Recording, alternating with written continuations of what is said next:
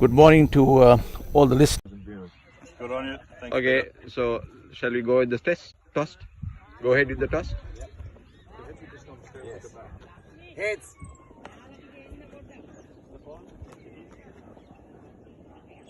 We'll have a batting exchange. Cup, which is happening in Colombo, Sri Lanka this year. And this is one of the group games. All the group games are starting today. And we have England Masters Over-50 taking on the Zimbabwe side at this PUSA. Good on you. Thank Okay, so shall we go with the toss? Go ahead with the toss.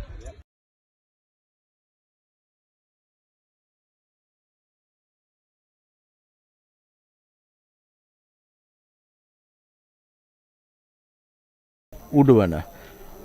It's called Pujita Uduvana Sports Academy Grounds.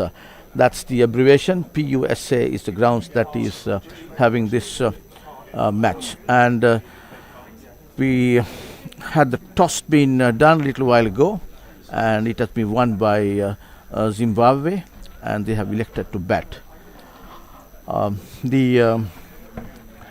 The two teams were lined up a little while ago for the national anthems of the two countries, and we are just about to start the proceedings now. And joining me today in the commentary box is Tony Wood from England. Good morning to you, Tony. Good morning, Narlin. Thank you. Yes, I was enjoying the national anthems there. A few little teething problems, but both teams in great voice and good gusto. Have you done a nice little introduction of where we are? Yeah, I just gave a glimpse of it about the grounds. This is a ground that was constructed with the ICC guidance and ably supported by the great Roshan Mahanama, the former opening batter of Sri Lanka, and he's been the mentor for to get this ground to this shape, is what I understood from the owner of this ground, Mr. Pujita Uduvana. And his plan is there is a 35 acre land for cricket, and on the other side there is also 22 acres of land which is earmarked for a golf course. So it's a kind of a two-way thing, sports kind of enclave that he has looked at doing here. It's about 4 years old, and they're looking at making it go into the international stage in about another 3 years' time, is what I have been made to understand. So the main focus of a ground having in this part of Sri Lanka is to develop the sport to the outskirts of the capital city, and also like the MRF, the management has a plan of getting this out as a cricket academy, so that even the foreign players who wants to develop the game could come here. And so there's also a plan where the players who retire from international cricket could come here and become coaches and support the cricket, the game of cricket as a whole. Wonderful. Well, good morning, listeners and viewers from England as well. And this is round one of the IMC Over-50s World Cup, England versus Zimbabwe. As you may have been told, Zimbabwe have won the toss and elected to bat. There was a little bit of green tinge on the top, but it's very hard. So England won't be too concerned about that, chasing the score. It's very hot and humid here today, Narlin. I don't know what your temp stat is saying, but certainly mid-30s, I would say. I was sweating whilst the national anthems were being carried out, but it's wonderful to come from sort of -3 degrees in the UK to 33 degrees in Sri Lanka. Absolutely. It's the temperature varies from about 32 to 31 here, and it's a little bit of overcast conditions this morning, but as the day progresses, Tony, humidity. I mean, it's a quite a humid conditions in this part of Sri Lanka, and that's why you get a lot of moisture when the covers are generally taken off. but we don't see that amount of moisture at the wicket now. But as you rightly mentioned, there's a little bit of grass and the wicket is quite hard. So you have to wait and see as the day progresses. Generally, these wickets become very conducive to spinners. Right, okay, well that's lovely. And just because I hadn't turned the mic on for England Seniors website, I'll do it again. But it's a very good morning, and we're in Bandaragama at the PUSA Sports Academy ground. It's about an hour's drive from Colombo, a ground that was built by its owner, Pujith Udawana. I believe a great cricket lover, player, an engineer, and an entrepreneur. So as you were saying, looking Absolutely. to develop the whole. Yeah, I mean, his plan is to develop not only the ground as such. There are approximately 55 acres of land connected to this, and 35 acres had been earmarked to develop the cricket ground and the cricket academy, and the rest of 22 acres he has a plan of developing it to a golf course, 18-hole golf course, and 5-star hotel. So later on to get this venue as an international ICC venue. That has been the plan. Well, it's wonderful vision, wonderful vision. So your commentators today are going to be myself and Narlin. We've got a nice little rota for you so that you don't hear the monotonous tones of myself for the whole game. So we're going to split it up, and hopefully you'll be hearing from Bob Baxter as well from England, Tim Trombus from Zimbabwe. We've also got a nice little guest spot by Hugh Henry, who wrote the 50-50s journal of England's first 50 ODIs in conjunction with Peter Ryder, the England manager. And yeah, we'll take you through the day.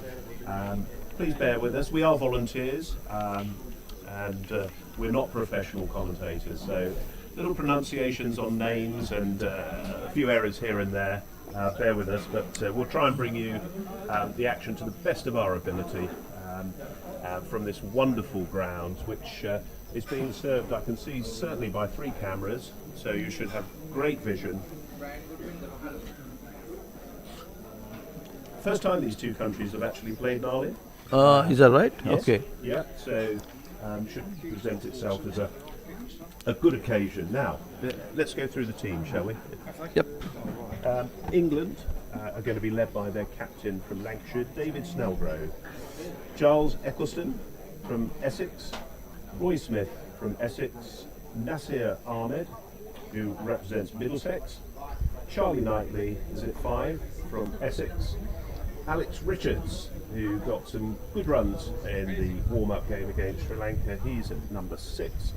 Richard Trotman, representing Gloucestershire, is at number 7. Chuan Haji, born in Sri Lanka, who's making his debut in the World Cup, is representing Middlesex from England. Number 9, Nicky Phillips, is representing Durham. Number 10, Sean Cooper, the legend of ODI cricket at over 50s level, who's representing Suffolk. Number 11, Zulfi Butt, who represents Buckinghamshire. And number 12, Marcus Sharp, the Colossus of Lancashire, who is representing Lancashire. And I'll let Narlin go through the Zimbabwe team for you. Yeah, thank you, Tony. The Zimbabweans, as we know, they won the toss. Their skippered by Brian Goodwin. You have Richard James, Jimmy White, Jason Oates, Emryn Kwan, Gavin Lindsay, Nalaka Fernando, another Sri Lankan. So you've got a Sri Lankan playing for England and as well as Zimbabwe. Of course, Brian Goodwin is the skipper. Stuart Kaushla, Desh Wagamuri, Malcolm Jones, Greg Parson, and 12th man is Mark Warhorst. So the wicketkeeper is Malcolm Jones. He's number 59. And we are all set. Umpires are out, Tony, Yes. for a good match here. Have you mentioned them, Narlin? But I'm going to pronounce, or try to pronounce their names. It's Saravantakumar Venkateshnan. And my apologies, Sara, for that pronunciation. He's from the USA, representing the USA. And an easier one for me is Peter Williams, who is representing New Zealand. So good luck, gentlemen. Delighted that you're officiating in this ODI. Round one of the IMC Over-50s World Cup. Let's have a quick look at the structure of the tournament, shall we? As I said, it's round one. It's being played, first game today, goes right through to Sunday the 23rd of February.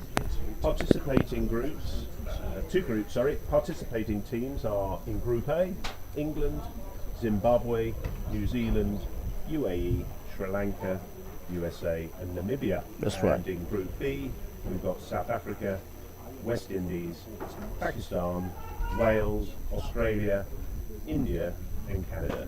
So that gives you a little bit of a flavour of the two groups, and possibly in your own mind you might have a view on the strengths of those two groups.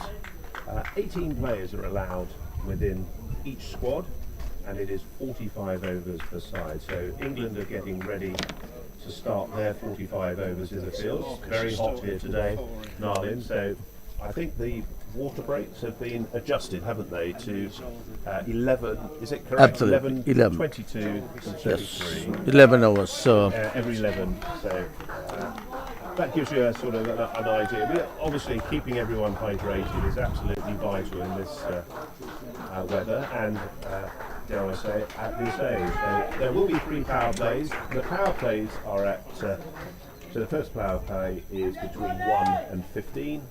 The second power play is between 60 and 30, and the third power play is between 31 and 45 overs. So in the first power play, you can't have any more than 3 fielders outside the 30-yard ring, which you'll see by those white dots or discs on the outfield.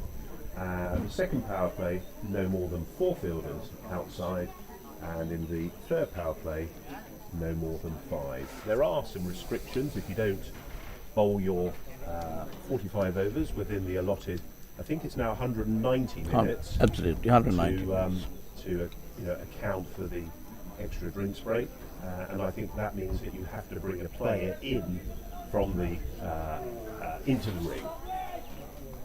And we have the openers taking their guard: Richard James, number 55, and Jimmy White. And the bowler is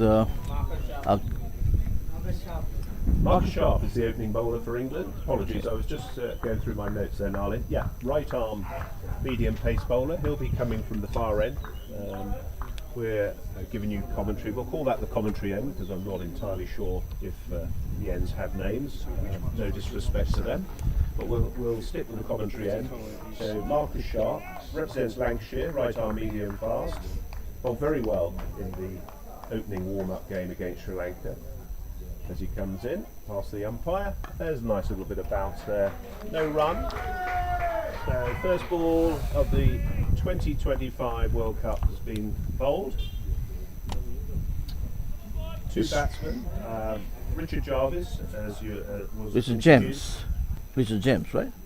And known as Rich, actually lives in England. That ball, Bounce there. Just looking to cut that without any success. England have got quite a, traditional field, but only 1 slit and a gully. Look quite close there. They've got a point, an extra cover, mid off, mid on, mid wicket, and just behind square.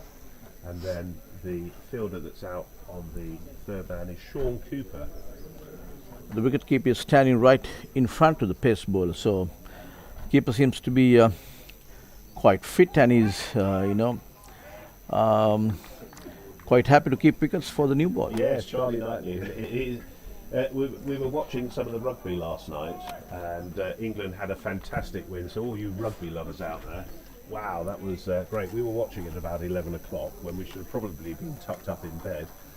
Charlie's a big rugby fan from Felsted School in Essex, making his first appearance in the 2025 World Cup. That's nicely played to the offside. No run. So it's bowled into a tight offside field. Obviously, Only 3 fielders are allowed outside the circle, and Zimbabwe are yet to open their account. And the batter is Richard James, number 55, facing Sean Cooper. That nicely played there. Ball runs down to the cover point area, deep cover, and as the throw comes in, batters crossed over for a single. First runs coming up for the Zimbabweans.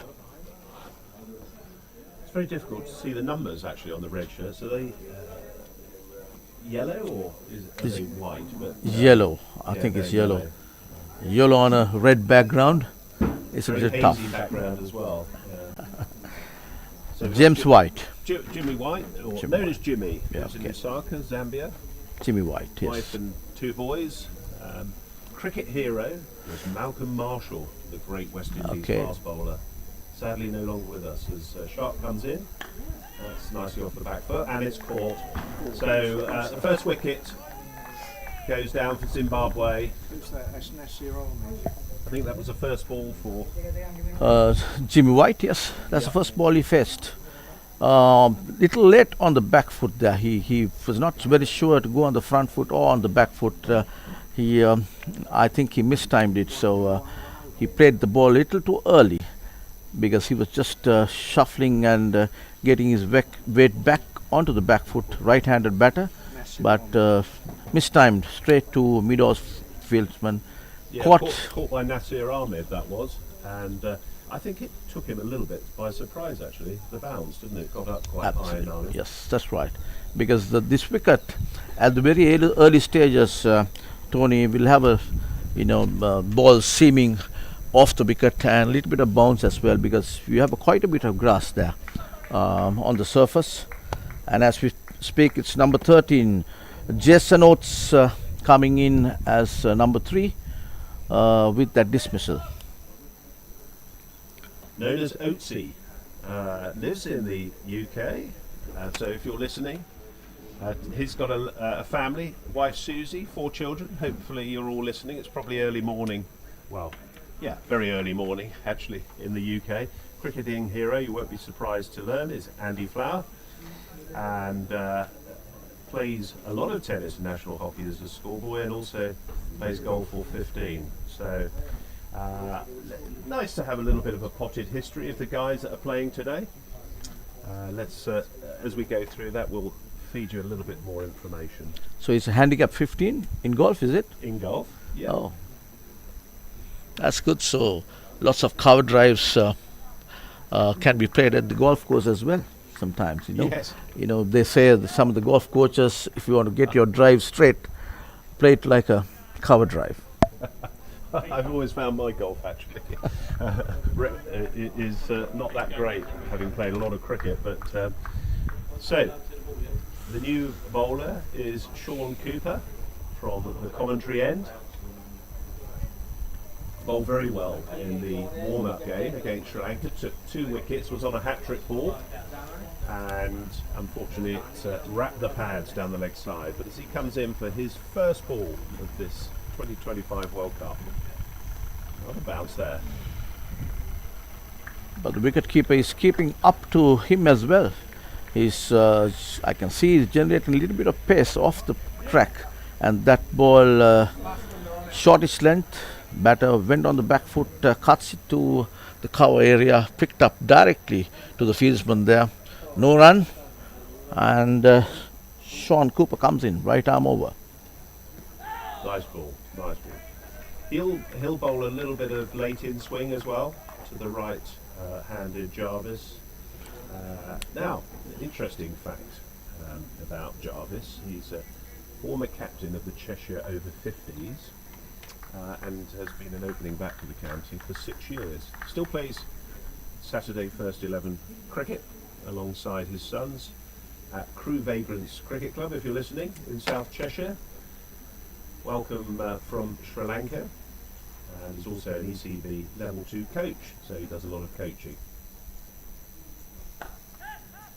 That ball, little bit over-pitched. Batter on the front foot drives it firmly to the extra cover, directly to the fieldsman. Fielded well there. No run to the total. Roy Smith is at the cover region there, making his debut in this 2025 World Cup. These Englishmen, like the Aussies and some of the Indians, the New Zealanders that I saw, seems to be quite agile and quick off their feet. That's well bowled. That's a good line of length there. Great start from Cooper here for England, and equally good by Jarvis, just picking the length right. Plenty of time for Zimbabwe. He got 45 overs to manufacture a good score on what looks a very fast outfield. It's a very fast outfield, and Tony, the watering of this ground with the sprinklers and such, what we need to kind of highlight, I thought, is whatever the water that ball, and as we speak, down on the leg stump, played defensively, ball runs down to mid-on, no run, and whatever water that gets collected gets into an outside drain and is pumped again to a kind of a reservoir, and that water is pumped back to the grounds. So it's a kind of recycle process. Great. That happens. Yep. Here comes Cooper. That tall action with those sweatbands on his arms, just played down to the third man region. There's Tuan Haji there, who's making his introduction as well, making his debut for England in this World Cup, and for England as well. So he would have been presented with a cap as well. That comes to the end of Sean Cooper's over. 2 overs gone. The total. Unfortunately, we don't have the scoreboard working, I don't think, on the far side to the left-hand side of the ground. So we're struggling a little bit for scores and partnerships. So apologies from that side. 1 wicket down for 2 runs, Zimbabwe. So 2 overs gone. 2 tall, fast ball, medium pacers attacking for England. But the wicket keeper, Charlie, is keeping up to them. Looking at getting a stumping where the batters are concerned. So he's bowled into a slipper gully, a deep cover, extra cover, a point extra cover, and mid-off on the offside, and they get a gully also in place now, which gives the indication that the ball, he's trying to get the ball pitch moving out of the off stump of the right hand batter. So actually 2 gullies. So the plan is quite clear, attacking this little outside the off stump. Yes, I would imagine Sharp will keep a very consistent line of length. There we are. It's just getting him to push forward to I think it's David Snellgrove, the captain at number 1 on his back. It's the mid-off region. David Snellgrove, right? Snellgrove, yes. Snellgrove. Snelly, okay. Comes in, and that ball just short of length. The batter tried to put it away towards mid-wicket, didn't really get hold of that. Ball runs down to the mid-on, no run. Total still 2 runs for 1 wicket, Zimbabwe. Jarvis is wearing the helmet, isn't he? It looks as though he's got underneath that a bandana. Yeah. Probably just to take the sweat. That seems very wise. That's nicely pulled away and stopped. Equally fielded well by the fieldsman there. That's short square leg.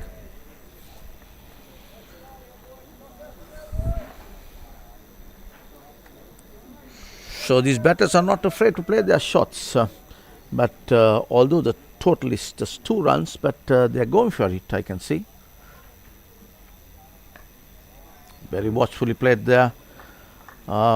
Defensive stroke by the batter, no run.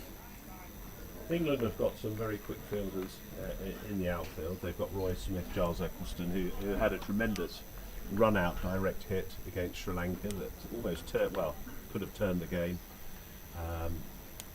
And Roy Smith as well. But again, Very well bowled.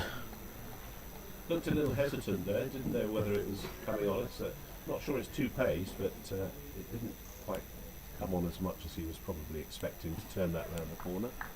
Absolutely. And What you'll find with Sharp, he has a very sort of metronomical line and length, which is very difficult to get around. You've got the extra cover and the cover there.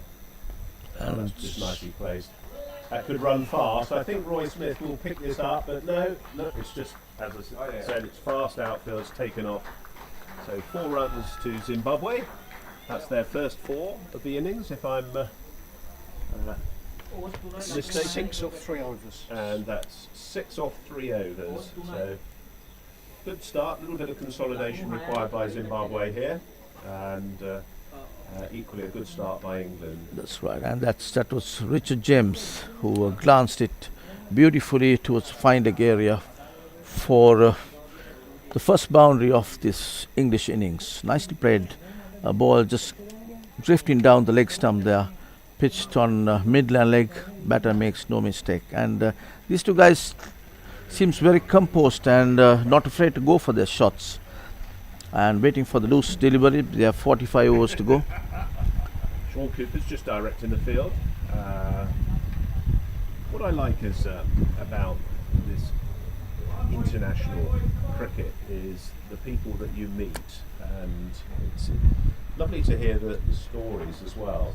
And Oatsy, I like the nickname there. Moved to Sussex in the UK, played cricket for Old Wick Gifts.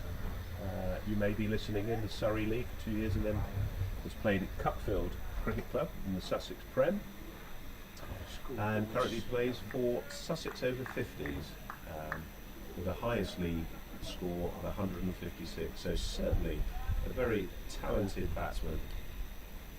He's facing. That's nicely played.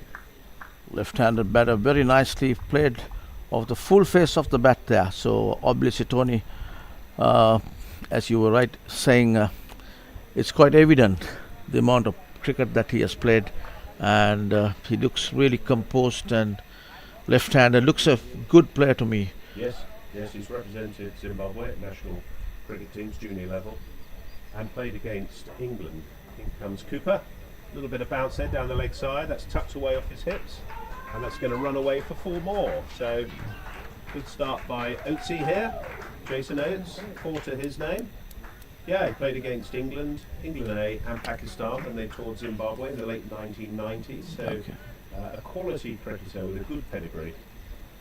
Yeah, that's right. That can be, it's quite evident there. And he's seen the ball well. Like, I mean, the few shots that he has played right from the middle of the bat. And as we speak, that comes in right arm over the wicket. That ball left away by the batter, just moving outside the off stump. No run to the total. That previous boundary was nicely put away towards the fine leg area for 4. Any youngster watching, that's how we play a leg glance. And we've actually got the scoreboard, which is to our left, and the square leg of Jason Oates working now, so that's good.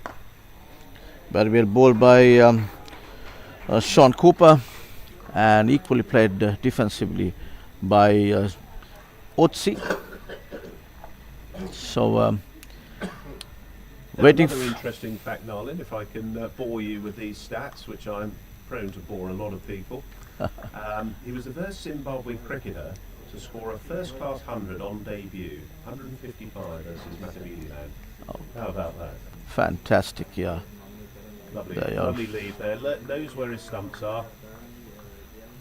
So I'm always in awe of these cricketers who play to a very high standard when they obviously were younger, more agile, and kept going, playing cricket.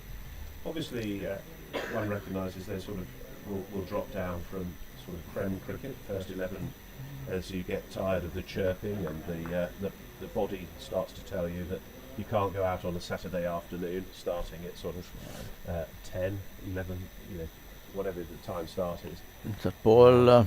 But still involved with this cricket, this level of cricket. And I'm not calling it, people do call it masters cricket, Yeah. veterans cricket. But it's whatever the cricket, you're making friends and friendships for life. And that's comes to the end of that over. So 10 runs on the board of 4 overs, Zimbabwe. So batters at the crease, it's Richard James and Jason Oates. Both batters have got 2 boundaries under their belt. Both just flicked off the wrist, ran the ball down to the fine leg area. It was James the previous over. I beg your pardon, it was Jarvis. Jarvis. And Jason Oates also did similar, running it down to fine leg. And that was that's his a take. So a stick, and Charlie Knightley, what a smart catch that was, off sharp, very high to his right. Clearly watching the rugby and England's win yesterday has had a profound effect on Knightley. That was a super take, and he's actually standing up. That would have gone quite nicely through to him if he was standing 15, 16 yards back. So what a smart catch. That's the second wicket for Zimbabwe to fall, and the score is on 10. Yeah, 10 runs, beautifully bowled. Just a fraction outside the off stump, and the batter went for it, got a thin outside edge, and the wicketkeeper made no mistake. Beautifully taken behind the stumps. I was saying before, so Tony, he's quite focused and no problems in taking that kind of catches, just standing up to the fast I think bowlers. he likes that, darling.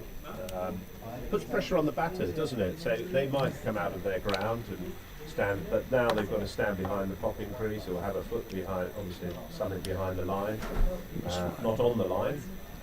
So new batsman coming in is number 74. That's Emmeline Kun. Emmeline Kun coming into bat with the fall of that wicket. So 2 wickets down now, Zimbabwe, for 10 runs. The batter Oates is the senior partner for Emmeline Kun, who is just joining in at the wicket, and in the meantime the fielders just taken a few refreshments there. Rightfully so. It's quite a humid day out in Bandaragama, as is PUSA Stadium. We call it Pujita Uduvanas Cricket Stadium. So and we have the 5th over of the Zimbabwe innings in progress now. 2 wickets down for 10. Yep, a little bit of background on Emmeline. Known as Met, I think I pronounced that correctly. Apologies, Emmeline, if I haven't. He's 50, so he's one of the younger members, no doubt, in the Zimbabwe side. Senior buyer, lives in Dorset, England, with his fiancée Georgia, and has 5 children. His hero is Grant Flower, and I'm indebted as Sharp comes into bowl. A little bit of bounce played onto the onside, no run there. It's Roy Smith who just picks that up. Yeah, I was actually so impressed with the Zimbabwe squad and Brian Goodwin, their captain. Thank you very much for posting those fantastic bios that you did on Facebook of your team. Just gives the commentary team a little bit of an insight, so we're not stumbling all over ourselves for words about your team, so thank you. Sharps comes in, right arm Oduga wraps him on his pads. A loud appeal there by especially the wicketkeeper and the bowler, but turned down by the umpire, and that was, I think, Peter Williams. Yes, he was unmoved, wasn't he? He wasn't having any of that. I guess that was getting down the leg side. Down the leg side, yes. I guess so. Marcus Sharp bowled into a good length there. Comes in right arm over the wicket. Again gets a little inside edge ball. Trickles down to the short square leg area.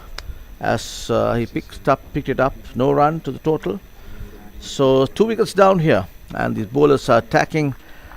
He's got 2 slips and a gully, so getting the ball to move, I suppose. And I was saying there's a little bit of grass on the surface, so it's good for the pace bowlers. And that ball on the back foot punched towards the mid-off area, straight to the fieldsman, no run.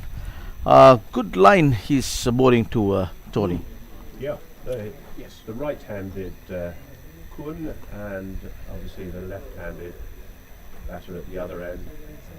I think LBWs will, with that bounce, if you get forward, it must be a very Tricky one, yeah. controversial decision Absolutely. to give it out LBW. Yes. And There that's again, doing a bit there off the top. absolutely, almost he just went for it, misses it completely, beats him just outside the off stump, and that brings to the end of Marcus Sharp's over. 6 overs gone, total 5 overs, 10 for 2. 2 wickets for 10 runs.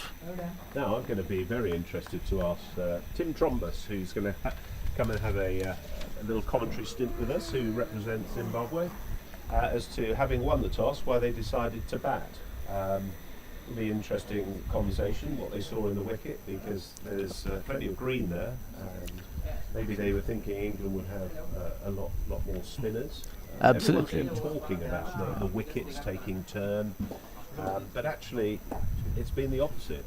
We played at the PUSA Oval, and that had a nice covering of grass on it and suited medium pace bowlers, and those, in comes Cooper, Otama around. Nicely played. Full toss, but didn't put it away. So those are the sort of balls that certainly Zimbabwe need to take full advantage of. Absolutely. And as we were discussing, Tony, in the morning, the wicket, I was also a little surprised why the Zimbabweans wanted to bat first. You know, and we know the Englishmen have quite a bit of good seam bowlers and a lot of grass on the wicket. So it's good for the And how would it normally play second innings here? second innings. I mean, I haven't played at these grounds, but what I hear is general tendency in Sri Lanka, in this part of Sri Lanka, although you have a lot of grass on the surface, if you have good spinners, the ball, as the day progresses, the ball tend to spin, and that ball wide outside the leg stump, but beautiful taken there by the wicket keeper, Charlie. Oh, sorry, I did not see that. For a moment, I thought he caught that. He didn't give that 4 wides, did he? Yes. Yes, he did. Okay. Okay, I didn't see the hands go out. He certainly signalled 4. He did go down the leg side. Oh, Nicely judged by Otsi, isn't it, who's the left-handed batter. oh yes. I thought for a moment the wicket keeper got his hands on it, and That's Cooper comes in. characteristic of Cooper there, and that's a better line. And as you see how smartly Knightley took that. The other wicket keeper for England in the England squad, not playing today obviously, is Liam Hickey, who played in the warm-up game against Sri Lanka. Very, very smart and sharp cricketer and keeper. So Cooper comes in right arm over the wicket. He's bowling to a slipper gully, and that ball again moved just outside the off stump. The batter just sees it through. No run to the total. So there's a slip and a gully. Third man cover, extra cover, and mid off on the offside, and we got a mid on, a short mid wicket, and a deep square leg on the onside. That looks a little bit wider, but no dramas there for the left-handed Oates, who just left that. I see Mr. Baxter, the commentator's gone for a little spin around the outfield with water in hand. He's coming on next on the commentary, so he's gone to get a little bit of stretch your legs time. As Cooper comes in round the wicket, that familiar long stride. Beautiful play there. Yeah. To ball runs down to the mid on area. Snell Mid on. Rose is the fielder there. Okay, He picked up there. tends to field there, Narlin at 15 mid on. And 15 runs on the board for 2 wickets, Zimbabwe. And with that comes the end of that over. So 15 runs for 2 wickets, Zimbabwe. these two batters trying to put a foundation for a good score to pose some threat to the English batters. I think we need the scoreboard to keep up with us on the left-hand side. They've still got 10. I'm not sure who's manning that, but there needs to be a little bit more attention to the scoreboard. Sharps to continue. Comes in right arm over the wicket, and their ball a little wide outside the off stump. He's attacking the off stump, as I was saying before as well. He's bowling into a two slips a gully, getting the ball to move outside from the right-handed batter. That is He's a very thinking captain still. You mentioned the second slip's gone in. You've got Trotman in there, and you've got the second slip and the gully, so they're obviously seeing some potential for an edge. Maybe with the bounce as well. It's a little bit indifferent bounce. I noticed that one got up, played it off the back foot nicely, but the one before that kept a little lower. But there's quite a bit of bounce on this side, on the commentary box end side, of when a bowler is operating from the far end. I think that's what happened when that's just gone past the outside edge, and very smartly taken by Knightley there. Took, as wicketkeepers love to do, take off a bail. Got to yes, be done. just keep the pressure on the batter there. Yes, a little bit. They'll be chirping. All very nicely, actually, I should say. No sledging. Or I think Sterling Hamann did say that sledging had to be humorous. That's nicely played. Very watchfully played there by the batter. Right field is sore because 2 wickets down where Zimbabwe is concerned, and just 15 runs on the board. They need to consolidate their innings and put a good foundation. These two batters, if they are to pose some threat to the English batters, at least these two will have to hang around there for another maybe. And that ball, as we speak, is gone, and very well bowled there, caught at shot. Looks like it was caught by Roy Smith. Just behind square leg off the bowling of Sharp. So a very smart catch down to his left, diving. So that's the third wicket that's gone down now for Zimbabwe. All sorts of problems. Tension in the batting order there might be now from Zimbabwe. Absolutely, because 15 runs, 3 wickets down. So I was just mentioning that these two batters would have to put in some partnership if the Zimbabweans are to pose some threat to the Englishman with a good total. But the next ball itself caught a short leg there, beautifully bowled. Mistimed shot again. He wanted to put that away towards the mid wicket, but unfortunate for him, it was good cat taken there at short leg. New batsman coming in is Gavin Lindsay. He's got number 5 on his back, and lives in Joburg in South Africa with his wife and 3 children. Cricket hero is Graham Pollock, wonderful cricketer, who was very much an ambassador at the 2020 and 2023 World Cup at over-50s level, I believe, Graham. Very much a good friend of Roger Moult, who is part of the overall IMC management committee. So we wish him well and a good innings. 57, business owner, financial advisor. I was part of the Zimbabwe Over-50s team in the African Cup, and I'm very interested to talk to Tim Trombus when he comes on, or maybe yourself, Narlin, find out a little bit about the Africa Cup that went on, if I've got that correct.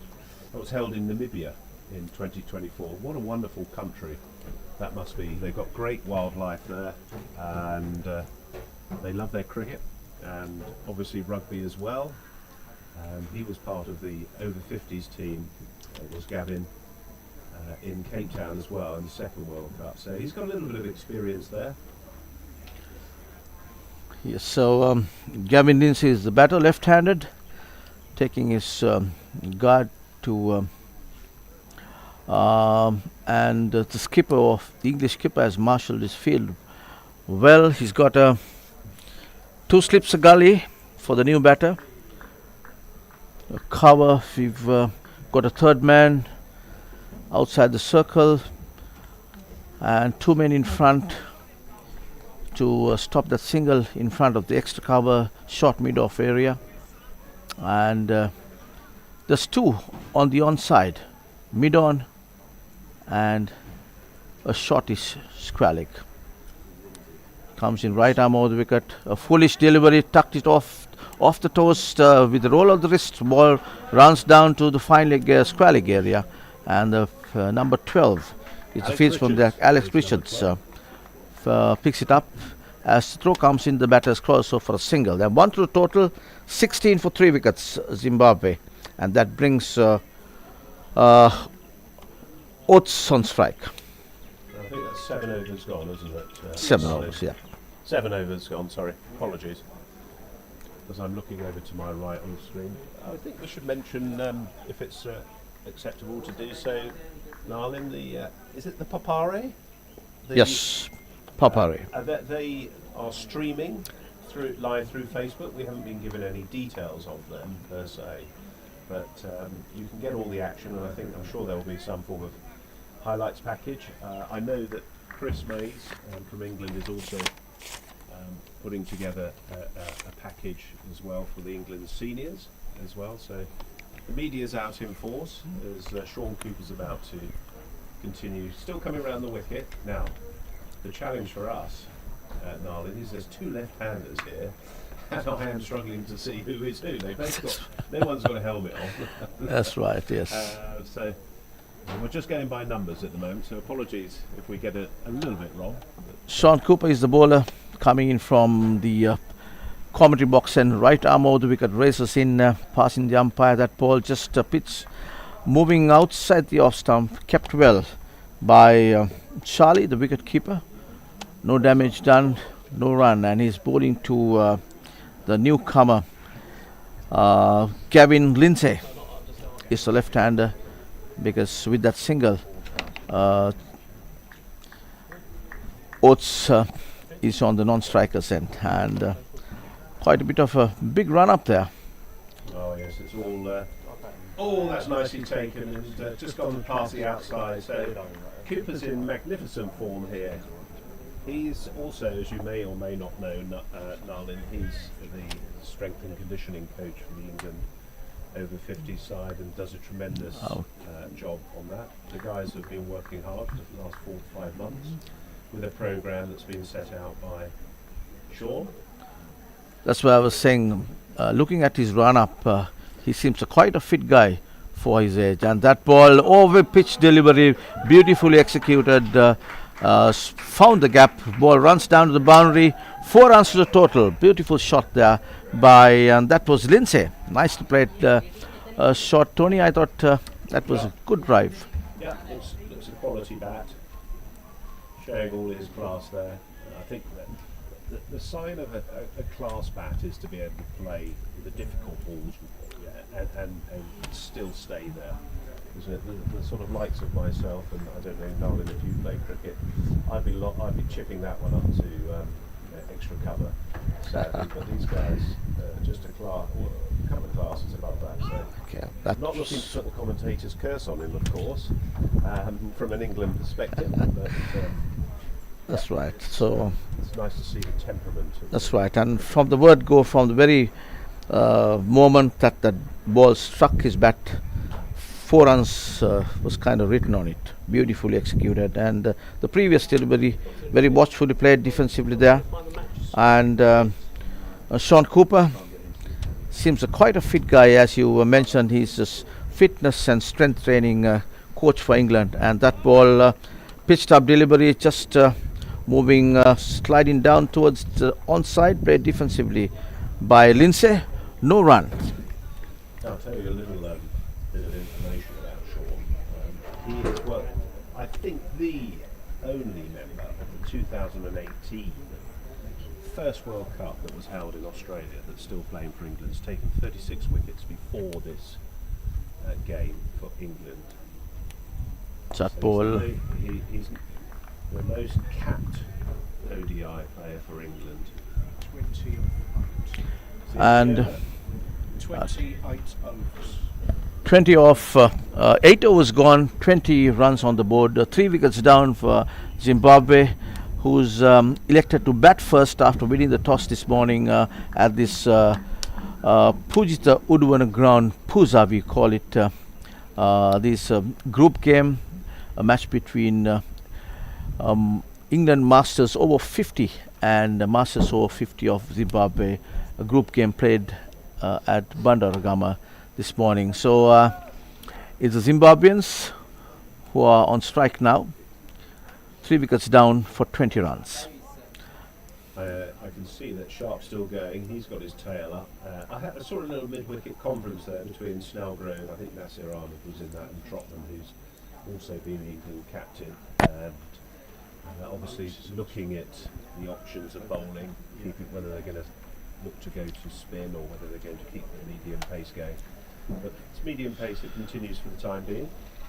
So Oates, he's been on the non-strikers end for quite some time, and now he's left-handed Oates, just doing a little bit of gardening there, and he'll be facing to Marcus Sharp, who is operating from the far end, bowling to 2 slips a gully.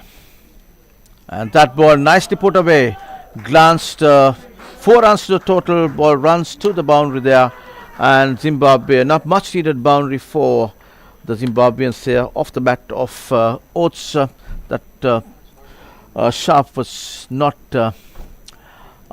within the line that his captain would have wanted, but the ball drifting down the leg stump there, beautifully roll out the wrist down to the fine leg, 4 runs to the total, 24 to the total, 3 wickets down Zimbabwe.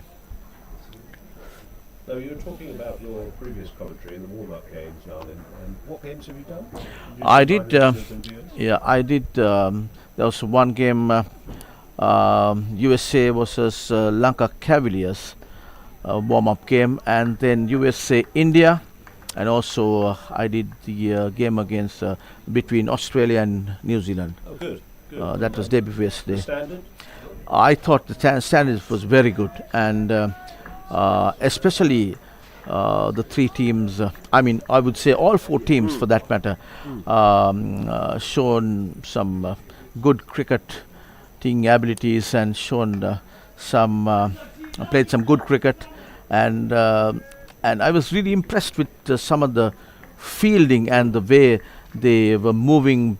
Given the fact that they are all 50-year-olds, and we saw a few slides and diving, so you don't see that kind of thing happening when you go over 50. But so that's the kind of focus that these teams all want to play good cricket, is what I understood. Good to hear. I think New Zealand had a very good win. Haven't won a lot actually recently in New Zealand, but had a very good win against Australia. Absolutely. Sometimes you can't read in too much to warm-up games. Yeah, I thought a bowler because that was 245 is what the Aussies got, and that was a good total in that ground. That was played at the Coast Cricket Ground in Colombo. But they couldn't defend that because New Zealand batters just batted really well. Just they were all stroking the ball well, middling the ball, and shots all over. And we had they have some good hard hitters in their side. That's good. Well, we've got Sharp continuing, and that's pulled away. This outfield races quickly. I think Richards will just pick that up inside the boundary, which he does. Very smart fielding there. Right-handed throw into the keeper Knightley. So that brings the end. 26 9 overs. 26 runs on the board, 9 overs gone. Zimbabwe 3 wickets down. So these 2 batters, we thought the other batter who got out, and with Oates would put the foundation that the Zimbabweans needed, but unfortunately he had to walk back to the pavilion, and we have Gavin Lindsay, who is at the middle now, joining Jason Oates. So these 2 batters, if they are to pose some resistance to the English batters, will have to consolidate the innings and put some a foundation to the Zimbabwe innings. Cooper to continue that right arm. Well, got up and just nicely played down. Still, the slip is in place, Tony, And the gully, yeah. and the gully. And a point as well. Well, you know, left-handers, they always like to cut, don't they? Through anything through the gully Cut. point region. So Yeah, tell me about this. I'm left-hander too. I like to play on the onside. you Uh, like me- to play on the onside, yes. Anything midland leg is what the left-handers like, and that ball Better pitched a leg. little slowish delivery. Yeah, a little bit better length there, I think. Left-handers certainly look so elegant, don't they? Are you an elegant batsman? I don't know. I think I like to be Lovely to called that watch. way. Yeah. I love watching left-handed golfers as well. They just make Yes, it, that's Phil right. Mickelson, just so effortless, don't they? And Cooper continuing. That's just gone through the edge. There is a third man down there, as you'll probably see. That's Sharp, Marcus Sharp. He's playing his second game. Played in the warm-up match versus Sri Lanka. Bowled very well there. Only the 4 overs, but looked in full control. Gavin Lindsay was the batter. Just ran it down to third man, but I thought he was not very sure whether to go forward or on the back foot. Late on the back foot, that got the thick outside edge, and the ball ran down to the third man. And the ball comes in, beautifully bowled there, beats him just outside the off stump. That's the correct length. Yes, So that's the length that Sean would normally bowl at. Bowls that in between lengths, not there to drive, it's not there to go back. yeah, and the pace bowlers, these two, Marcus Sharp and Sean Cooper, has been enjoying the surface, I would say. There's quite a bit of movement and a little bit of bounce on this side especially. Just tell you a little bit about the tournament format for those that are new to listening and this tournament. There are 56 45 over matches overall, and there are 7 group matches, of which each team will play 6 matches. So good amount of cricket in a very small amount of time. There's 2 points for a win, no points obviously for a loss, and 1 point for a draw or tie. As Cooper turns and comes in, that tall action, his sweatbands, and he's just looking. Yeah, it's a nice little waggle of the finger there from Cooper. A big smile probably came across his face.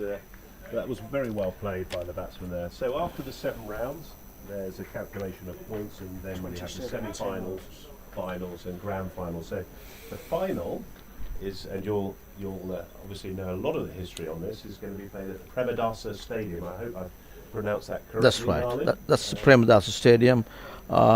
We had quite a few. That's actually the main ground where Sri Lanka is concerned, where generally one-day internationals are played, and so it's a very a ground that has a lot of runs. I mean, good wicket to bat on. Yes. So generally high-scoring games. So which is a good thing especially for the final. Now we fully expect there'll be 35,000 spectators absolutely jam-packed in there watching the grand final, but it did host the 2012 ICC World T20. T20, that's final, right. I believe between Sri Lanka and the West Indies. So, wow. Sri Lanka. What a venue that will be for the 2 teams that get to the final after the final that England were in at Newlands. Yeah. That's right. And Sri Lankans went on to win that World Cup, if I remember right. I'm glad you got that in. Yeah. Sharp to continue. He's coming from the other end, not the commentary end. So skipper Snellgroves keeping the 2 medium pacers going. I suspect 6 or 7 will be probably there. That's right. Why not? Maximum, but whilst they're bowling well, why not keep them going? Yeah, just 27 runs, 3 wickets down. That ball, inside edge, ball runs down to square leg area. Gainey looked in, wasn't quite sure whether he was going back or coming forward, so it was a sort of halfway shot. So that's The Oates is the batter. spacing. I am struggling a little bit, so apologies for those viewers and listeners. Just to see with these two left-handers who look absolutely identical, but they've got a nice upright stance there. Sharp comes That's in. nicely played off the legs. Just one bounce, pick up by Alex Richards. Very quick fielder. Very quick. I was saying before as well, Tony, I could see this Englishman very quick on their feet and very, very agile. Yes. The intention is very clear that they want to keep the pressure on. Well, the field being in close, that's very much, get them hitting over the top, keep the singles down. That's a perfect length to bowl to Oates. I think he loves anything on his legs, like most left-handers, and That's right. anything that's full, he will drive. So if you can cut those two shots out, put him under some pressure. And I think that's exactly what these two bowlers are doing. Maybe the captain has advised to do that. And he comes in right arm over again. Short is delivery, put away. Third man. Down there, isn't it? That's Sean Cooper, darling. Sean Cooper picks it up. Tell by the sweatbands that he has on. Oh yeah, that's the identification for me. Great Now I heat know. of those today. It's quite humid and sun rightly on these fieldsmen here. I'm sure they must be having a tough time coming off 3 degrees, you said, right, in England? Yes, very cold and a lot of rain as well. So not a lot. It's all been indoors. The practice at nets, and England have had a very structured, well-structured, I would say, series of indoor sessions. Okay. Cookie Patel, who's very much involved, I think, with the PCA, the Professional Cricketers Association, has been leading that. And while the players are just taking a well-earned drinks break at the end of the 11th over. Correct, and the score's on 29 for 3 as I look to my right. And the gentleman whose name I don't know yet, but I will get to know. He's doing the cameras for the Papare. But yeah, they've had a very well-structured series of sessions. Obviously, it depends on where you are in the country. You'll appreciate there's distances to be covered, and we've had quite a variety of weathers in the UK. We've had a lot of poor weather this winter, very wet, and then we've had high temperatures, low temperatures, so we've had snow, lots of rain, flooding, which has played quite a big part, certainly for the guys up north, Manchester, Durham, Nicky Phillips in Durham, Luke Jarvis, who's represents Yorkshire, to get to the organised sessions, but they've done really well, and it's a good squad that England have got here. As you probably noticed, they are. They are, yes, quite fit and I think it's going to be more of a you'll see more and more younger 50-year-olds okay. coming into the World Cup. There's quite a big age difference between 50 and 59.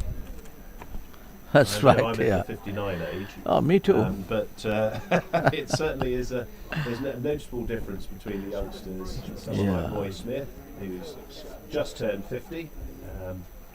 He's built like the proverbial brick house, and strong, quick. Alex Richards, quick. So what's the kind of average age within the English team here? Oh, you're not supposed to ask me questions like that, darling. But I'd say it's sort of early 50s. Okay, yeah. We There's can see that, Sean yeah. Cooper's the oldest, Okay. and David Snellgrove is probably there. But yeah, early 50s, between 50 and 55 Yeah. will be the if you had you were trying to find the median, the mode, or whatever. That's where England's age profile is currently. And as you were saying, from 50 to 59, 60, it's Less. Yeah. But, then you've got the experience that comes into play there. yeah. So So generally these teams, one or two guys reaching 59, 58, and you have the rest of the guys coming in the early 50s. yeah. I think there's one more World Cup in some of the guys who are in the sort of 56, 57 bracket. Well, hopefully if they continue playing and are selected by Peter Ryder, who's the England manager. Yeah. Very well decorated England manager with lots of titles with Essex as the manager, I think for over 10 years. and a number of successes with England. Zimbabwe lads who've been taking the drinks out don't look too concerned about the heat. They're obviously very used to it, but they've done a sterling job with their players. Yeah, and for the benefit of the listeners and the viewers who have just tuned in, we are here at the PUSA, P-U-S-A, that's the Puget Urdu cricket ground in Bandaragama, just 1 hour's drive of Colombo towards the south, where we have the game between 50s England Masters and over 50 Zimbabwe Masters in the group game of this international cricket over 50s World Cup group game happening here in Bandaragama. And we've had the drinks break now taken. Game is about to commence, and you can also tune into the Ceylon Veterans Cricket Facebook page for the live streaming. And we got a change of bowling, Tony. We do. Yes. Richard Trotman is the bowler. Richard Number 15 Trotman, on his back. number He bowls 15. right arm medium pace. As I was saying earlier, represents Gloucestershire. I think he's the only one from the southwest of England who's in the current England team. Tim Weston is also plays down in Torquay. He's been part of the squad, but he's not part of this World Cup squad. So, yeah, Richard Trotman, right arm, going round the wicket and bowls a nice pace. Richard He's Trotman. currently moved clubs, actually. I was told in the warm-up game to Chippenham Okay. Cricket Club, which is not too far from me, actually. So he's on the move, and he's got 3 boys who also play cricket. Comes in right arm over the wicket to the left-handed batter there, and nicely played just over the fieldsman there. Just running down towards the boundary. Oh, he just managed to a nice bit of boot work there. Alec Richards just picked it a few inches before it ran down to the boundary. A good bit of fielding there by the Englishman there. So the intention is very clear. They do want to give any runs to the Zimbabweans, and the total moves to 33 for 3 wickets down here in Zimbabwe. And we are on the 12th over of this Zimbabwe innings. Now you'll notice that Charlie Knightley's gone back to Richard Trotman. That's interesting, because That's right. I He just wonder whether that's given a little bit more license to the batter to come up from the crease. It's down to Marcus Sharp, who's at third man, just a single. with the wicket keeper going back, Tony, we could see the batter just a little free in his mind and playing the absolutely. shots. That's what I was trying yeah. to say, but you said it very well, Narden. Just gives him a little bit more headspace, doesn't it? Absolutely. That again, pitched up delivery. Pitched a middle and off, mid and leg stump there, moving towards the off stump, played defensively by Lindsay. England only having the 2 players out. Obviously, we're in the first power play.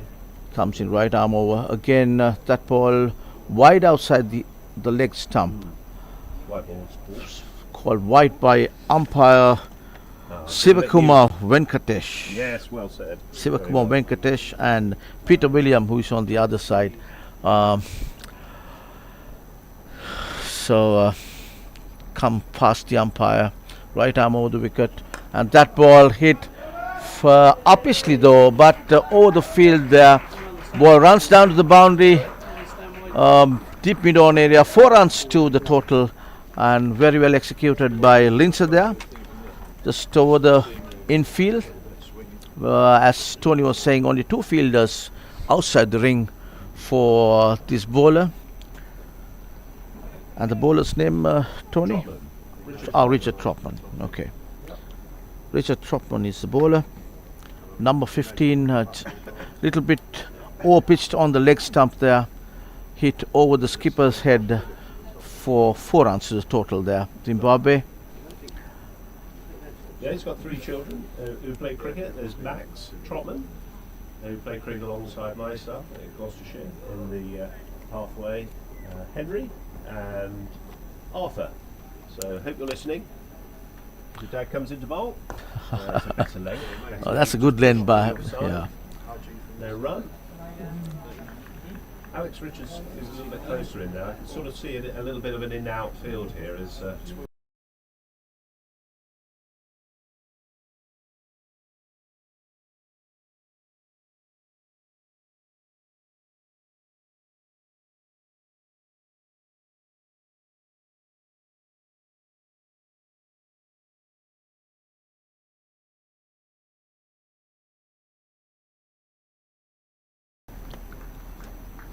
The skipper may not have had that much of a requirement to have his fielders outside the ring. 39 for 3 is the score. I think that's off the 12 overs, so scoreboard to our left is still not keeping up. So land on to get your.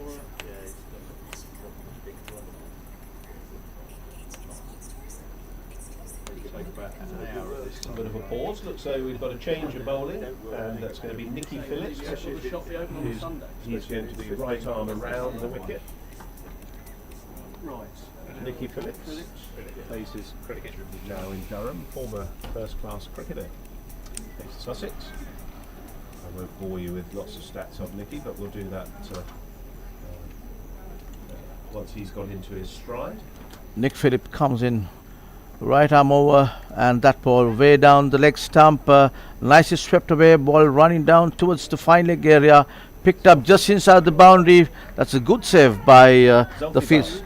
Zulfi is the fieldsman there. Nice piece of fielding there by Zulfi, running hard. Zulfi Butt. Good bit of feeling there. And Oates is the batter. And we have Nick Phillips operating right arm over the wicket from the far end. Comes in with the next delivery again. A pitched up delivery. Picks it up himself. That is a good length. Better length than the previous one, which just went down the leg stump. And he's bowling to 4 fielders on the onside. Comes in again. And comes down the track. Back to the bowler himself. Did not really get hold of that. Yeah, Oates is the batter. Control here. He's just waiting for the bad ball, the ball that's just offline. Comes in again. Pitched up delivery, pushed to the mid-off area. No risks taken, no run. So we have a slip, a cover, a deep extra cover, a shortish. Oh, the ball's gone up in the air. No, it's just fallen short. Very well bowled there by Nick. Nick Phillips, yeah. Nick Phillips. Short of Nasir Ahmed there. Quite a way short, actually. There was never a catch there, but it just shows you there's a little bit in there. Just took the hand off the handle, didn't he? Absolutely, yes.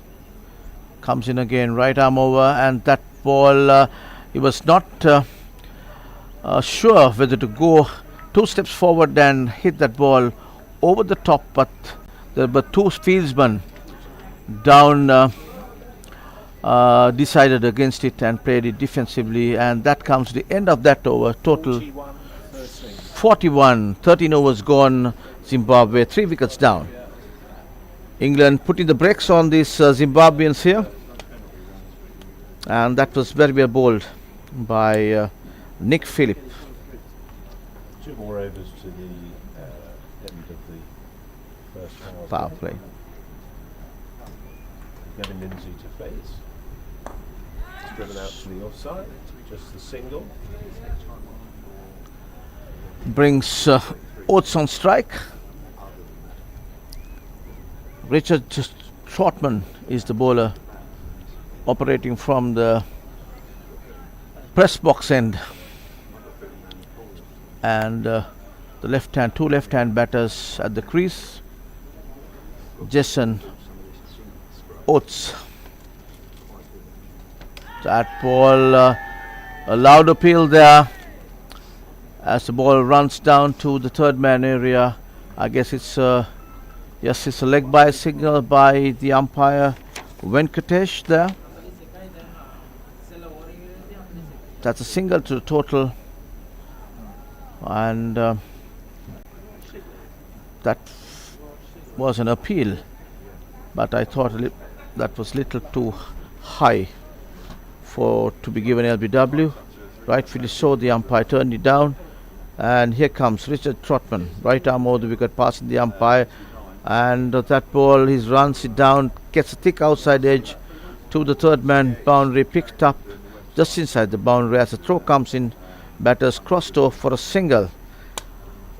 So they're trying to rotate the strike here. Going and keeping it very tight. It's a crucial part of the game here. I would imagine that Zimbabwe cannot afford another wicket. No. So it's good for these two to contain the bowling. Just looking to pick off the bad one. A good piece of fielding there from Roy Smith.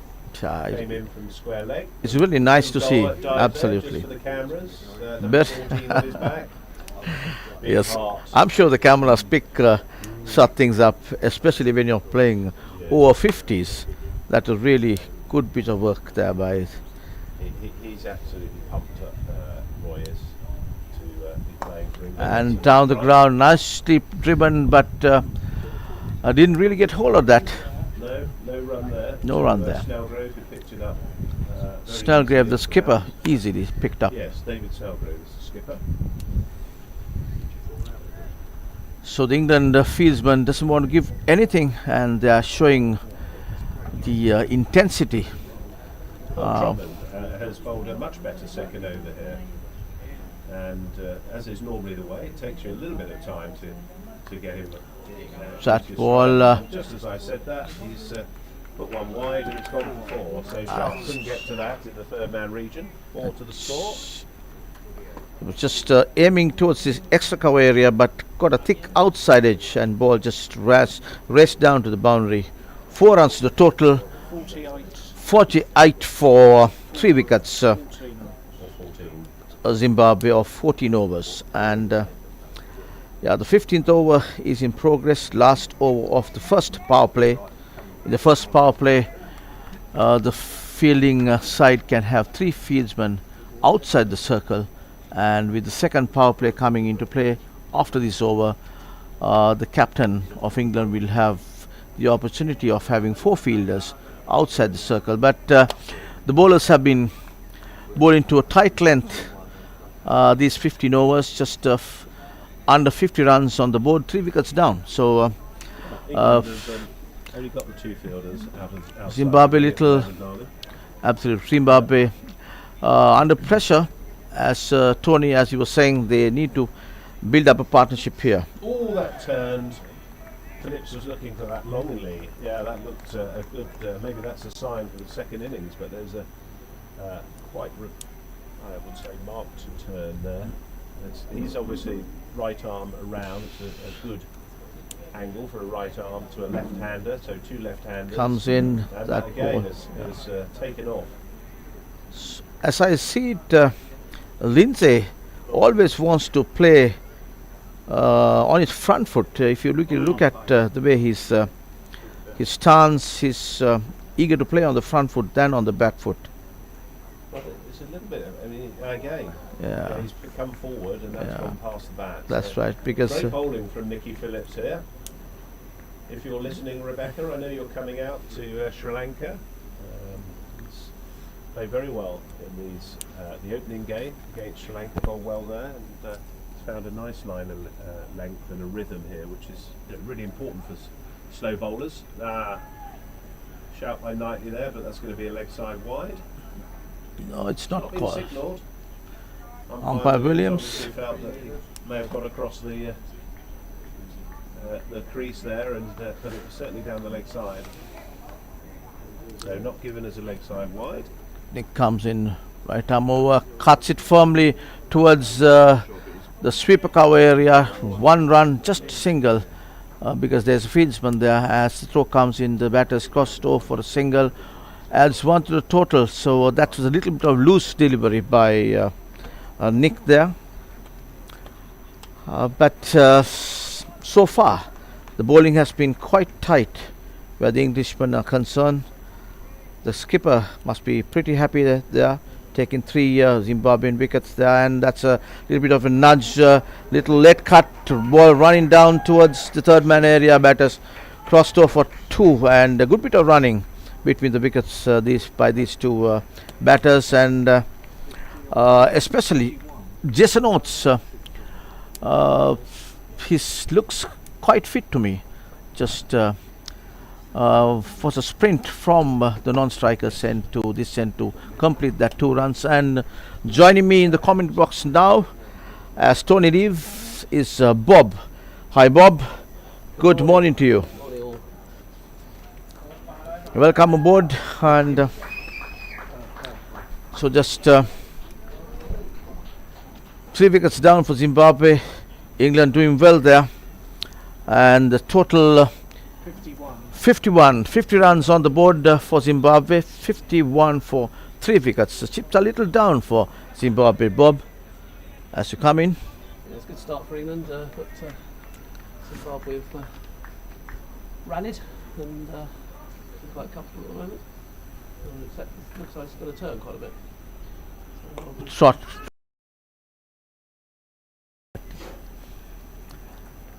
That ball played defensively, no run to the total. These 2 batters will have to put a good partnership if they are to post a good total here and pose some threat to the English batters.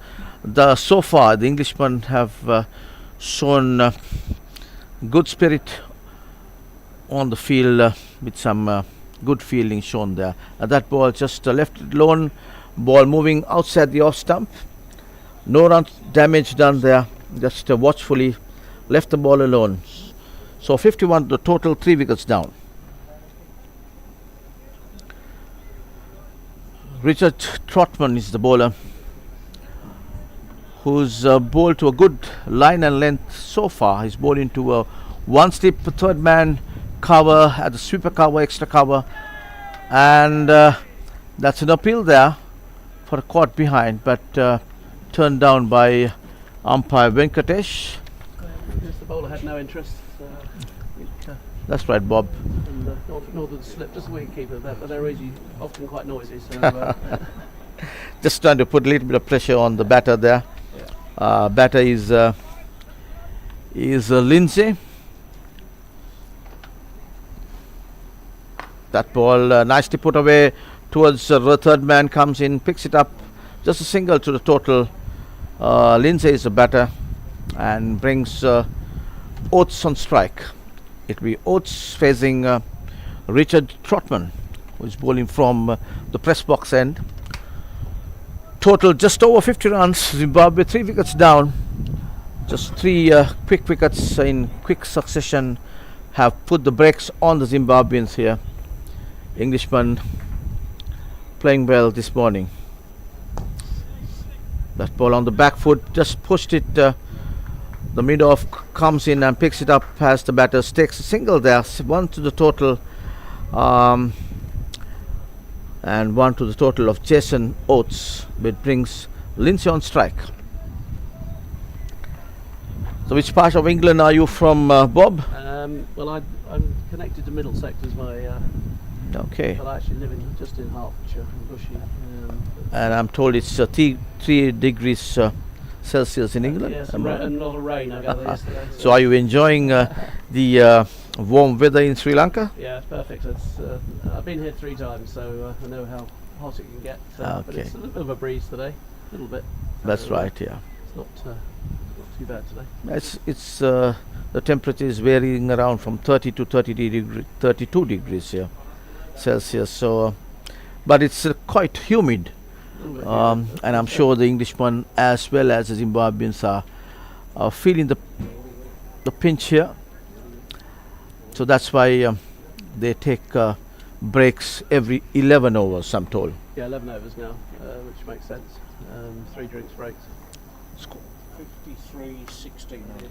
16 overs gone, 53 is the total. Zimbabwe 3 wickets down here, and it's Nick Phillips, who is operating from the far end, bowling to Jason Oates, comes in right arm over the wicket there, and the shortish delivery, just a little bit of late cut there, and fielded well by Nasser Ahmed there. No run, no damage done there. So that's a nice little late cut there by the batter, Jason Oates.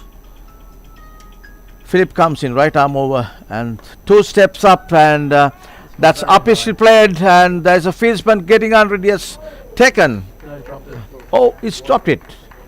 I thought he took it for a moment. Oh, that was just up in there for quite some time, but for a moment I thought he took that, but he's dropped that catch. So Lindsay survives. Bad luck for Phillips as he comes in again. Just on the front foot, no really stroke offered there. Not very sure whether to play that or to leave that, but at the end of the day, the ball just turned outside the off stump, and the wicketkeeper did the keeping, held on to it. No run. But again, that ball, the batter was not very sure whether to go play on the front foot or on the back foot. Just half-hearted shot there, not making his decision. No run. Good bit of bowling by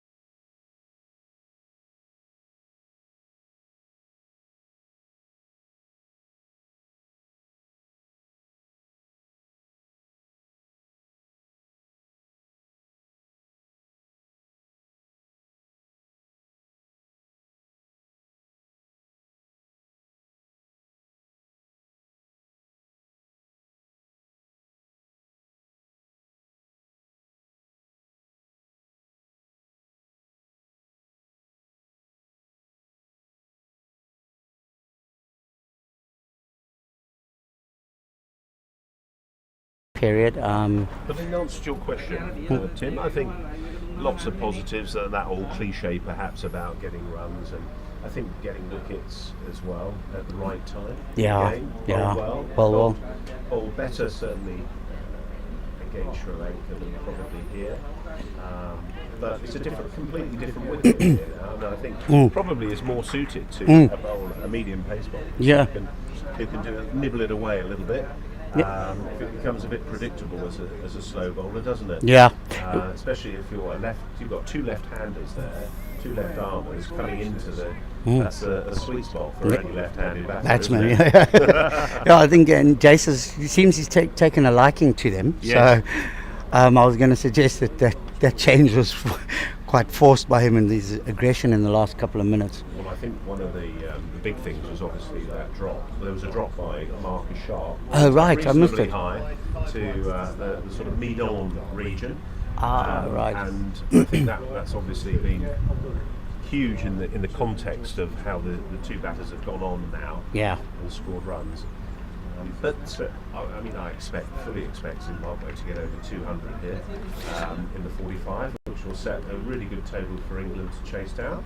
Yeah, I think, just from there's quite a strong connection between Zimbabwe and England, obviously, generationally as well. So, for us to be able to play England, the current world champions, on the first game, were very, very moving and privileged. It was game, nice, wasn't it? Yeah. The national anthems, that was really good. Yeah, and the guys, they're feeling it emotionally. That this, it was kind of a fitting beginning for everyone that's in the team. It's a younger team. There's only 3 guys that have come through. I think it's 3 from previous World Cups. Yes. And a total of 4 players, I think, that have played over 50s for Zimbabwe. So it's a lot of new caps. And a lot of emotion involved there. Great. Well, we've got a new bowler on for England here, for those that are listening in. David Snellgrove, who did have a few overs against Sri Lanka in the warm-up game, and just as well, really, because he's come on. He's obviously bowling his off-spin, so the aim being obviously to get the ball turning away from the left-hander bat, which he's done very well in his opening innings. But England have got the deep, they've got a long off, deep mid wicket and a deep square, so they're obviously looking to protect that. 1, 2, 3, 4, 5. 1, 2, 3, 4, 5 out. There we go. And OT obliges straight to the field, but good run. Alex Richards is the fielder down there, so we're in the third power play now, so you can have 5 out outside the 30-yard ring. And England are making full use of that. I must say, condition-wise, for England being in 7 months, for myself coming out of England, I know how difficult it's been with the weather there. Not getting out and only indoor training session. The English team's conditioning looks top notch. They're all in good condition and they're looking fit. Yeah, they look fit and raring to go. I'm sure there must be some niggles. There are a few little niggles in the Zim camp that can be expected. Sure. But otherwise, it's a good day. I hope we all come through with it and see how we can go. Competition, and that's the end of the over. Now, the man who's coming on to bowl, he was the one, Sean Cooper, who put together that training plan for all the England squad. Oh, right, really? So he put together a plan over the last 4 to 5 months, and what that's done is it's got the guys fit. They've obviously worked on their own fitness. Yeah. So we're going to take a drinks break here now. You may not be getting any visuals on us at the moment, but we're still able to live stream on the commentary. But the players have just taken a drink at the end of that. That should be the 33rd over. Yeah, well, and speaking of that, I mean... Put our mics on now, I think. Okay. So we're trying to dual commentate here on the Papare and on the England senior side. So welcome Tim Trombus from Zimbabwe and myself, Tony Wood. Thank you, Tony. So, can I ask you a little bit about, as a sort of filler, how the Africa Cup went? I wasn't out there, and I don't want to admit live on camera, but I watched all the games whilst at work in the UK. Great distraction, didn't do much for a few weeks. Look, the guys enjoyed the Africa Cup. There's some victories out there, they did okay. I think it was a bit of a passing of the old guard because a Yes. lot of the Africa Cup team were moving into the over 60s. Okay. And just one of the anomalies with Zimbabwe is that we're all so scattered. It's almost like it's a two-squad affair because you've got the Southern African guys, it's closer to them to go, and cost-wise for Northern Hemisphere guys to come. So it took a huge effort from the organisers to get all of us from Australia, South Africa, England into Sri Lanka. So You're all spread we're quite far apart. we're aren't all you? spread apart. There's 5 in England, there's 4 in Australia, there's Zambia, South Africa, Mauritius. So Wow. um, A testament to the guys, and this is that sort of ethos runs through the IMC, that people want to represent their country. yeah, and especially as we get older, the guys think we may have missed out in the younger generation when we were youngsters. Such a great crop of cricketers during our age period. So, Well, I remember Henry Alonga. yeah, Henry, Andy Flower, Grant Flower, Yes. Murray Goodwin, obviously. Yeah, Murray. And in that context, we all remember Murray, and he's still going. Absolutely. But in this generation, Murray was the lighty or the youngster of the Yes. group. So, greats like Andy and all the boys that came before, to have the ability to follow in something that they did is very, very important to these guys. I mean, the guys will wear their hearts on their sleeves and give it horns, as we say, Yes, give it horns, as much yes. as possible. Yeah. Yes, that's wonderful. I was with the over-40s England side in the World Cup in 2020.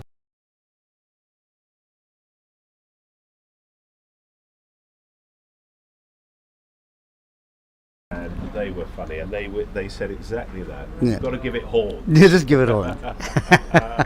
It's like love that. like the most cliched team talks in the world. I mean, Yes. if you played rugby, a lot of us have come from a rugby background Yes. as well in cricket, Yeah. and that's just the teams. Boys, we just go out there and give it horns, Yes. and that kind of just encompasses it Yeah, all. absolutely. Big Everything. moving speech. Yeah, yeah. So Oatsy, I'm quite grateful here. Oatsy and Gav Lindsay here are actually out there giving horns, So Yeah, they're doing very well, and they've weathered the storm. And certainly, yeah, they should go on to get some big, a couple of big scores here if they continue. Yeah, and I playing think the ball on its merits rather than just going hard after it. And I think they've got plenty of time here to build a big innings. Both of them, yeah, I can see Gav has taken on the support role there, and he's just hanging around with Oatsy. It looks like Oatsy's feeling a bit of the heat with the electrolytes there. I saw him stretching his lower back and grabbing onto his hamstring a bit. So he won't have had many temperatures in 33 degrees in Sussex no, for a while. no, Forever. I have to tell you, the first day training, we all got off the plane, and within a couple of hours we went to the training ground. And the Australian contingent and Southern African contingent were still running around, all brown skin. And the 6 English contingent, after about an hour and a half in, each agreed that it felt like our souls were bleeding out of our pores. It was hot. But we've settled down a little bit now, so... Good, we're about to resume. So it's going to be Jason Oates, who's the left-hander facing, to Sean Cooper, who's coming right arm around the wicket. He plays it onto the onside, just a single there. David Snellgrove should pick that up. Whose souls are probably bleeding Yeah. hot at the moment. So we're into the 34th over. Obviously the drinks breaks are in 11, 22 and 33. Yeah, and it looks like we're in kind of a little bit of a depression here where the ground is, in the ground, and it's like Yeah, the heat holds feels the like heat. it's baking inside there. Yeah. Yeah, I had a walk round the boundary, but yeah, it was very hot. You've got to take lots of precautions, both water, sun cream. Yeah, we're trying to make sure the guys are getting in at least like one and a half. And Oh, that's a he's wicket. out. He's gone It looks outside as though he's edge. been caught by Charlie Knightley off the bowling of Sean Cooper. Yeah, it's Gavin Lindsay just outside Yeah, edge. He walked there. He didn't wait for the umpire's finger to go up, so he knew he'd hit it. Great piece of sporting cricket, and England take another wicket. But that's been a fantastic partnership. Yeah. So the change of bowlers worked for England here. The boys really consolidated well, so I think they'll be happy with that. And then Gavin won't be that happy with his shot, but he's done a really good job hanging around for Jason. And let's see if we can continue that momentum and get us to, like you suggested, a Yes. 200 mark. Yeah. I think we would be extremely happy with that. So hopefully we could get out there and 135 for 4 was the score. 135 for 4. Yeah, And Jason Oates is on 83. wow, so Jason's done really well. That's a great effort. That's a lovely knock there as he gets a nice round of applause. Skippers giving him a big round of applause as he's standing. Yeah, well done, Gavin. He knuckled down, and he got some instruction to hang out with Jason, try and consolidate. He's done really well. Considering he's also suffering from injury at the moment, so Is he? yeah, Wow. so he's done Don't really. let that known to anyone though. No. So quite an odd injury. We were just finishing our first training, and we did a bit of physical exercise, running between two imaginary wickets with the bat. Right. And he stuck the bat down in the ground and ran full Oh. tilt with the bat handle into his kneecap, and took his kneecap up onto his thigh muscle. So it was just pushed back Oh, my on the ground, Well, he's done very strapped well. with ice, and here he is out there just Wow, that's bleeding. And and that's giving it horns. Giving it horn. Now the new batsman in is It looks like Nalaka Fernando. Yeah, it looks like Nalaka Fernando. Yeah, 18. yeah. Another left-hander. Do you see Sure. left-handers in Zimbabwe? Bowling in the nets the other day, there were 6 consecutive batsmen who were left-handers. Wow. That was really, really difficult. That's a So nice length from Cooper. That's the length that he's looking to bowl. England have got 4 on the leg side at mid-on. There's a short sort of mid-wicket, so the single, deep square and a fine leg.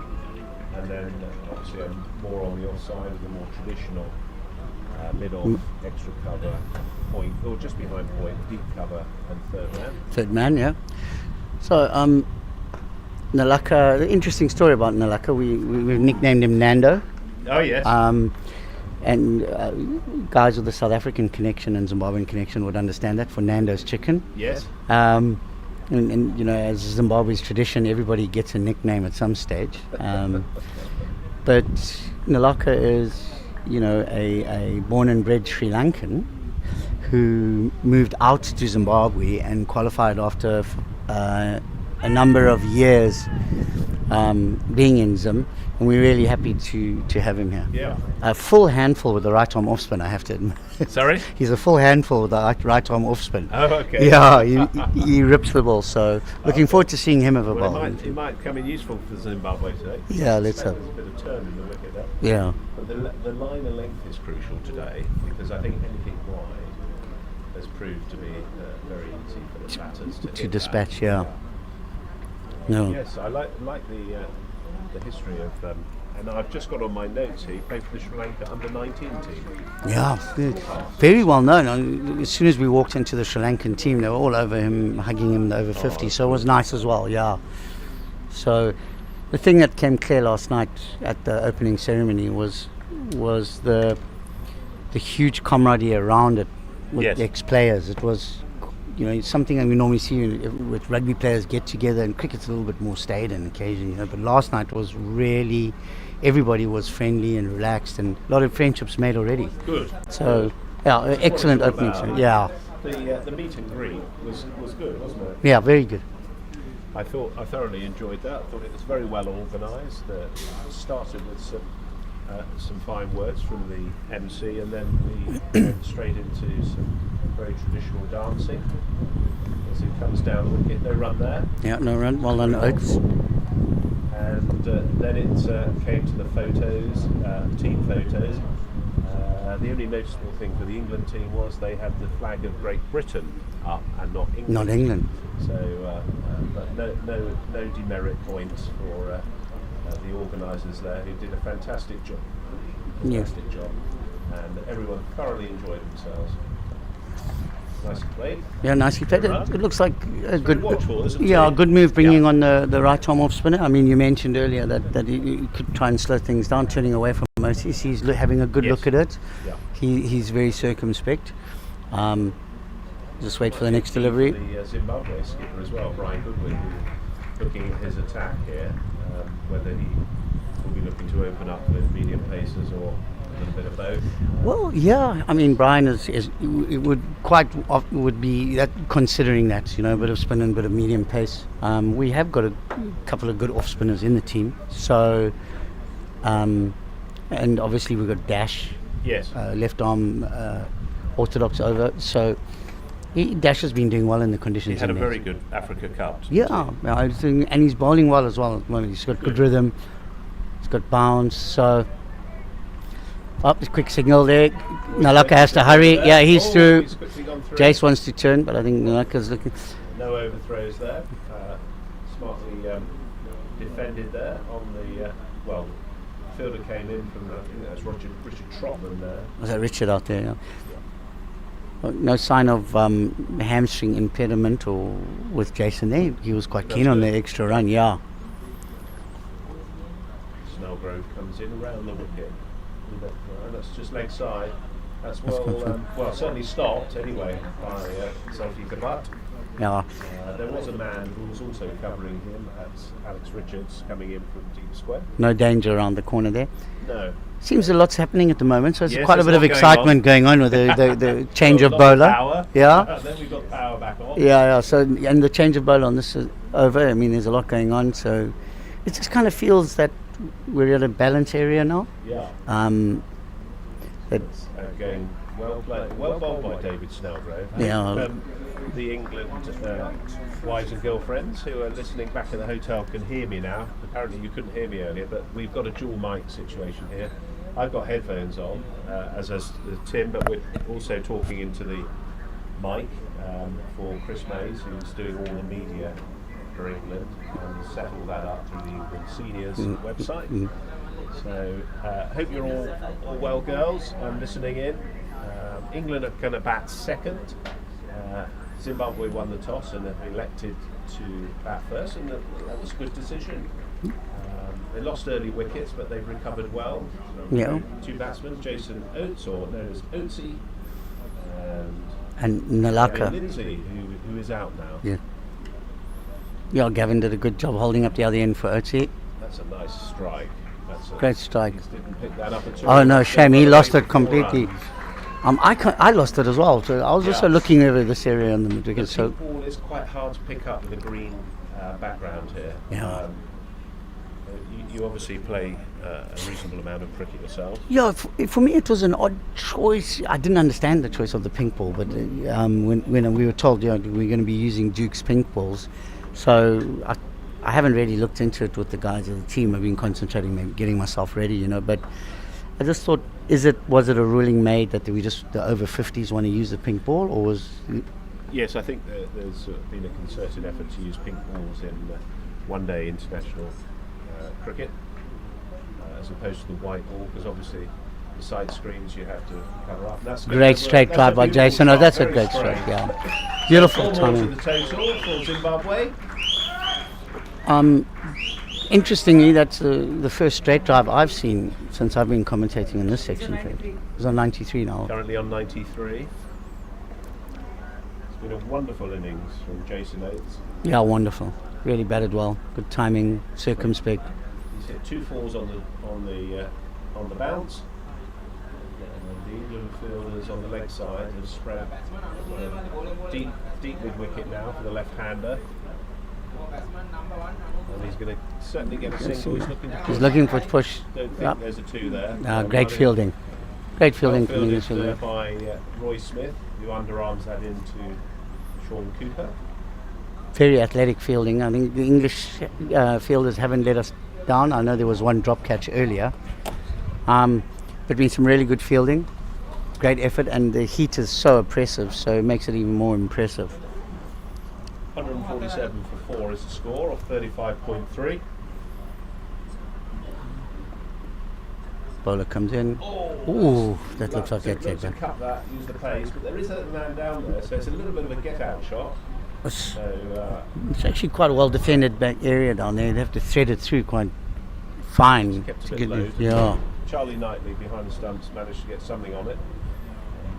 I think the innings that Jason Oates has played has been magnificent. Yeah, I He's agree. played straight and he's hit the bad ball. Yeah. Always waited for the bad ball. Yeah, a lot of patience. Great application. Oh, that's a very well great done by ball. Cooper, right into the Okay. big shout for LBW. It's gone down to the third man region. That'll be a single. So clearly no LBW. It's come off the bat there. Okay. There were two sounds there, I think. In 148 for 4 is the score. 35.5. So last ball of the over. and England really need to start keeping this tight, although there's no doubt plenty of runs in the wicket here. yes. Comes in. Great shot. Nice play. Yeah, nice Single. try. I had a chat with the owner of the ground yesterday evening. I said, "Well, tell us, how's it going to go tomorrow?" He said, "Well, that's what the English guy said to me." I said, "Well, I need to meet him because he's on the right track. So how is it?" So he said, "Well, I don't really know." He said, "Well, I can tell you, it's always 50-50. It's a good wicket." Very diplomatic. Yeah. So diplomatic. And there we are. It has been a good wicket. I don't think there's been any surprises. No, it's a great cricket wicket. And, Yeah. it was covered when we arrived, and then they took the covers off. Meg- Grounds ladies who were tending to the ground, and then the groundsmen who were pulling out the ropes looked magnificent. Just almost unearthed a treasure trove of cricket before your eyes. Underneath there, oh yeah.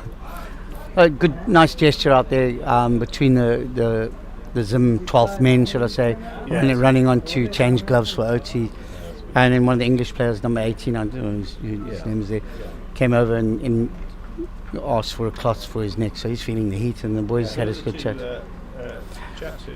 That's Mark Saunders is the one coming off, and other Mark Haymans, who is there. Yes. Very, very, you can see he's waving at us now. Yes, he's giving us a wave. Yeah, he's giving us a wave. Back to the cricket. That one's gone through. Oh, it's just a one. Signal there. Yeah, Mark Haymans Come is. off the bat. No signal there. Snellgrove is continuing with his right arm off spin. 154. 154 is the score. 36.1. As we get into the sort of business end of the innings now, 45 overs is the maximum number of overs, and Zimbabwe will be looking to use all of those overs. He's looked to push it down the leg side. It's gone up in the air, but it's just going to drop short. Again, you probably wouldn't have seen that. Yeah, I couldn't in see the- that well at all. So 2 runs there to the total, so that pushes the score along nicely. that's a 150 up, I think. Indeed it is. Yep. 152 4. Yep, Zimbabwe have done really well to, a good start for the English bowlers this morning. The wicket gave a bit for the medium pacers, and they took full advantage of that. So credence to them, they bowled good lines, good lengths, and got onto a good start, and just settled down in the middle bit here. That's what Zimbabwe need to be doing now. They need to be taking the singles, rotating the stride. Every ball, they need to be looking for runs off spread. Certainly with this field spread far and wide. Well, From yeah. the offside to the left-handed Oates, there is an easy single there. Good line. A little bit It's up got it. it. Again, the Really safe. fielder lost the ball again. Yeah, it's very difficult to see, but there's 2 runs. 2 runs to Jason Oates. He's getting close to his 100. He's on 98. I've You just won't know that yet. seen That's the. it, he's on 98. So I hope his family are listening. Yeah, from let's England. hope. They'll probably be rooting for him. I think a few of the guys will be. I mean, Jason's really close to Grand Flowers, so Nicely played back. Snellgrove fields that. Yeah. I think it's his wife Susie and the 4 children. yeah. I hope they're listening. So that's He's the doing end of well. the over. I think he's got he looks like he's got a little bit of cramp coming into the hamstring there every now and again, but he'll be all right. Well, he'll certainly be wanting to be batting at the end there. Yeah, that's good. Against England. Yeah. Current world champion, so Snellgrove just marches his troops in the field, and we're probably going to see a little change in the bowling, I would imagine, just to get through the overs of those that have overs left. Oh, there we So go. It's going to be Salvika Butt, who's coming on, who bowls left arm around. He bowled quite well in this. This is his second stint this morning. Yes, second spell. Yeah. He bowled quite well first up this morning. Jason was saying that he was challenging at times. He's back into attack right now. Those guys listening, just hanging out on the microphone, hoping to see Jason get to 100 if possible.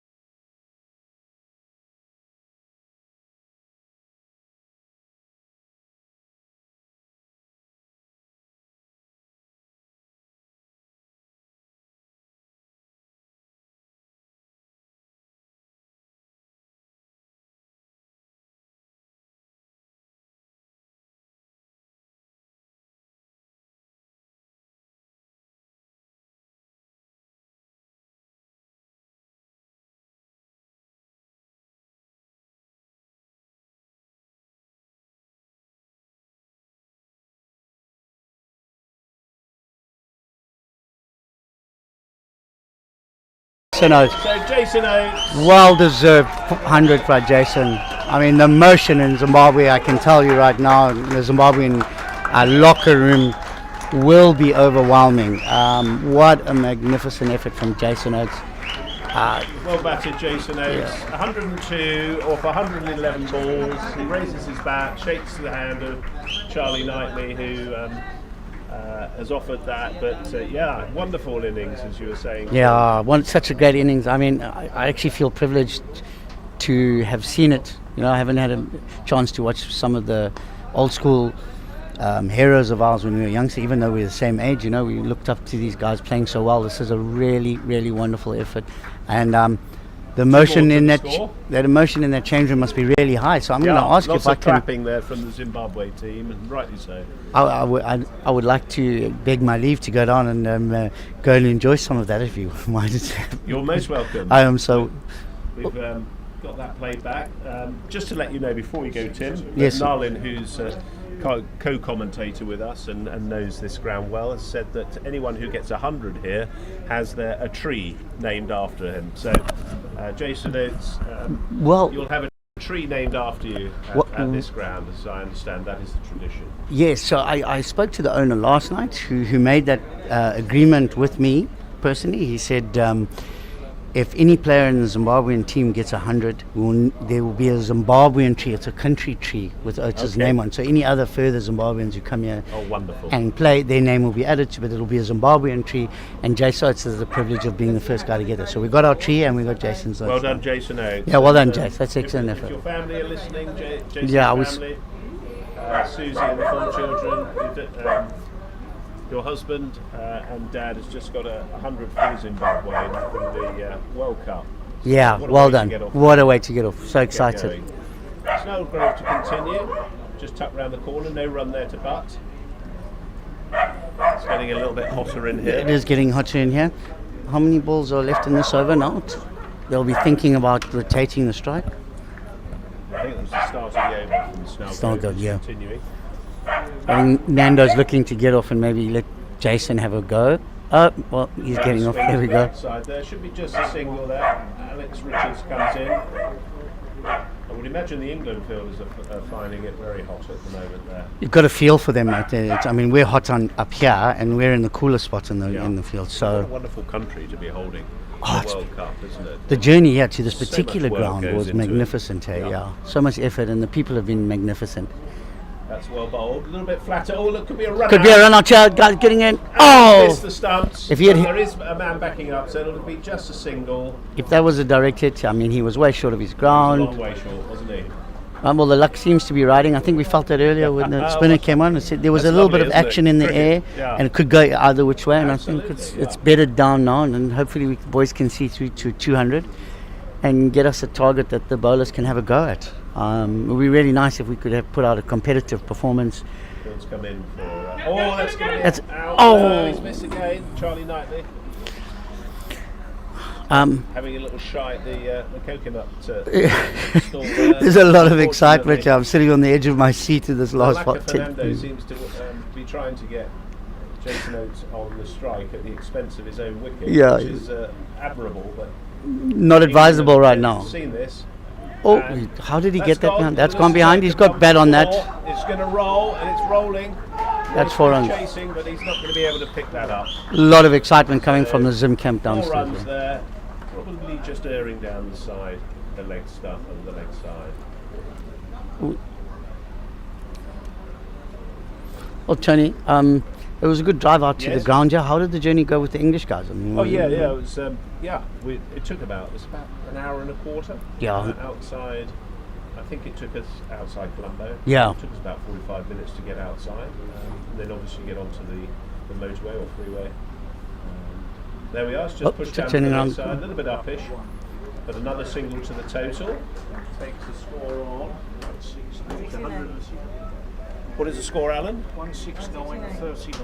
169. of 39, and the drinks, we're having a short drinks break, and why not, for the Zimbabwe batters, who Jason Oates, That's a deserved drink for Jace. I'm going to take that opportunity, Tony, to thank so Okay. much for letting me help me. I'm going to go down and congratulate the boys. Really nice to Lovely. Well be done, Tim. given the opportunity to have a chat with you, and hopefully we will be able to have further chats later on. Good. I think I'm the mouth of the team, so I probably will be set up here to do some chatting. well Thanks done. a lot, guys. Thanks very Excellent, much man. for your input. It's been fantastic. Thanks, Tony. Yeah, well done. Well done. So, Zimbabwe, a little bit in the driving seat here. England reacting. And I'm welcomed by Bob Baxter, who's come in to see us through to the end of the 45 overs.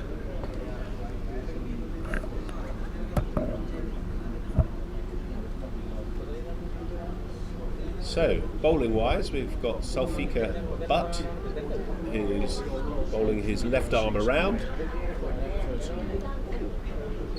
And it's going to be Laka Fernando who's facing. 6 overs left. It's coming over the wicket. A bit shorter there, it's just played with that, and that's going to run away for 4. No, sorry, he's just picking it up inside the boundary. Didn't get all of the bat on that. It was a well-crafted shot, actually. He was looking for that area. Welcome, Bob. Thank you. Been 2 good partnerships. Great innings we're watching here. And Zimbabwe are hoping to get somewhere around the 210, 220 level, I guess.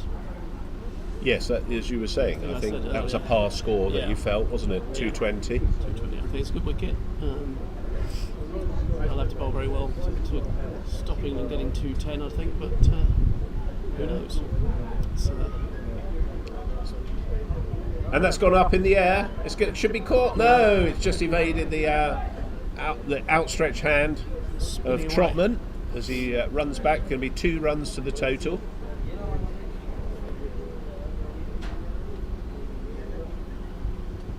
Takes the score on to 173 for 4. Yes, England have done reasonably well, I think. Fast outfield, wicket's pretty good. But, Zimbabwe recovered from a poor start, losing 3 wickets, and done very well to get up to the score. Another run to the total there. Looking to sort of wipe it over to the leg Yes. side area. I was actually having a look at the scoreboard as you walk round. I don't know if you've noticed, but those numbers are, the ones that you normally flick over, Yeah. but they're white hinges. Are they? Right. They actually show up very well. I thought that was ingenious. They painted the hinges white, and they're using that as a scoreboard. But how brilliant is that? As Butt comes down the track, Oates, and he's going to find the middle. Ah, it's a great save on the boundary by David Snellgrove, diving to his right. Magnificent stop. 2 runs to the total, and Oates' hamstring looks as though it's giving him a little bit of uncomfort, or discomfort, I should say. I don't think there is a word uncomfort in the English language, is there? You made that one up. Probably like a lot of things in my life. But yeah, it's a great shot. No, he's gone straight down the throat of Snellgrove. So, just as I said that, what a wonderful innings from Jason Oates. He's put that down to the deep mid-wicket as the England players very sportingly give him a big hand for his 100. What a great knock that was from the young man.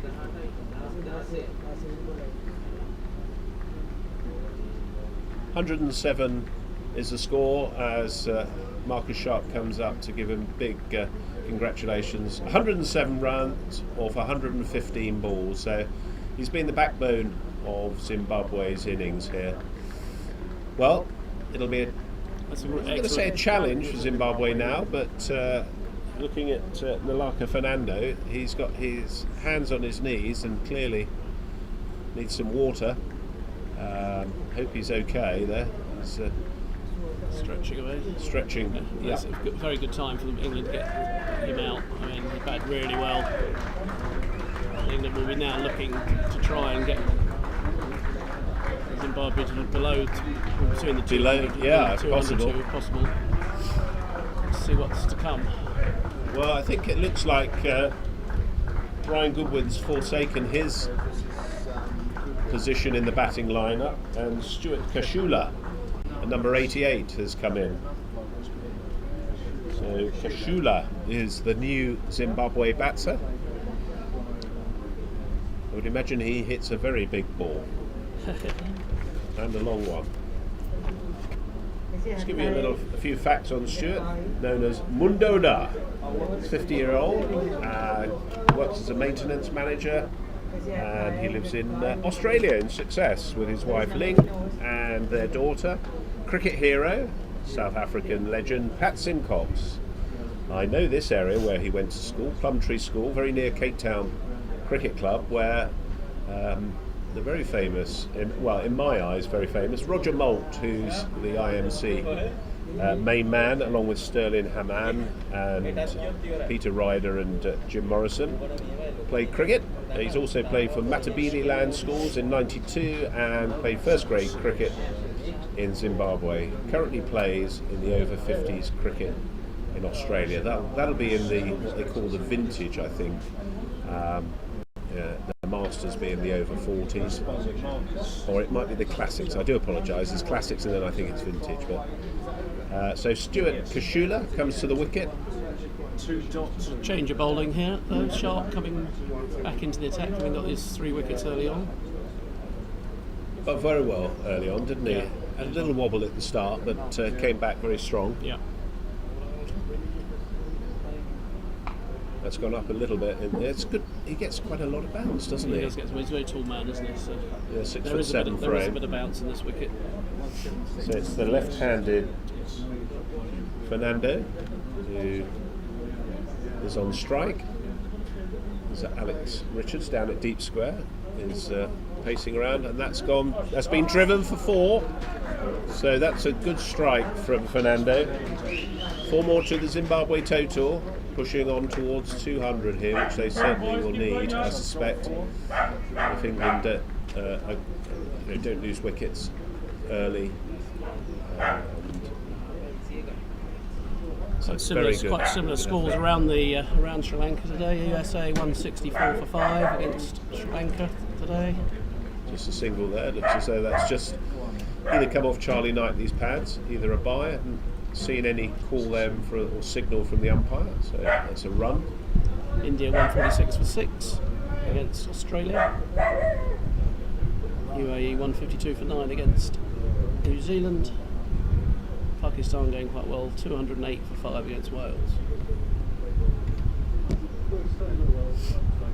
Sharp's just organising his fields, just pushing Zulfikar back to the third man boundary and bringing Nasir Ahmed across for the cut. So England certainly strengthened the offside field. I was saying earlier, I hope the listeners can now hear us on the. It's neither back nor forward there, but that was a good ball from Sharp. Yeah, I got a thumbs up when from Michelle, Giles Eccleston's wife, who's I believe doing some work today back at the hotel. So the last I saw, she said things were. Oh, looks like that's an inside edge there. He was looking for a big hit there, Kashula. But he's been given it as a bye. Must have come off the keeper's pads then.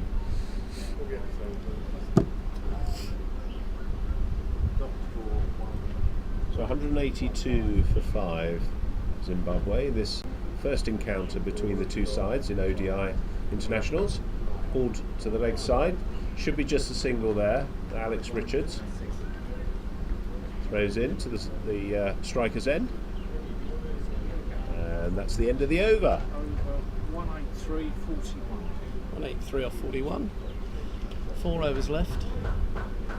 England have done well actually to contain Zimbabwe. That wicket of Jason Oates was absolutely key for them. But what a great knock. I thought it was wonderful to see. It was a well-paced innings, wasn't it? Some big sixes, because it's not a small ground.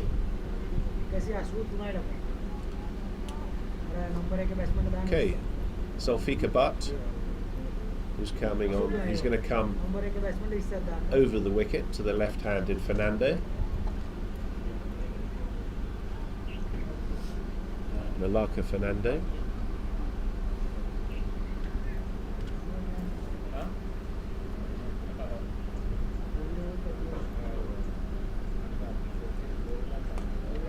And that's out. So he's pulled that to the mid-wicket region. David Snellgrove has caught that quite convincingly at a good height, just below his throat.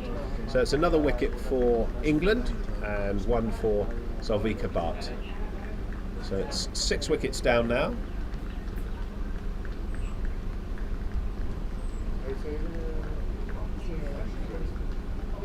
$23.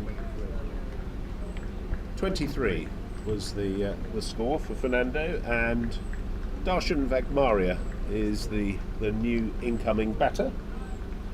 Yeah, 2 new batsmen at the crease, which England will try and squeeze a little bit now, I think. Currently the vice captain of Zimbabwe, 53 years old, accountant by training, and lives in Bulawayo with his wife Diksha. Now you'll be interested to know who his cricketing hero is. Have a guess. I was a little bit surprised about Simcox in the last one, so I don't know is the answer. Sir Ian Botham. Sir Ian. Excellent. So the great Sir Ian Botham, you are the cricketing hero of Darshan Vagmaria, who's very much an influential figure in the cricket in Zimbabwe. He's the committee member of the Zimbabwe Over-50s, and he played in the Over-50s Africa Cup in Windhoek, Namibia in 2024, which was a wonderful tournament. He's going to be facing Zulfikar Butt. Hat-trick ball. It's a hat-trick ball. And I've been told, because it's a hat-trick ball. Bastard. We had one of those earlier, which was played nicely by Vagmaria when England played Sri Lanka, didn't we? And Sean Cooper Yes, he was on the hat. got 2 quick wickets. Butt continues. Gone back and just cut that to the offside region. Alex Richards should pick that up nicely, which he's done. And smartly into Knightley. Right-handed batsman for a change. First What do you right-handed want? batsman for a while, isn't it? Yes, talking to Tim Trombus from Zimbabwe, who thoroughly enjoyed his stint doing some commentary. I hope you enjoyed his commentary too. Yes, he said they had a number of left-handed batsmen. Sri Lanka did it on the other day as well. Quite a lot. Little tipple tick. Oh, he's not going for the run there.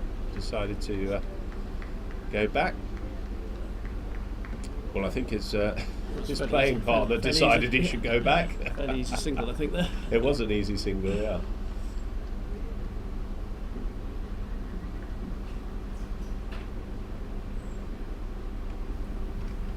That's a good hit to the offside. Should be picked up smartly, which it is, by Nasir Ahmed. He throws in. So England restoring a little bit of calm now in the camp, trying to contain Zimbabwe under 200.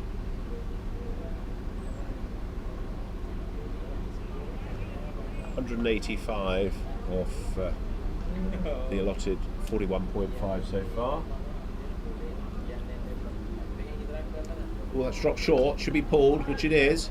Man is out there. It's just dropped short on the knees of Chuan Haji, but he managed to save the situation. So just a single, and that's the end of the over.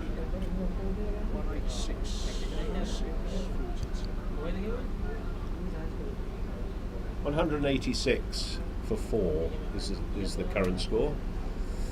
After the 45 overs, there's a 45-minute interval, so we'll take a break and then be resuming with a couple of new commentators.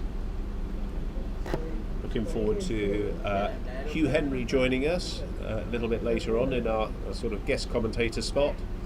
We'll learn a little bit about his cricket journey and what he does for cricket in England, whilst commentating on the cricket here in the first ODI between Zimbabwe and England. It's just played onto the onside, a little inside edge, looking for 2. Flashback Maria, no, doesn't get the call to come back. A little fumble by Knightley there, but no dramas.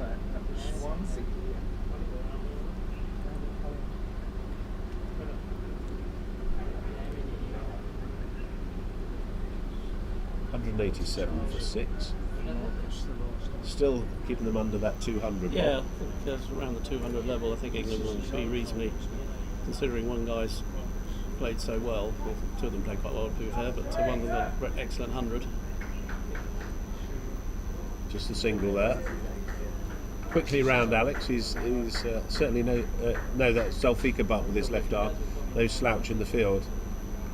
He's very, very quick onto that, anticipating it. Going onto the offside again. A simple, easy single there. That was David Snellgrove, who was looking to throw down the stumps, and Knightley in one go. I don't think it was necessary to throw it there, was it? Probably wasn't, but they fielded very well though throughout the game. Apart from the drop from Sharp, England have done a very good job in the field. Looks as though that's gone down the leg side. It's going to be 4 runs. So 4 byes. It wasn't down the leg side. It was just the angle from where we're sitting. Knightley's very unhappy with himself there. So 4 more to the total. 193. As Zimbabwe get closer to that 200 mark.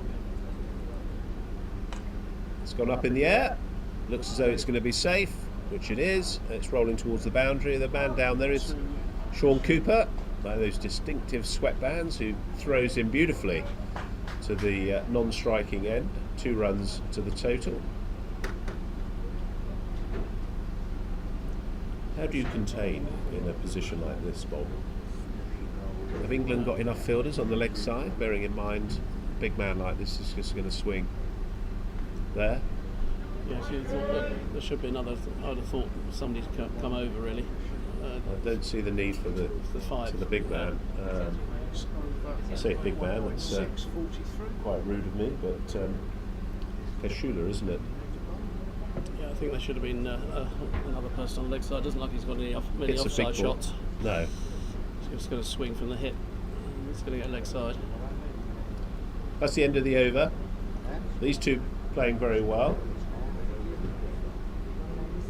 Stuart Kashula, right-handed batsman, and Trotman's coming on. Richard Trotman coming back to bowl, and Darshan Bagmaria. So it's going to be Stuart Kashula to face Trotman. Maybe hoping to get some of his pace under the bat or past the bat of Kashula. The looks as though England have been told to give it a little bit of a move on by the umpire. They have 190 minutes in which to get through the 45 overs. 180 now. They've changed it to back to 180, I think. No, it's gone back to 180, has it? So with the drinks breaks, we're now at 1 o'clock. So we're fast approaching the 3 hours, which is the 180 minutes. So that's good of the umpire to let Trotman know, but England need to get the field right.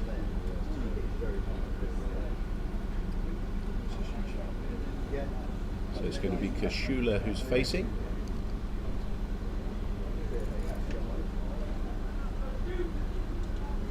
$196 for 6.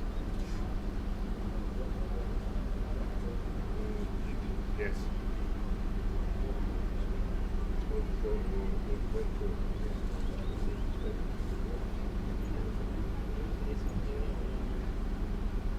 Bowls it.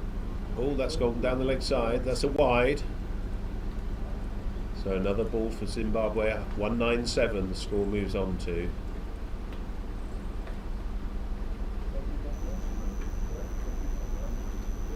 Change in the field here, bringing the mid off or long off up and dropping down the fine leg.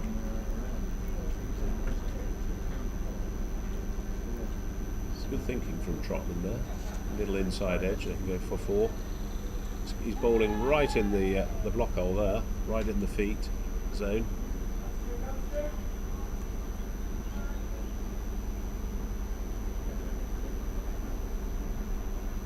That's good bowling from Trotman there. If you can find that length regularly. Yeah. Just got to make sure he doesn't stray down the leg side. It's well played by Kashula, out to the offside just for the single.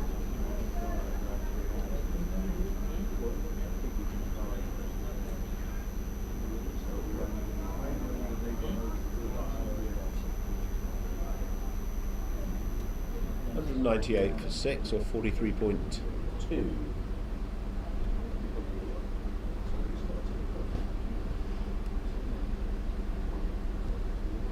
Coming round the wicket to Vagmaria. That's a big hit. That's a great shot from Vagmaria. And that takes the Zimbabwe past the 200 mark. So a nice 4 there by Darshan Vagmaria. There is a long off, but he couldn't get to it, so it's hit very hard. Probably only had about 10 yards, or less than that. Yeah, Bob too. very hard. Always going for 4. So he's brought fine leg up now into the circle, and long on's gone, or mid on's gone back down to long on. Just on the leg side, Trotman. hit the pad, so that'll be 1 leg by to the total. Oh, he must have got a little nick on it. Oh no, he hasn't. He's sort of signalled now. 203 for 6. 1 more over to go after this.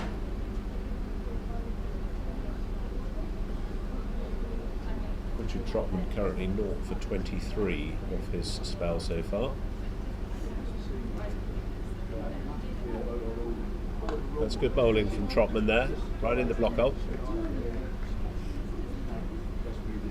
In this 4th over.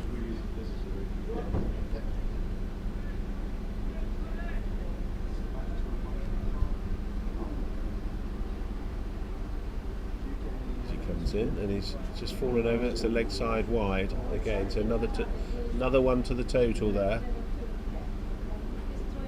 You can see Kashula was looking to play that on the leg side, but missed it.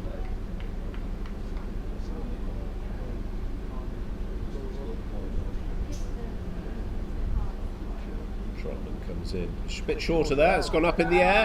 That's going to be runs. That's going to be looks like I've lost it slightly in the background, but certainly 4 runs has been signalled by the umpire. So that's a much needed 4 runs for Zimbabwe, who are playing in their first ODI against England at this World Cup and the first game of this 2025 Over-50s or IMC Over-50s World Cup. So 208 for 6 is the score, passed over. So are we going to see some fireworks from Zimbabwe?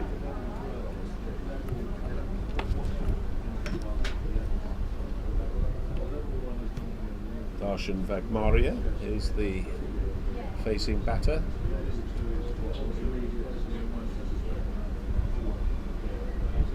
What do you think, Bob? Let's have a get. Let's have a little bit of a bet on the number of runs in the over. 12? 6. Anything more? That's a nice shot from Darshan. You're not looking for the 2, so I'm hoping for 6, but that's just one. Yeah, they should. One. There's a score. 5 balls left. Everything they need to capitalise on Yes. here, Zimbabwe. Every run is crucial. Marcus Sharp just adjusting his field there. He's asked the deep square to come round. He's now looking at his field thinking, yeah, shouldn't we be bringing another player across? But no, Snellgrove's stuck to his horns, as they say, the Zimbabweans. he's Give it horns, they say. he's got a better field now. He's got 5 on the leg side, hasn't he? Yeah. Which is where the ball's It's going got to be full. That's a good hit, but he's not got all of it, so just a single. Looks like you're winning so far, Bob. Only 2 off the over. 2 off 2.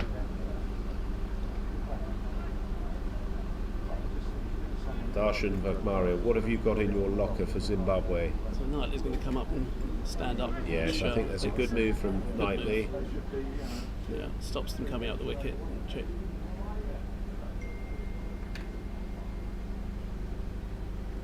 And that's gone down the leg side. That could run away for 4. No, it's been nicely. Oh, it's touched. Looks as though it touched the rope. Well, certainly, Butt was touching the rope when he may have got it back. So 4 to the total. Takes the score on to 210. Poor ball from Sharp down the leg side.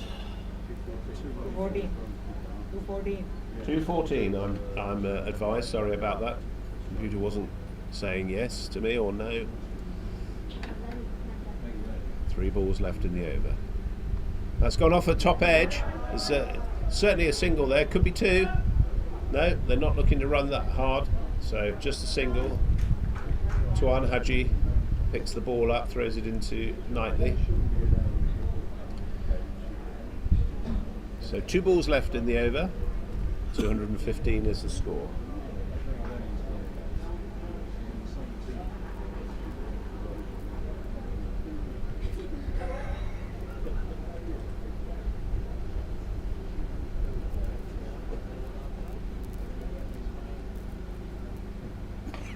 That's a big hit on the leg side. There is a man down there. Just a single there. That's Sean Cooper who's thrown that in. He's the right man to have there. He's quick around the boundary. Should be running 2 there though. It's a long way down. Oh, there. most definitely. Yeah. It's a long way down there. At 50 plus, you're not going to bung it in over the top from that distance. 216 for 6. Last ball of the over. And that's a nice shot. That's going to be 4 runs. So that's 4 more to the total. Takes Zimbabwe on to what we thought, Bob, Yeah. was a reasonably par score at 220. 220 runs for the loss of 6 wickets. So a very good innings from these 2 batters. Darshan Vagmaria 18 off 11 and Stuart Kashula 12 or 14. So that wraps up the Zimbabwe innings, and I'm sure that after the break the commentators will give you a full rundown of the innings from Zimbabwe and the England bowlers. So we're going to take a short break. Hope you've enjoyed the coverage so far. Well done Zimbabwe, that was a good score against some very tight bowling from England early on, and they weathered the storm, but they've posted a really decent total. Nice round of applause from Zimbabwe batters for the England players and their own batters. So we'll take a break now and we'll look forward to commentating after the recess.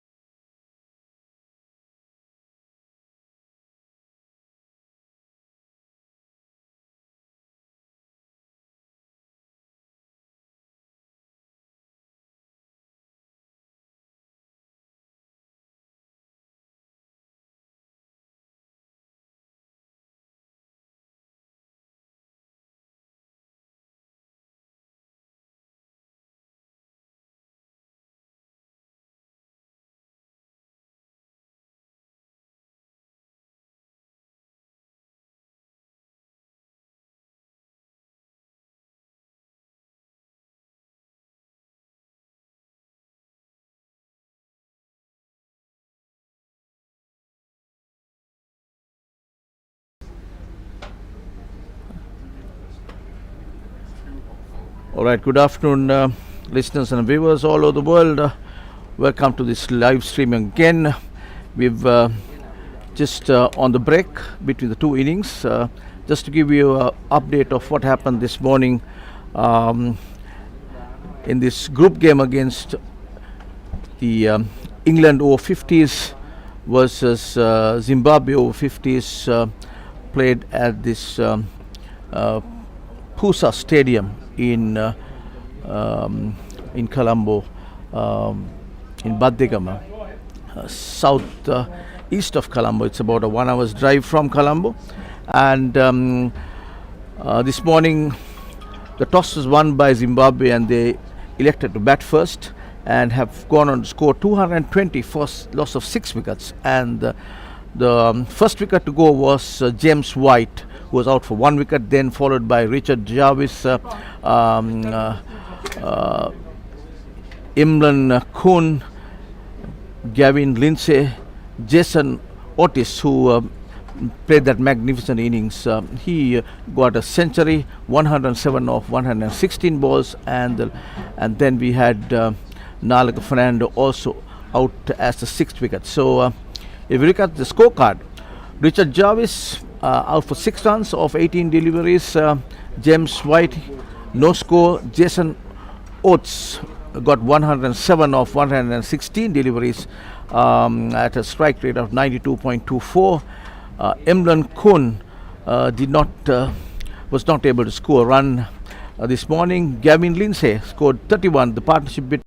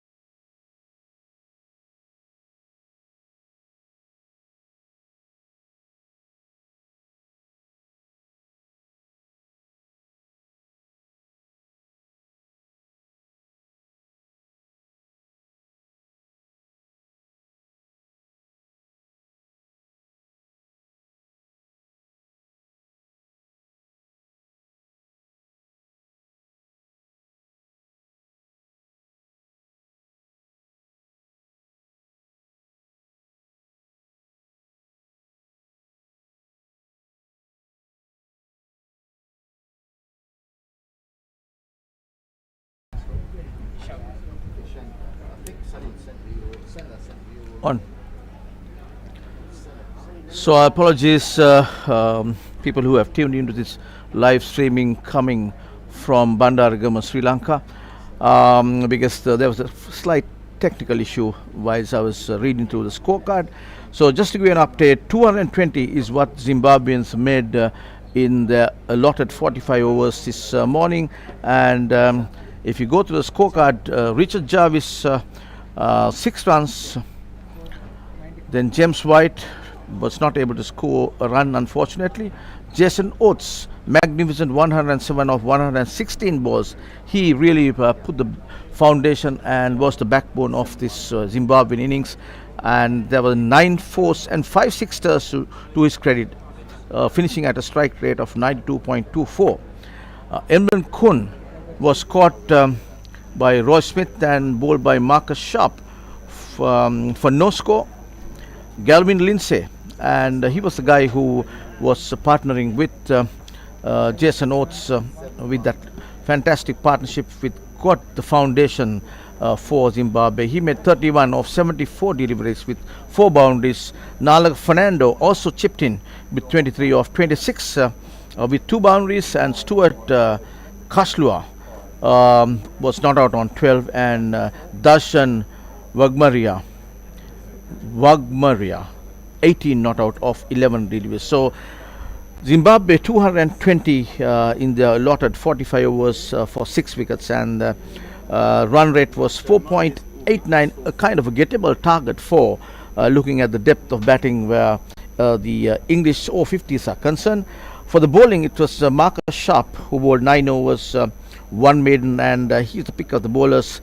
He took 3 wickets, and Sean Cooper 8 overs, 37 runs for 1 wicket. Richard Trotman 4 overs, 28 runs. Nick Phillips also went for 29 runs. Zulfi Butt at the latter stages, the left armer, bowled from the commentators and bowled 9 overs, went for 34 runs, and he took 2 wickets. That was the scorecard for the Zimbabwe innings. So the target posted by Zimbabwe for England over 50s to chase is 220 runs, and the Englishmen were able to take 6 wickets off them. So we go for a short break.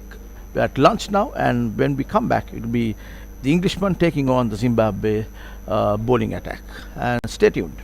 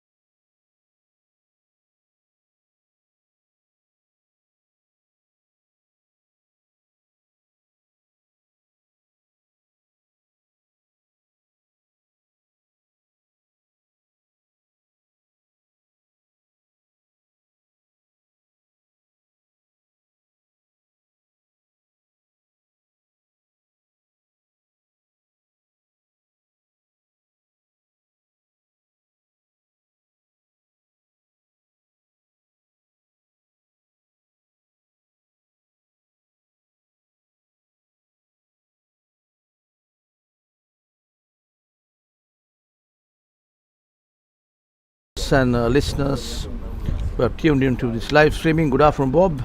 Good afternoon, all. Who's listening in? The umpires are out, and the batsmen. And the batters are number 4 and 1.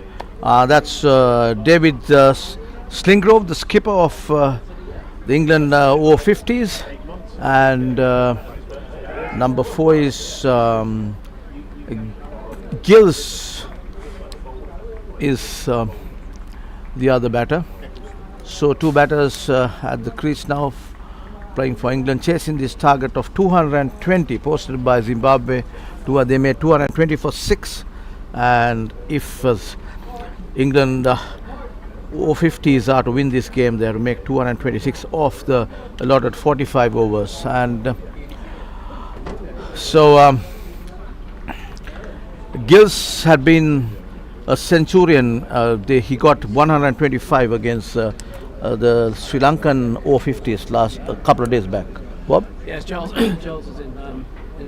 Looks a very good nick, so he hasn't picked up a bat much other than for indoor in England since August, September last year. And he batted well. He did get dropped a couple of times, but quite hard caught and bowled chances. But other than that, he looks got a great nick. Obviously, he's back opening, saying he came in at 5 the other day. So he opened the batting for the England Masters at 50 yesterday, day before yesterday against Sri Lankan Over-50s. Did he open batting? No, he came in at 5. Okay. He usually opens the batting, but we wanted to give everybody a bat. So we were about 70, 83 when he came in. Excellent 100. And that really have paved the way for England Over-50s to win that game, I suppose. Yes, I mean, I think without his innings, we would have fallen short of the total, well short of the total we actually got, which I think was about 259, I think. But yeah, he batted superbly and was backed up with by some of the middle lower order. Gave him a lot of the strike, which is never batting. So. All right, so we have a pace bowler operating from the far end. I did not see his jersey number. I'll get you the number in a while. So he's bowling to 2 slips a gully, cover, extra cover, a man in between extra cover and mid-off. Yes, there's a mid-off. And he comes in right arm over the wicket. Well pitched up delivery, played defensively by Gills. No problems there. And on the onside, we got a fine leg, a short mid-wicket, and a mid-on. That's a field for, I think it's just in number 31? 31. 31 is Jimmy White. Comes in right arm over the wicket to Gills, and that ball way down the leg side. Yes, signaled wide, rightfully so, by umpire. I think he's umpire is Peter Williams.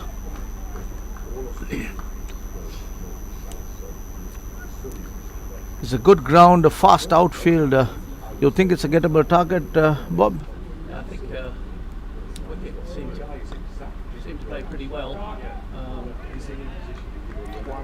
I think England, if they bat sensibly, will be hoping to get this score. But, it's certainly a score that needs a lot of work. That's right, yeah. Zimbabwe did really well considering they were 33. That's right. They recovered well. 20. Absolutely. Something to bowl at. Excellent 100, obviously. And there was a single taken, 1 to the total. Gills is the man who took that run, just pushing it to mid-on. Just a single to the total, and brings in the right-handed skipper on strike. Very well watchfully played there, defensively played, no chances taken. The first ball he faced, very composed, the skipper, David Snellgrove. Snellgrove, yes. David Snellgrove, captaining his side, marshalled his bowlers and the men in the field when Zimbabweans were batting well. Now taking the stripe, and that ball on the back foot just pushes it to cover, picked up there well by the fieldsman is Nalaga Fernando, a Sri Lankan residing in Zimbabwe who is feeling at cover.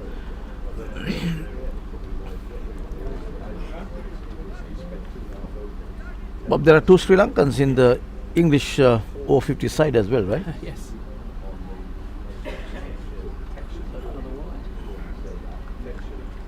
That signalled a wild way outside the off stump, watchfully left alone by the skipper David Snellgrove, the England skipper. He has no hurry, 220 to get in 45 overs, and England are not now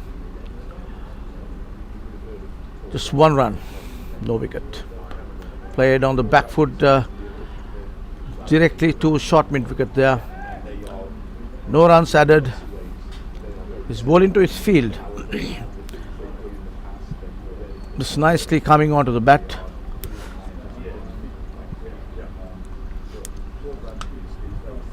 Nice blowing going across the ground now. I'm sure the fielders and the batters likes it.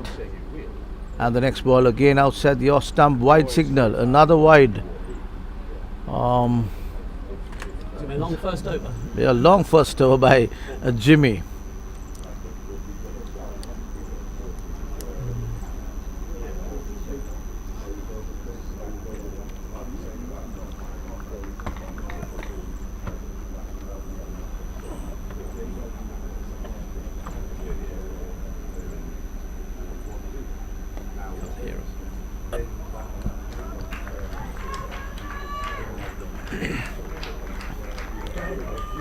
That again very well bowled to finish off that over. Two wides in that over. So just a run coming on to the England's total.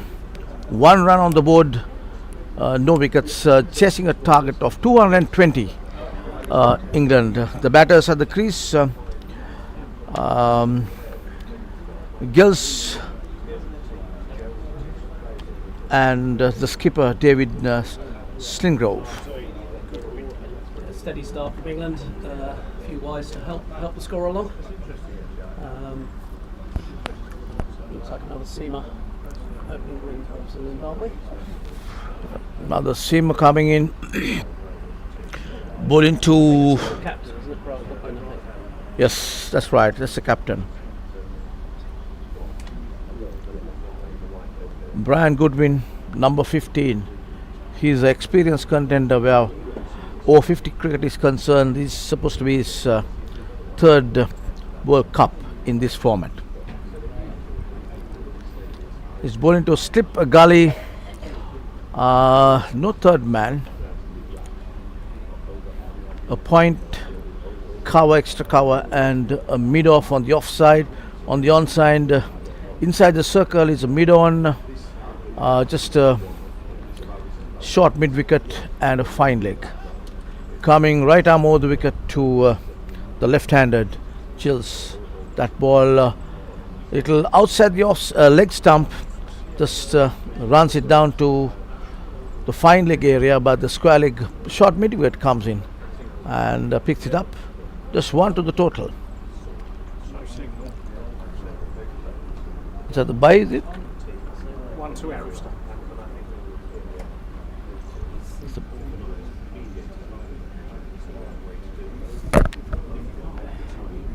They're saying a minute for people listening.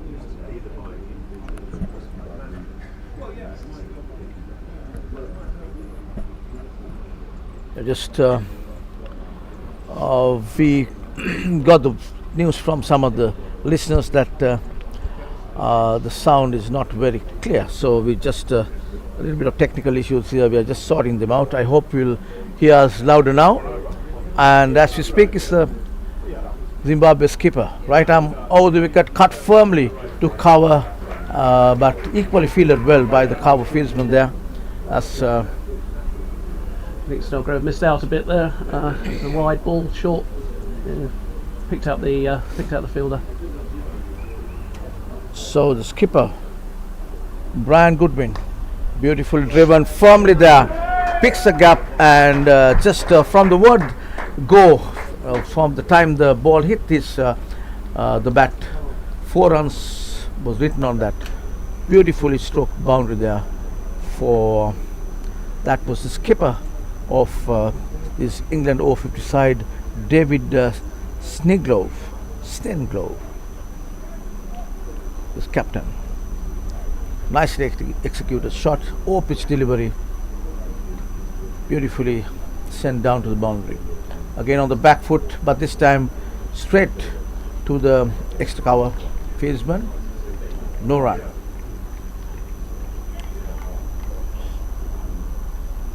David Stengrove is very good on the front foot, I can see. David, and that again, just nicely put away. Again on the front foot, that ran down to the boundary to see, yes, it's just picked up just inside the boundary, and the batters crosses so for 2 there. So adds 2 to the total there. And the skipper David is going on well, just waiting for the loose delivery, and delivers, and that's a good shot. Good chase by the fieldsman there. Was able to get to that before it reached the boundary. It's quite a fast outfield.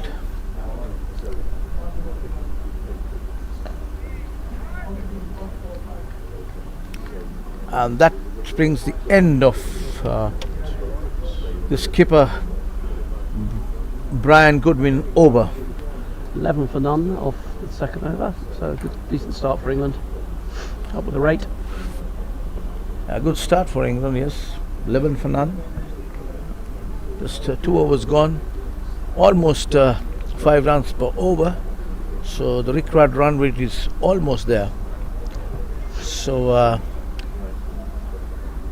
England batters would be happy because they are within the required rate. Jimmy White is the bowler, coming from the far end, bowling to Giles Eccleston. Nicely flicked away, glance towards the fine leg fieldsman there. 1 run, easy single to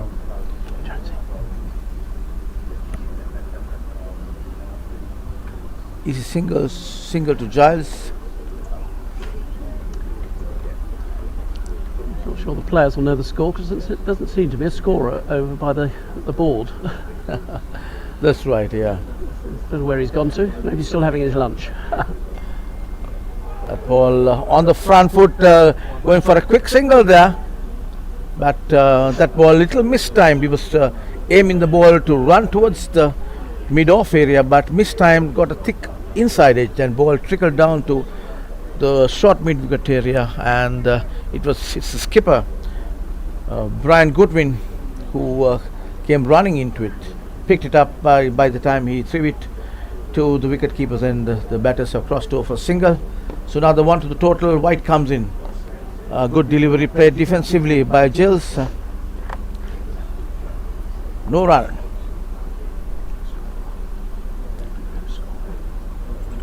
Little bit overcast conditions here in Bandaragama, in PUSA Stadium, we call it.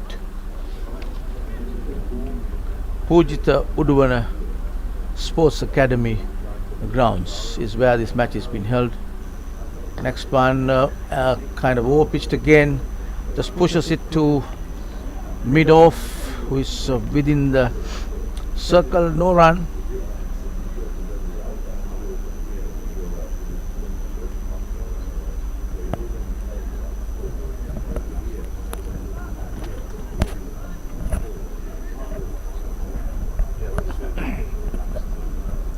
White comes in, right arm over the wicket again. Oh, that was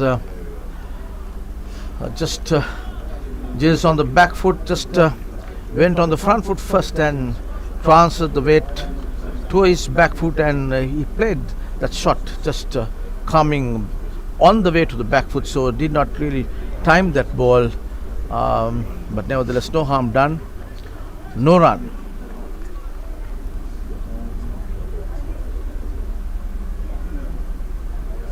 That ball moving outside of the off stump, and that brings to the end of that over. 13, 3 overs. 3 overs gone. England 13 for no loss here. Bob, you think that's the way to go for England? I think they'll have a look at the wicket and take it easy to start with. We don't want to lose any wickets in the first 10 overs, really, if possible. It gives us a bit of a base. I think they'll be more than happy going along around 4 over the first 10 overs or so. Yeah, the Zimbabweans will try to get through this new ball bowlers as much as possible, because I understand they have some good left arm spinners within their armory. So Brian Goodwin may look to the spinners in a while, I suppose, because the wicket, as it dries up as the day progresses, generally tends to turn a little bit. That ball outside the off stump, watchfully left alone by David Slingrove. Again on the front foot, punches it towards extra cover, picks up, throw comes in, no run there. The two batters are stroking the ball well. The England over-50s. Captain to captain from the commentary box end. That again played defensively, ball into a good line and length. Brian Goodwin.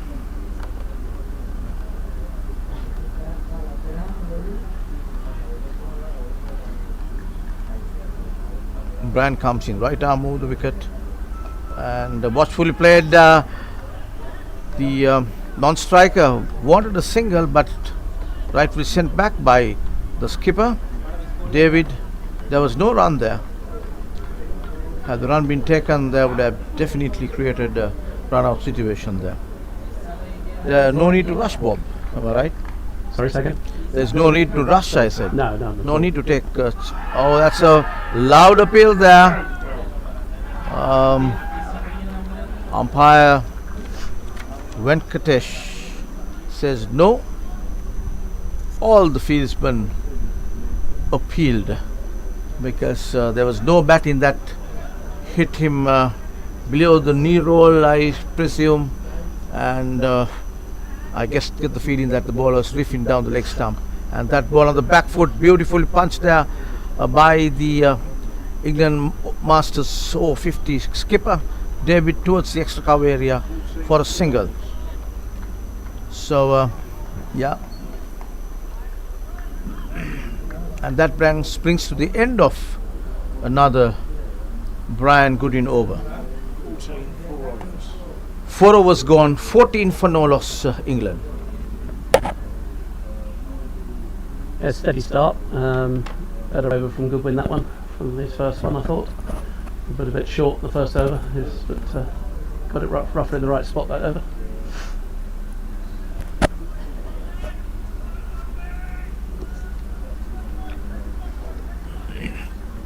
So for the viewers and the listeners who have just tuned in, maybe from England or from Zimbabwe or from Sri Lanka or any part of the world, the scenario here in Colombo, this is the Bandaragama PUSA ground where this match has been held. The preliminary round matches,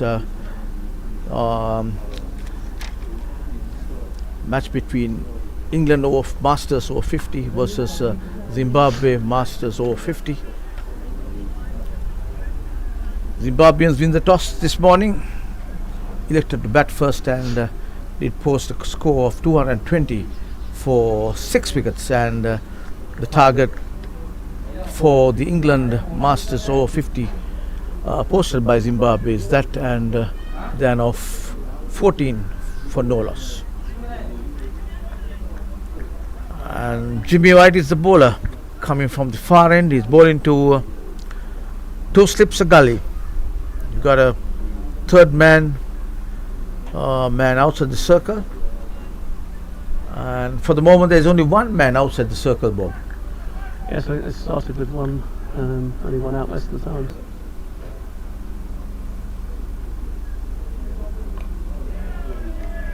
and played defensively, gets a quick single there.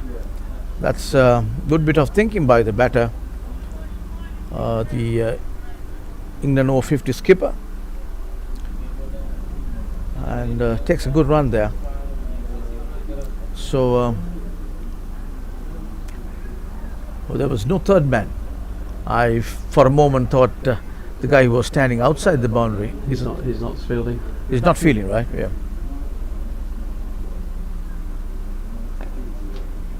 Again, a pitched up delivery, a little bit over pitched. The batter tries to beat the bowler, but fielded by the bowler himself. No damage done, no run. 14 for no loss. England masters over 50. Bowling 2 slips a gully. Cover, extra cover, mid off, mid on, short mid wicket, and a fine leg. Jimmy White comes in, right arm over, and that ball artistically played, got a thick outside edge ball running down towards third man boundary. 4 runs to the total, but he was trying to get it over mid wicket, mistimed totally, and but happy to get that 4 runs for his side. The skipper, David Giles, Giles. Oh, that's the guys. Okay. Yeah, Giles went to play a hook, kind of pull shot, and I think it Giles, got on yes. him a bit quicker than he thought, and it went off the outside edge and flew over second slip. So That's so bit of fortune for England there. That's right. So the Zimbabwe skipper, very wise there to have.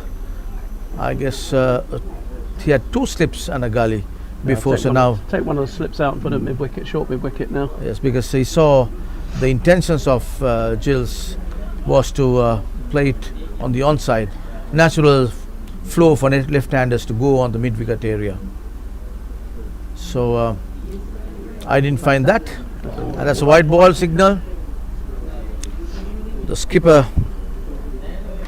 Brian Goodwin has positioned a person catching position short mid wicket, taken the second slip out, and just positioned him there for anything not connecting properly. Trying to put over mid wicket there again. Again he goes for a pull shot, misses it. Just hit him on his thigh pad. No run. As I was saying, most of the left-handers like to go on the onside, Bob. Yeah, I think Giles is a very good puller of the ball, but I think there's just a little extra bounce in these wickets, especially with the new ball. And I think it's just bouncing a bit more than he's anticipating. That's why he hasn't got hold of either of the pull shots. That's right. So that ball was a rising delivery, shortish delivery, but he was trying to get that ball from the off stump towards the onside, towards the mid wicket area, but did not get hold of that. So a good bit of bowling at the end by Jimmy White to end that over. Total still remains at 14. I beg your pardon, 20 for no loss. Scoreboard shows 14, and thanks to our scorers here. That ball driven firmly, but not firmly than I thought actually. It went directly to the extra cover fieldsman, and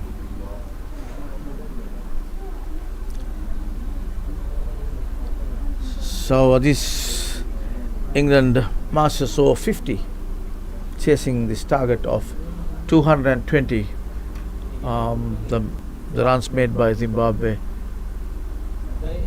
That ball, a pitched up delivery, pitched on the onside.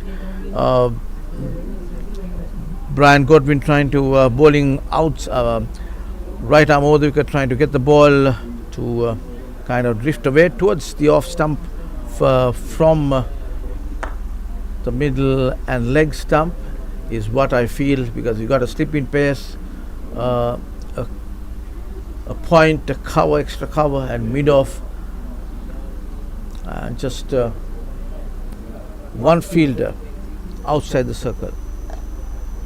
And that time the batter just takes 2 steps out and plays defensively. No run there. This is Giles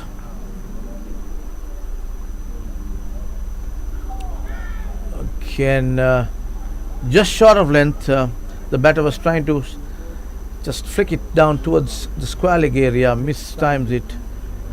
There was a half-hearted appeal for an LBW, but ball I thought was drifting towards the leg stump, right? Yeah.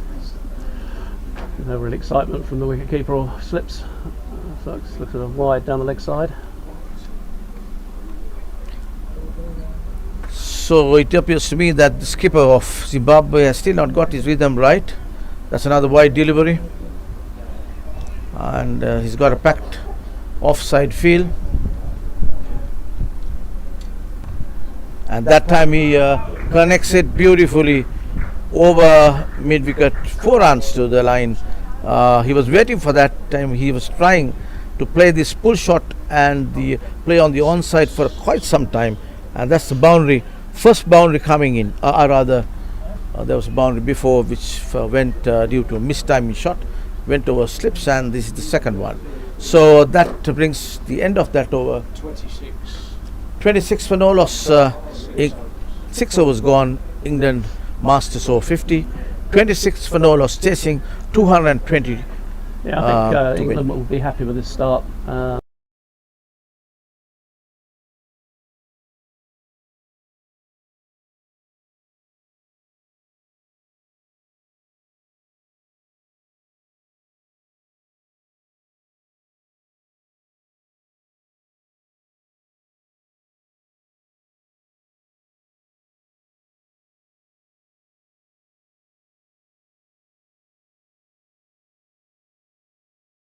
Welcome to the IMC Over-50s World Cup 2025. Experience the unforgettable moment.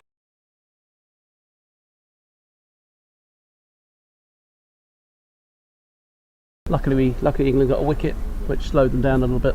Oates was playing well, and he got a brilliant 100, I would say. Yeah. 107 of 116 deliveries. So he, together with Gavin Lindsay, and a little bit of contribution there by Nalaka Fernando as well. He got 23 of 24 deliveries, which I thought was just a cameo by him.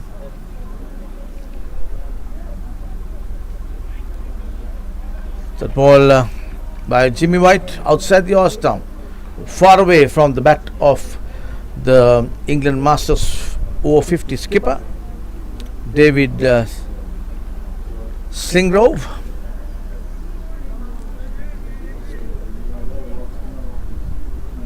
David Snellgrove. Snellgrove. There you go. Yeah. I've been trying to get that name properly for quite some time. Snellgrove. Is that Am I correct? correct? Thank you. So I'll break that into 2 and say it's easy, Yeah. much easier. Probably easier that way. Snellgrove.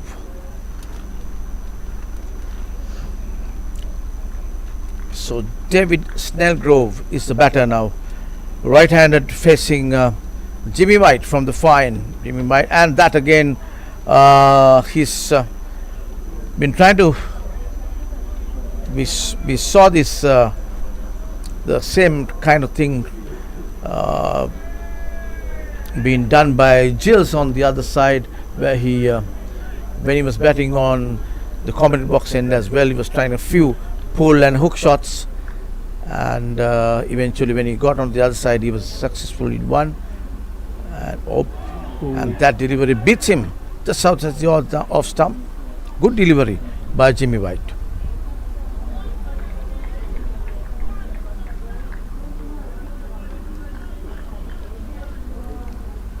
Bit of a loose touch from David there.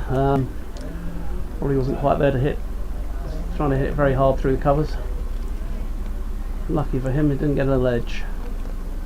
That's right. On and off they'd be missing trying to pull, and that shot again, he was successful in his pull shot, but that went directly to the mid-wicket, short mid-wicket area. No run. Total 26 maiden over.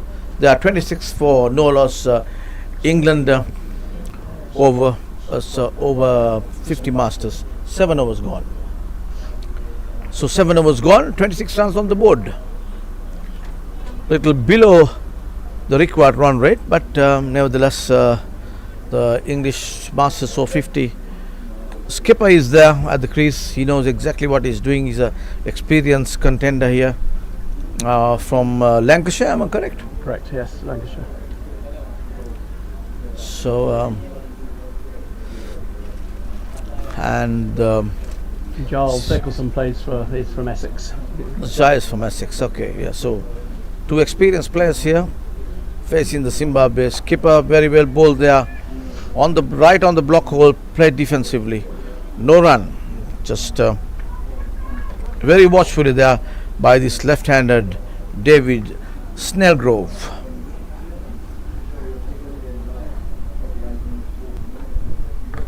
Beautifully played, just slashed that outside the ball, pitching outside the off stump.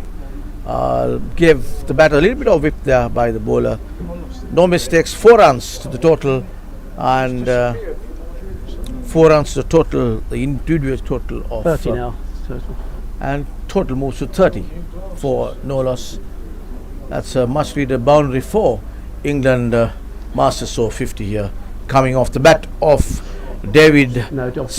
Oh, that's Giles. All right. All right, that's Giles. Yeah, Giles. Left-handed Giles, well played there. Again on the front foot, just a few steps up, coming out of the crease. He can afford to do that because the wicket keeper is far down. There's no way of getting a stump in there. Again, a couple of steps up, plays defensively. No run. 30 runs, but no wicket. England Masters over-50 here. That again came down the track. Giles, but he wanted to kind of go over the top, but decided against it at the last minute.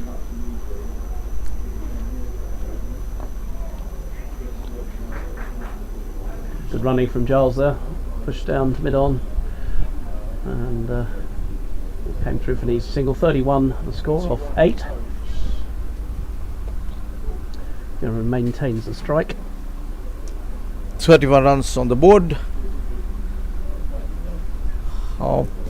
Chasing this 220 runs that they'll have to get in their allotted 45 overs. 31 for no loss, and these two batters just trying to build this English over-50 Masters innings, playing against the Zimbabweans. Same bowler will continue.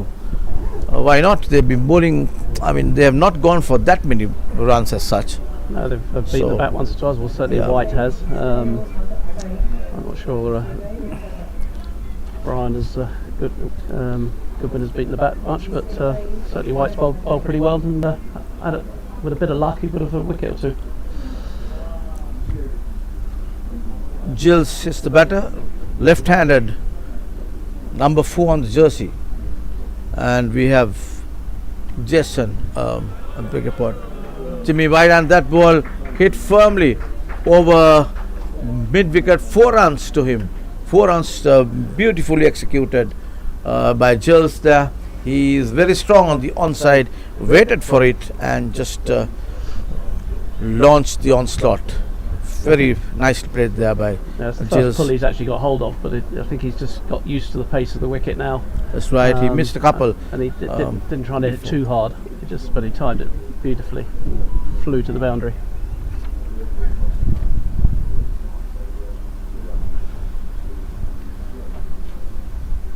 White comes in.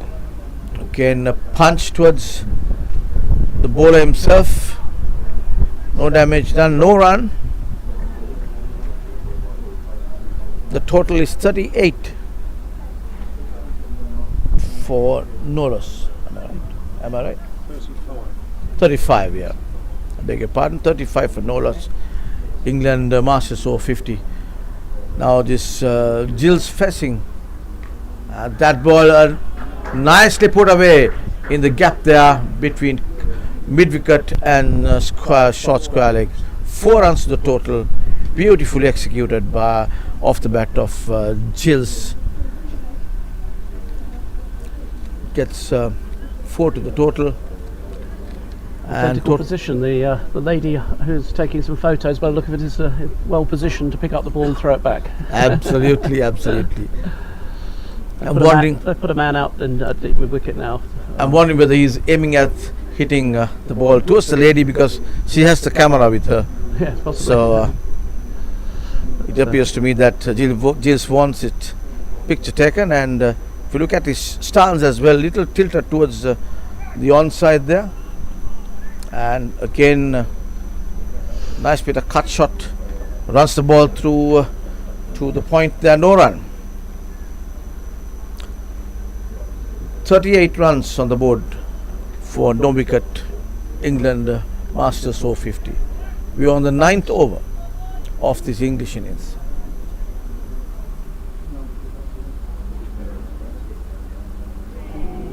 Again beats him with that, just an attempted shot outside the off stump. Couldn't get hold of that, no run.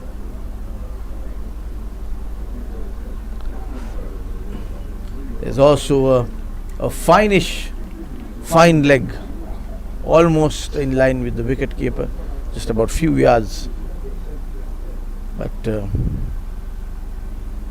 which gives the indication that he's going to bowl wicket to wicket, and he's been positioned there as fine leg just for that odd one which may go down the leg stump. So that comes to the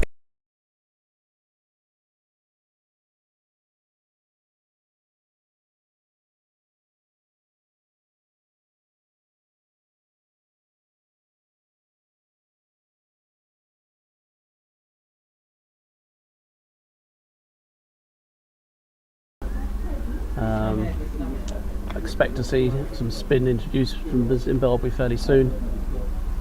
I think in this heat, I think 5 overs is probably more than enough of seam bowling. yeah, but Wicketkeepers you're right, but change the field a little bit. Wicketkeepers looks like to stand up.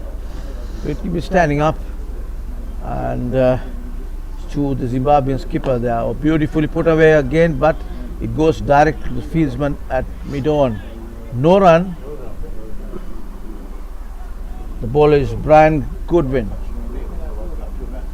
Right arm over the wicket to the batter, David, the skipper of New Zealand. That ball put away beautifully through the covers boundary into the gap, 4 runs, and that brings 4 runs to the total, much needed boundary for England Masters Over-50, and takes the total to 43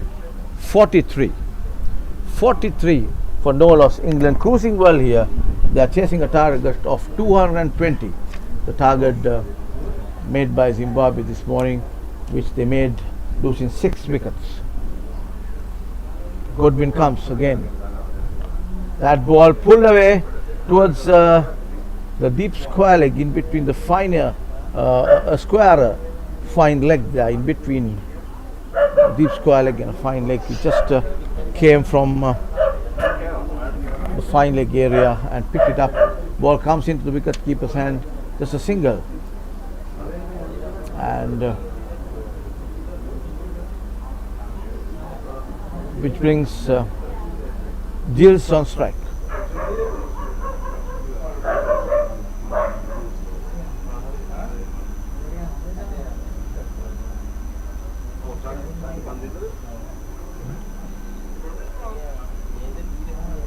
Brian Goodwin is the bowler coming from the press box end.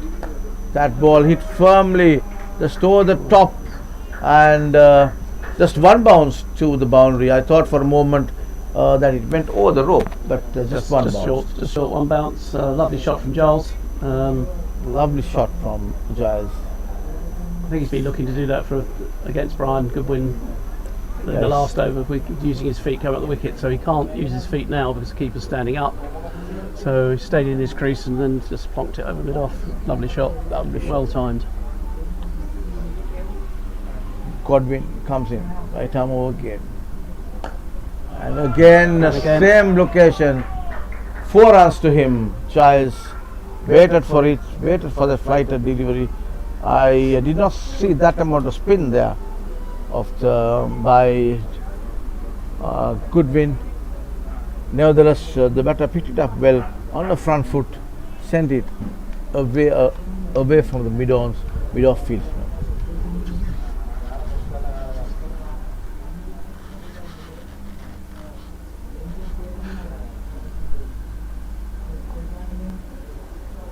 We come round the wicket, see if that helps him at all.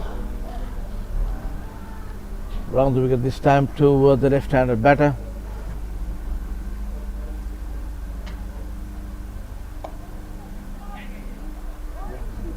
That's well bowled, but the English batters, good running, very quick off the field, and the non-striker also responded. That is David Snellgrove. 53 runs, 10 overs gone. England chasing 221 to win this game.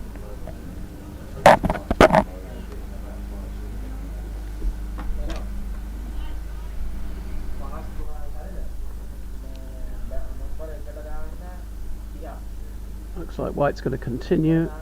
I think Goodwin's definitely coming off. Probably change of bowling and not this over, the next one. White is still the bowler. He's coming in from the far end. He'll be bowling to Giles Eccleston. Giles. The left-handed Giles waiting to face Jimmy White.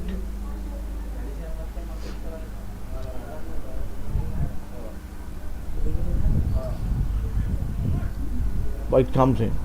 Right arm over the wicket to the left-hander. And again, nicely taken the gap there. 4 runs written on that from the very word go when he played that shot. Very well executed. 4 runs to total 57 for no loss England. They are cruising well. These two batters are putting the foundation for the rest of the group, the middle order, to just go ahead and do the honours.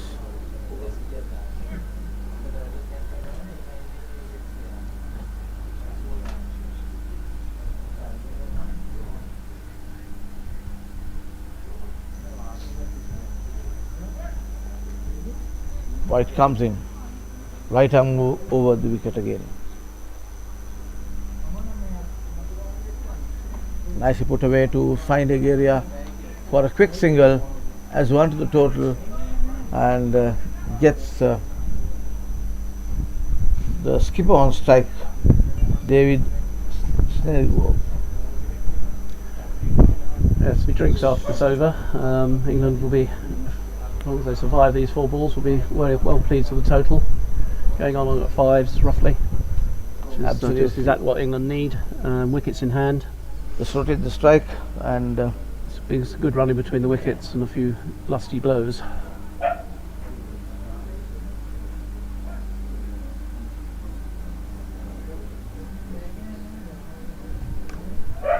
cut firm, on the back foot, driven firmly towards the cover area.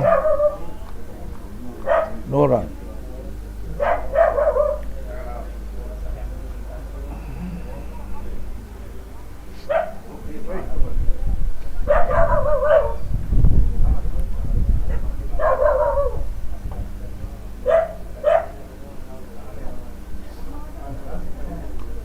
Again, pushed it towards mid on by Giles. No run. What's the score? 58. Score is 58. England masters of 50 for no wicket here. And that ball got a thick outside edge, went through the slip cordon there, and the first slip, it is Stuart Kashlul.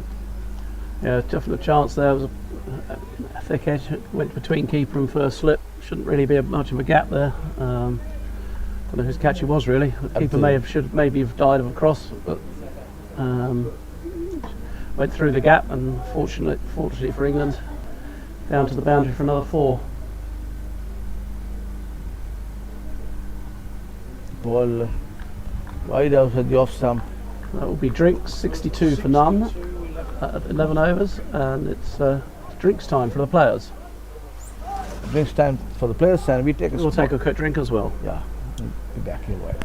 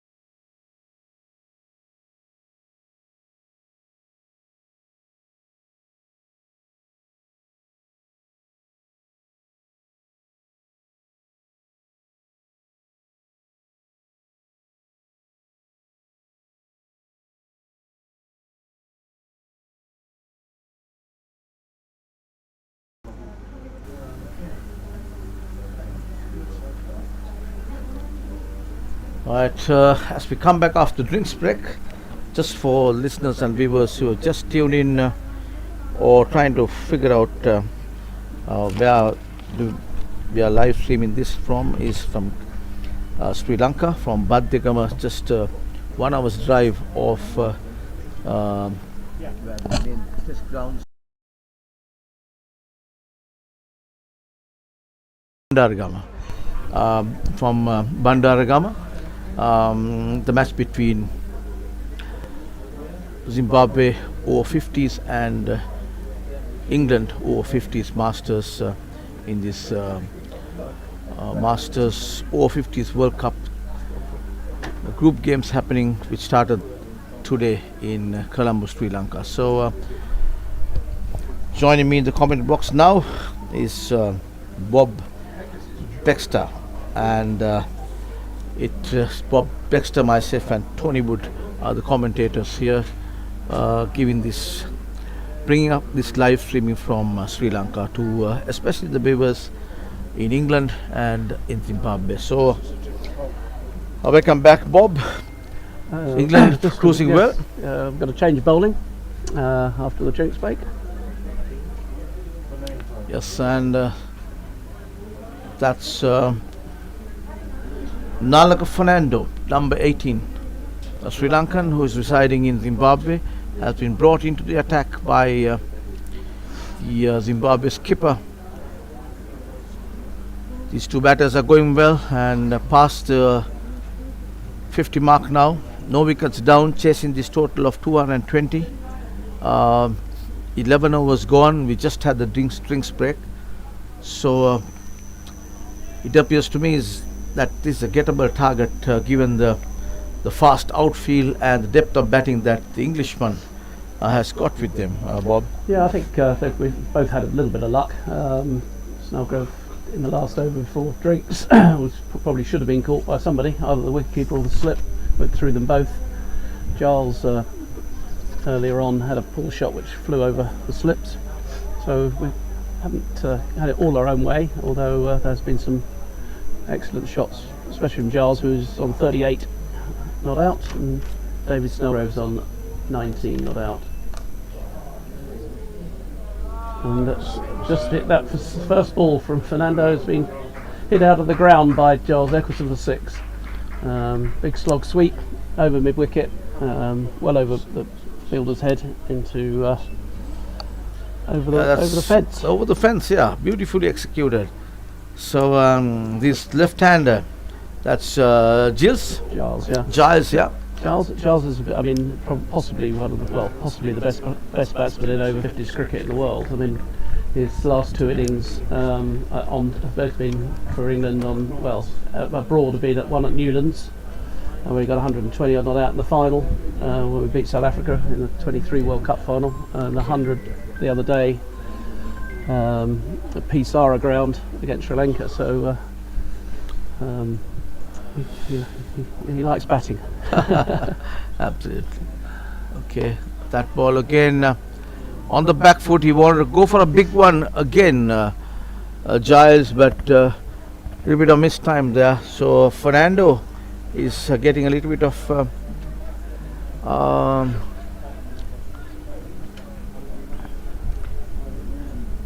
hitting by this batter again. Punched it towards the extra cover area. A little bit of fumble there by the fieldsman, and the batters crossed over for 3 runs. Two runs. 2 runs to Giles. He seems to be in good nick, and as Bob was saying, he's one of the better batters in world cricket of over 50s, and that again from the full face of the bat punches it towards the mid off, and that's a single to Giles. He's on 47. This is okay. 47, 3 runs short of another 50. The last match he played 2 days back with Sri Lanka, over 50s Masters, he got a 125, and he's continuing his good form here, and he's really pumped up with that 6, which really went over the fence. And this is a big ground. It's actually the 2nd largest ground in Sri Lanka. There's been some big 6s today, because the Zimbabwean chap who got 100, he hit some Oates. Yeah, he hit some Jason Oates. He hit some big 6s as well. As you say, it's not a small ground by any stretch. In fact, it hit 9 6s. I've just been told by 9 6s. Alan Jones, the scorer. Thank you, Alan. Yes, he got 9. He went for 9 sixers and 5 sixers and 9 boundaries. Yeah, that was Jason Oates, 5 sixes and 9 boundaries, and that ball just down the track, beautifully driven, finds the gap between extra cover and mid off. 4 runs to Giles there, beautifully executed, and that brings his 50 half century for Giles. A beautifully executed nice bit of batting here by Giles. He's just continuing his form from the Sri Lankan match. That was a warm-up game which he played at the PUSA Oval in Colombo, and continuing his form at Bandaragama at this PUSA stadium. Yeah, an excellent over for England there. 6 and a 4 from Giles in there. 76 for none off 12. That's quite an expensive over, and this total Total is 77 off 12. Sorry, 77 runs off 12 overs now, and that was quite an expensive over. Good over for England, expensive over for Zimbabwe. So these two batters are going pretty well now. It's a new bowler. It's coming to the attack from the far end. I'll give you the name in a while. It is Stuart Kashula. Stuart Kashula is the bowler. Bowling right arm over the wicket to the right-handed skipper of this England over 50, and that was shortish delivery. Wanted to go over the infield there, but again did not time that ball properly by David Snellgrove. Went to the short mid-wicket area, no run. Again pitched up delivery, pushes it to cover. He wants a single but sent back by Giles there. No run to the total. So far dot balls with this number 88 Stuart Kashula. Nicely put away between Skralek and the short mid wicket for a quick single there, which brings Giles on strike. 1 to the total. So these two batters, they put the wrong one or the bad balls to the rope, either a six or a boundary, and just get the strike rotating, taking singles and twos, which is a good sign, and way to go where England or Masters over 50 team is concerned. So the bowler, I guess he's bowling off spinners from the far end there, bowling to Giles. Stuart Kusla is the bowler, and the captain of Zimbabwe, Brian Goodwin, marshalling his fielders, is just pushing the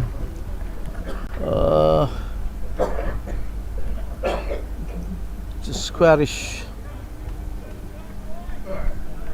squallig, or rather short squallig, I would say, in between short squallig. It's standing inside the circle.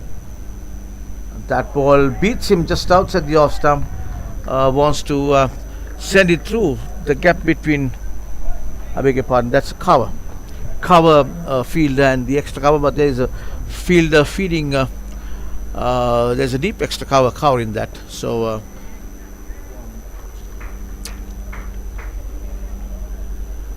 Cover's quite deep, so Joel's just seeing that he's quite deep, just pushed it into the gap and run a very easy single. yes, the previous one he wanted to just send it through the gap there, but missed it. But next time just took a single, playing it to the extra cover area.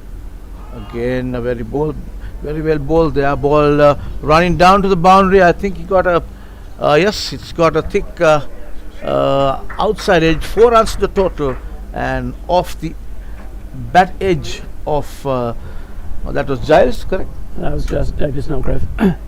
Okay, that's David. David. 83 for none off 13. 83 runs for no wicket of 13 overs. That went off the bat of David Snellgrove.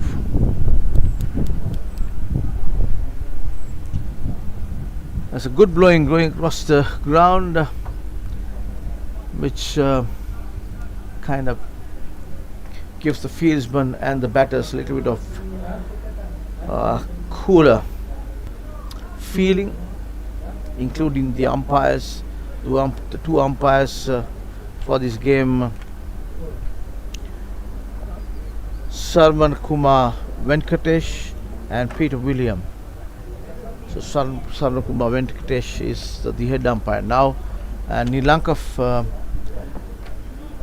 Fernando is the man, jersey number 18, operating from the press box end.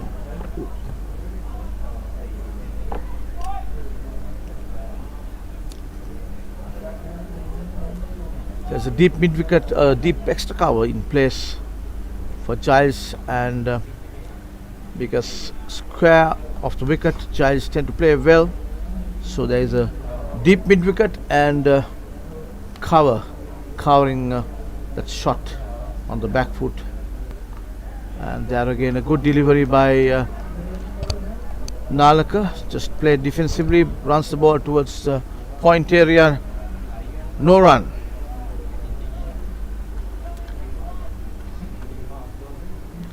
Nalaka Fernando operating from the commentary box end. Flighted delivery, an orthodox off spinner there, pitched just on midland leg and ball turning towards the off stump of the left-handed batter. Giles defensively played with respect that it needed, and this ball, he comes down the track, punches it towards the mid-off for a quick single, takes that gets it another single to the total, 84 to the total, and brings the skipper David Sengrove to Snellgrove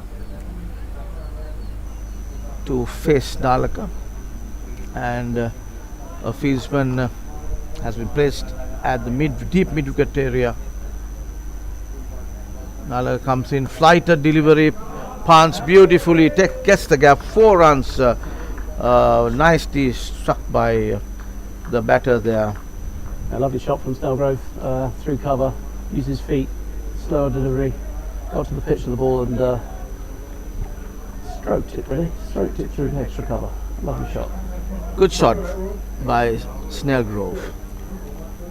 Lovely shot, 4 runs to the total, takes the total to 88.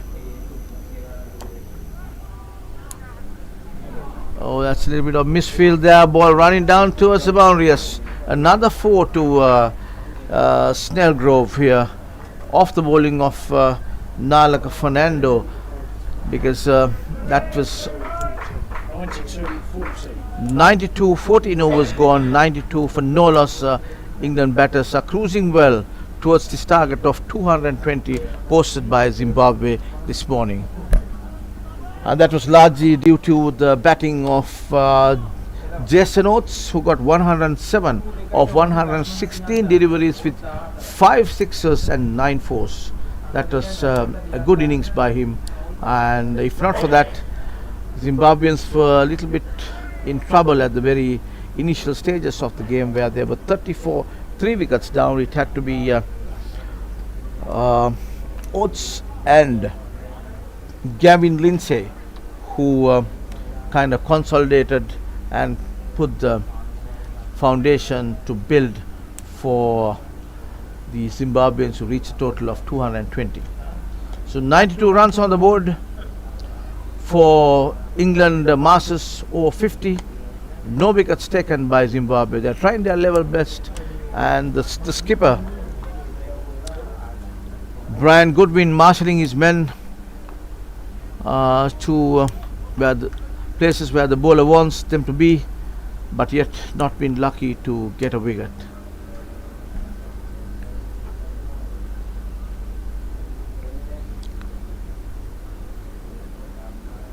That ball again, there's a late cut, little bit of nudge there towards the short third man area. No run.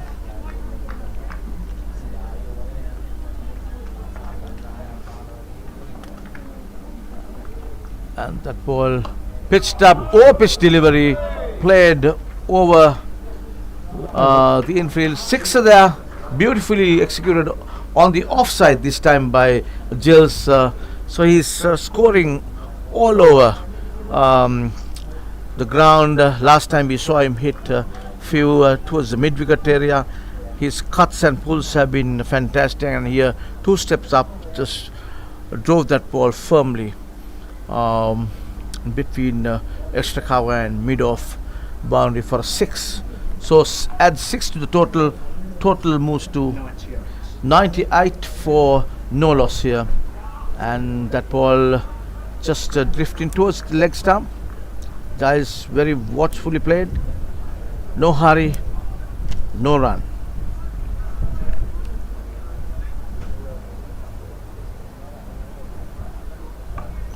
That ball again on the back foot, cuts it firmly towards the sweeper cover area. They are picked up just inside the boundary line.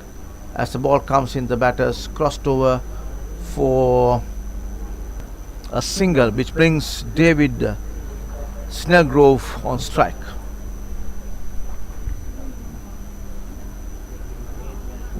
The bowler is Stewart.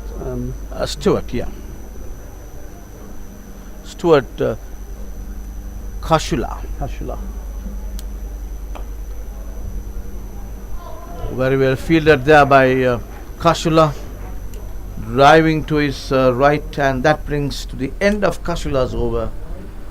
Total 99 of 50. 99 runs of 15 overs is what the England batters have gone so far, chasing this target of 220 posted by Zimbabwe. Yeah, great start from England. First power play out the way, so Zimbabwe can now have an extra fielder out if they wish so. They've now allowed 4 out for the next 15 overs out of the circle. But yeah, it couldn't have been a better start for England. 99, no loss, and the rest of the team will be hoping that these two just carry on. And that ball from Nalaka Fernando. Giles just 2 steps up and drives it firmly towards the deep mid-on, long on area. It's the 100 up. 100 up for England, yes. 100 runs. 100 partnership for these two. And 100 partnership as well. Fantastically executed by the skipper and Giles of England. The two openers still at the crease, chasing this target, just 120 runs behind the target posted by Zimbabwe. No wickets down. So Nala comes in with the next one. That ball wide outside the leg stump. So obviously he's been hit to all parts of this ground. So he's losing his rhythm. Nalaka.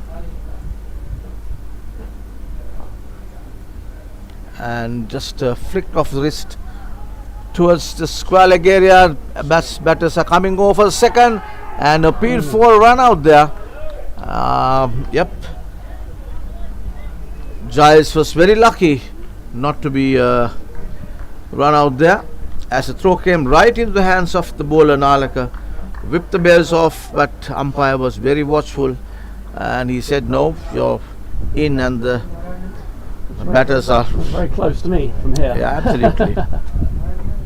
Very close to me as well. For a moment I was thinking whether it was out, but the umpires certainly thought otherwise. And so skipper not out. Nalaka comes in from the commentary box in. That ball, the skipper David Snellgrove trying to cut that ball, just misses it. And no run. Nalaka comes in, and that ball, no ball. That's too high. No ball signaled by the umpire and put away to the third man boundary for 4. So gets 1 to the 4 runs to the total, and Nalaka has not been able to find his rhythm at all from the very word go, from the very first ball that he bowled. Bob, I haven't seen him bowl into a good line and length. No, Giles has got after him a little bit, and I think it's kind of affected his rhythm, isn't it? Giles has decided to plonk him down the ground a few times, and I think hasn't helped his confidence or his rhythm. Yeah, for the moment Giles is on the non-striker's end.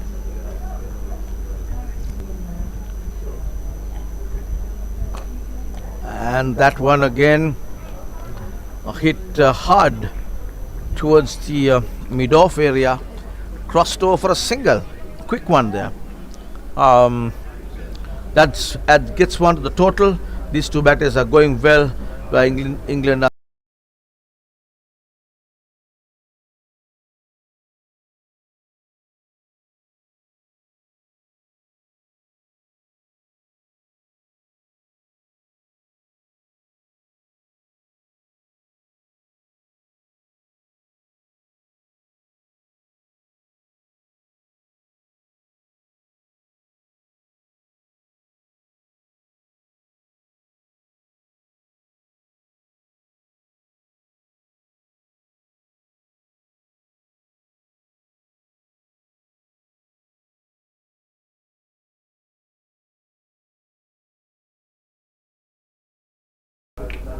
not going to be out of this game very quickly.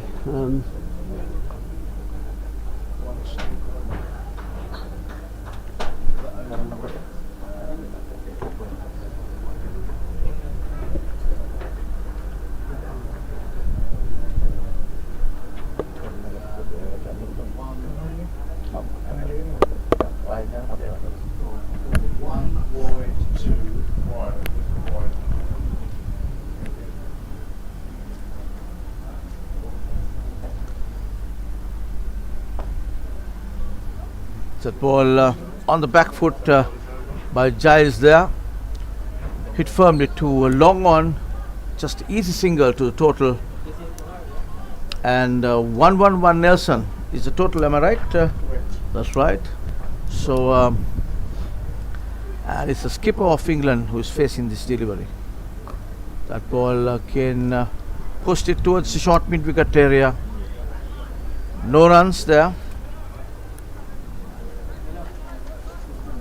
And it's Kushlal is the bowler, and that ball totally mistimed, little late on getting onto the back foot there. He was not very sure, went on the front foot and lately came onto the back foot, mistimed it, and the ball almost fell just close to his body.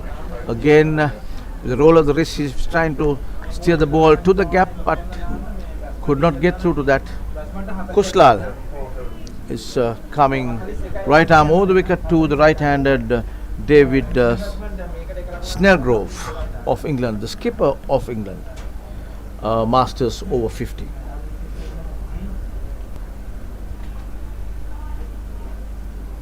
Stuart Kushlal,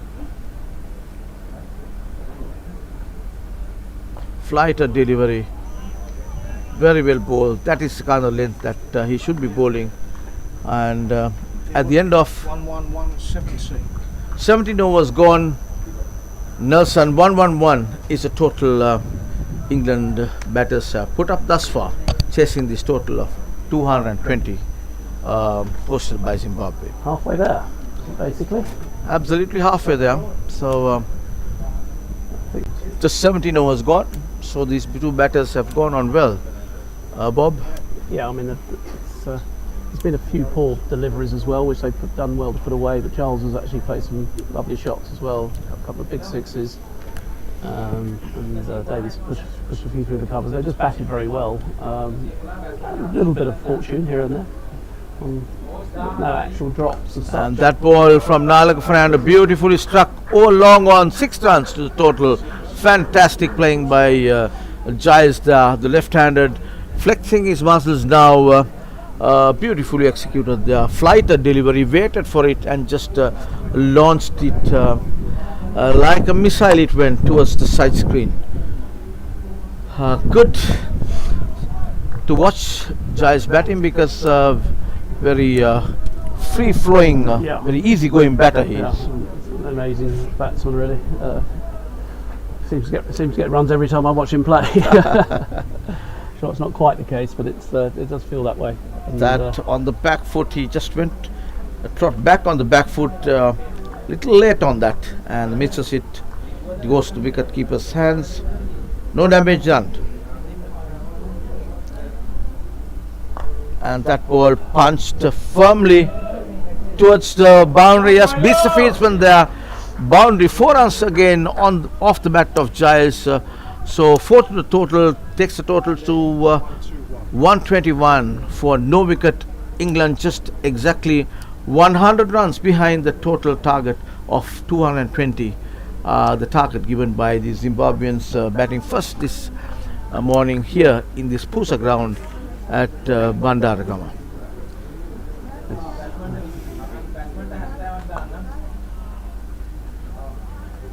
And Giles with that boundary moves to 70.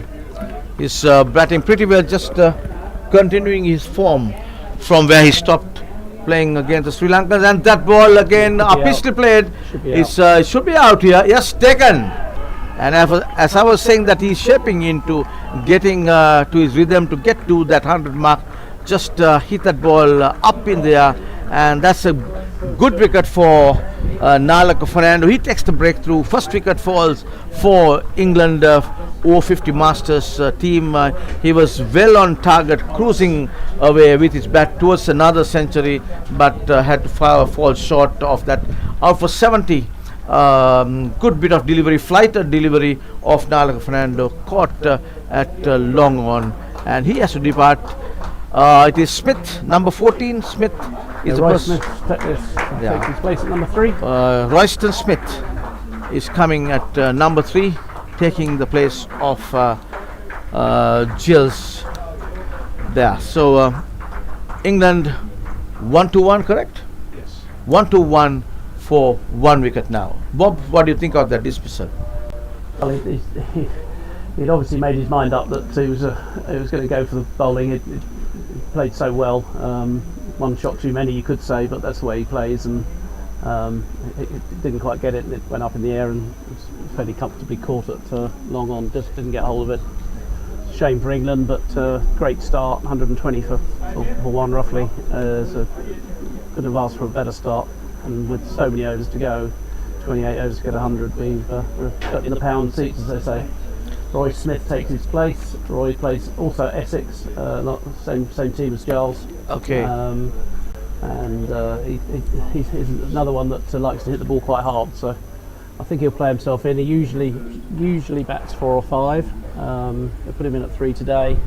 I think he'll want to have a little look at the bowling. He's got plenty of time to play himself in. But if he gets in, I think you'll see the ball hit as hard, if not harder, than Giles. Is that right? Okay. Understand. So that's good for people who enjoy batting. May not be good news for the Zimbabweans though, but nevertheless they have taken the wicket of Giles. He was pretty set, looking at 100, another 100 back to back if he had got that, but fell short of about 30 runs at the end. Nalaka Fernando is the wicket taker there. He's been quite expensive though, but nevertheless have been able to take that wicket of the free-flowing Giles of this England over 50 cricket side. So Nalaka a little pumped up with that wicket, marshalling his men, rather assisting the skipper to set the field for himself for the new batter, right-handed batter, Royston Smith, facing first delivery from Nalaka Fernando. First one just punched towards mid-off, and that's a good over from Nalaka. Took the wicket of Giles. No run in that last delivery, which keeps the non-striker David Snellgrove on strike, and we have to see who the bowler would be. Yes, the bowler is going to be Stuart Kushla, coming right arm over the wicket to the skipper of England. He's bowled into a point, extra cover, a shortish mid-off and a little deeper mid-off at the end of the infield there, and you got a deep mid-on, short mid-wicket, deep mid-wicket, and a short square leg.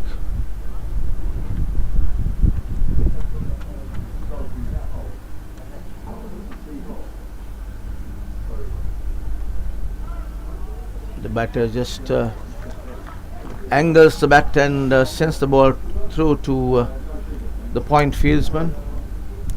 No damage done, no run. Yeah, it's not great. We want to make sure that we don't lose another.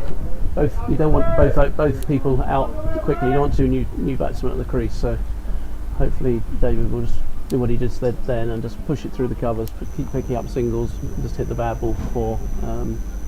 So what you don't want is two new batters at the crease playing themselves in, and sometimes a bit of pressure comes in if you get 2 new men in. So Snellgrove's got an important role here to stay around, pick up the singles, and instead the other 4 he bowls a bad ball. And that ball very well bowled by Stuart Kausla. When Royston Smith just glance it towards the short fine leg area. Just one to the single. That's a bye. That's a bye, correct? Yeah. Adds one to the total 222.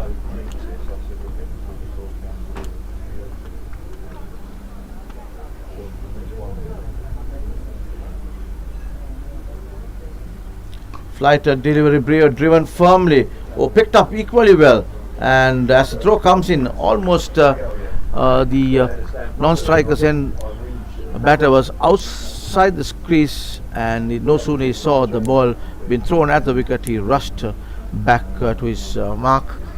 No damage done. 222 for 1 wicket England, and that was very well bowled. Got a little bit of spin there, ball moving towards the from middle and off towards the leg stump.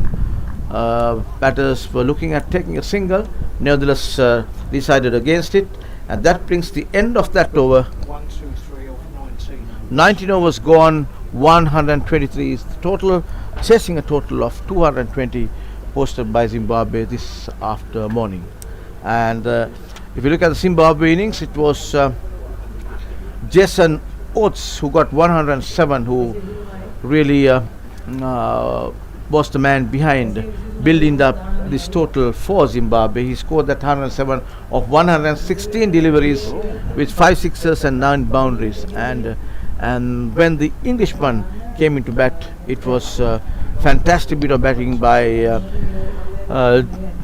Giles and the other opener David Snellgrove, where the partnership was over 100.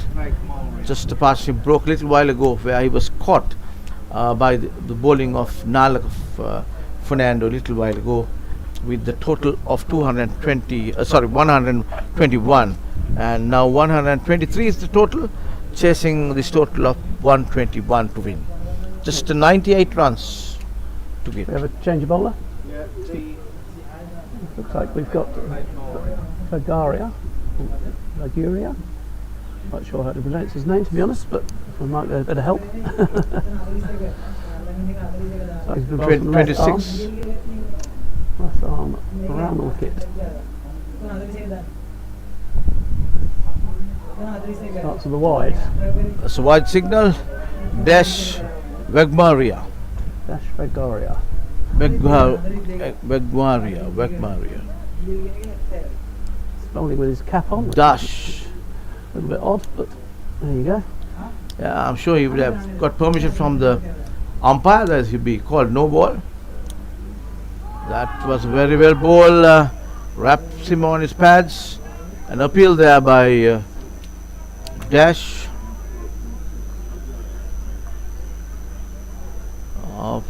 Rejected by the umpire. He comes left arm round the wicket to Royston Smith, troubling the batter a little bit.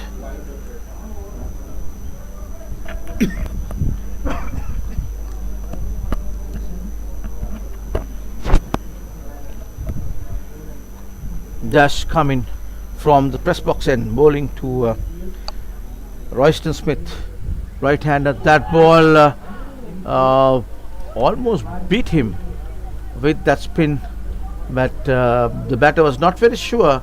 Ball kept a little lower than expected, and some of the Sri Lankan wickets, sometimes this part of Sri Lanka, it tend to happen, where as the day progresses, the ball tend to keep a little lower than expected, which always keeps the batters guessing, and that's exactly what happened the previous delivery.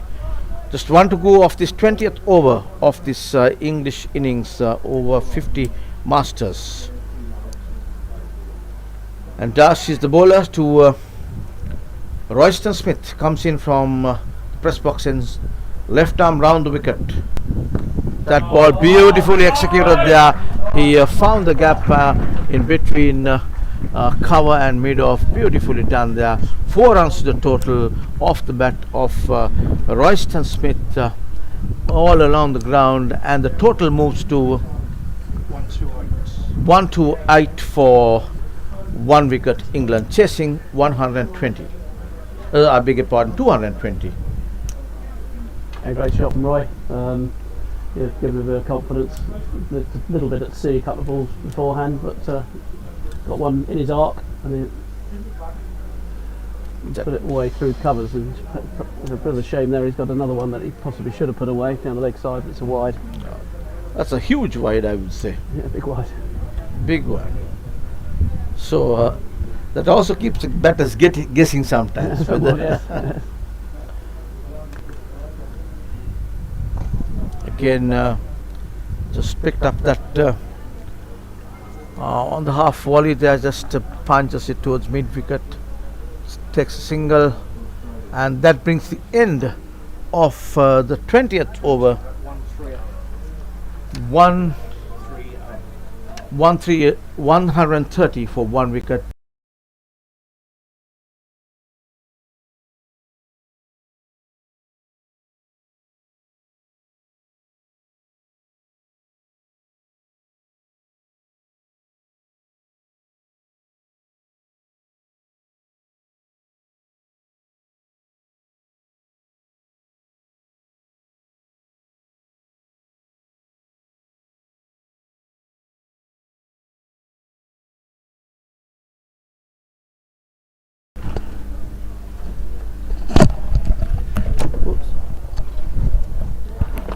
Welcome, Woody.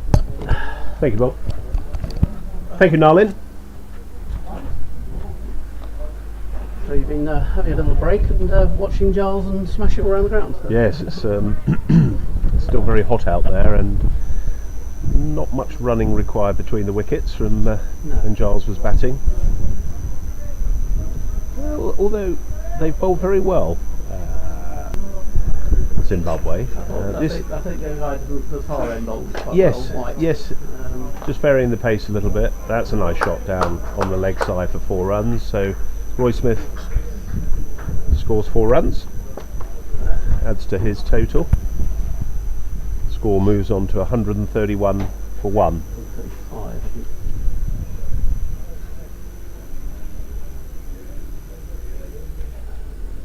Apologies, 134 for 1 on my screen.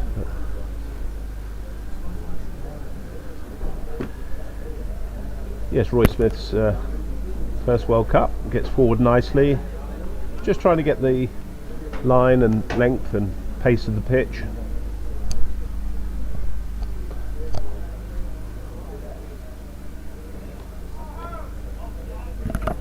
Just played to the offside for no run. No rush there for England. They've batted very well, and obviously 221 is the target for them to win this one-day international. It's been a good contest.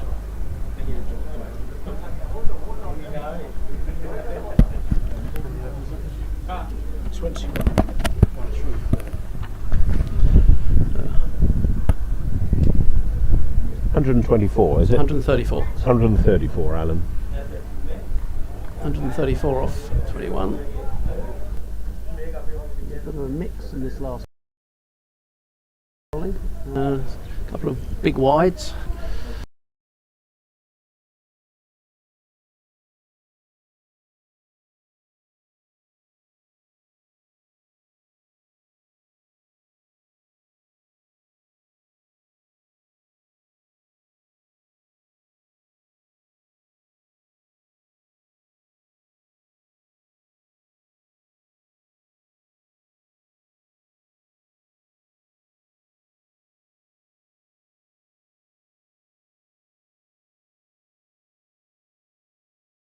Mid-wicket long on and behind square deep, but that's the region where David likes to play.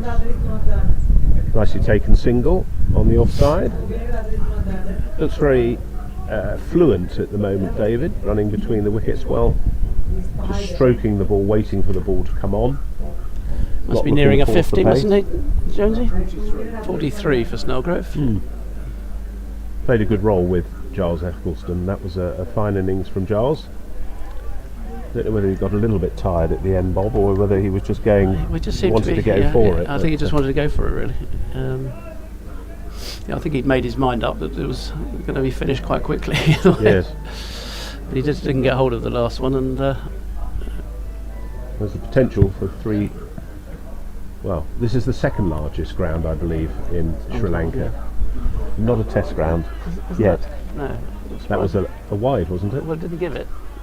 No, when maybe he moved his position such that it wouldn't have been a wide, the batter. But Pretty wide to me, but there you go. He's the umpire. I'm not. as he comes in, Smith's hit that, and that's a big 6.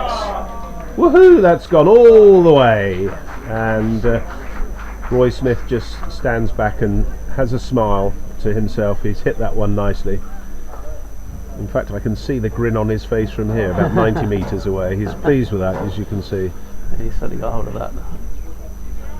Playing his first World Cup. I'm sure he's got plenty more to come for England. And that's very watchful, well bowled. Just varying at the pace a little bit, but end of the over. 141.22. So 22 overs gone, 141 for 1, and it's a drinks break, so we'll come back to you in a minute.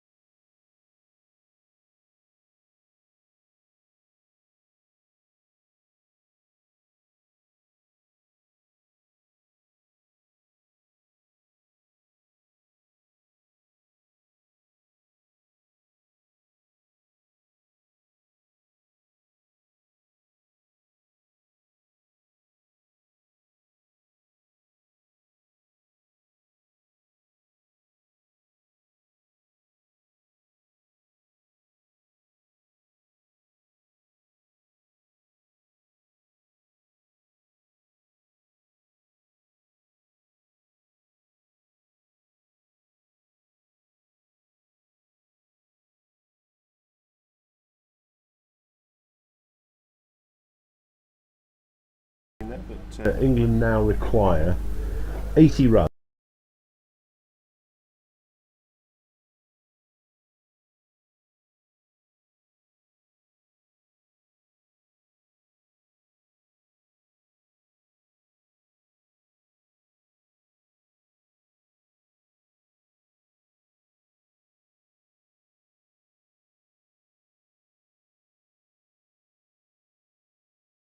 Big field here.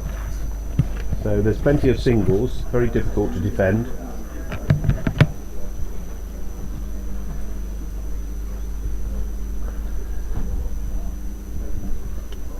Right, it looks like Stuart Kashula's coming back, still carrying on from the far end.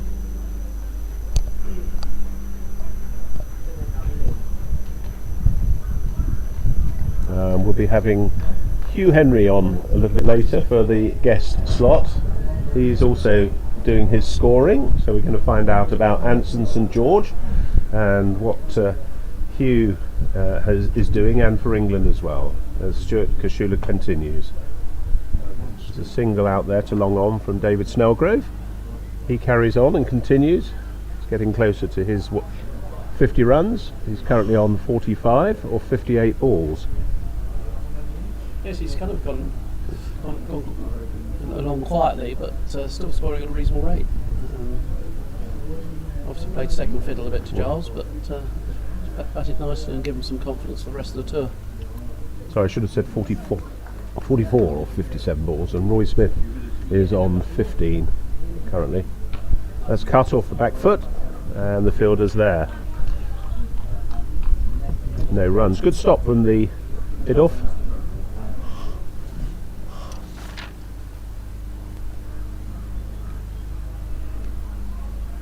Richard Jarvis is at mid-off for Zimbabwe. They got down quickly to his left.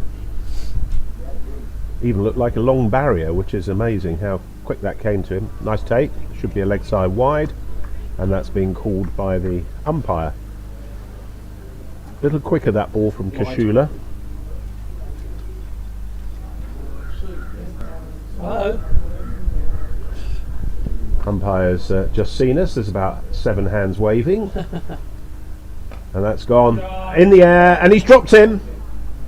So Roy Smith's had a life there, should have easily been taken. I was just saying that Richard Jarvis had excelled with that previous ball, but he's just dropped that. Looked like an easy catch, so he's given a life to Roy Smith.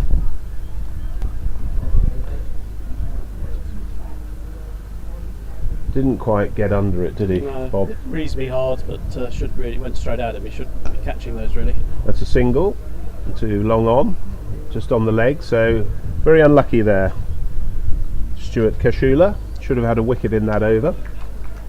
Quite an easy chance to Jarvis, which went down, but there we are.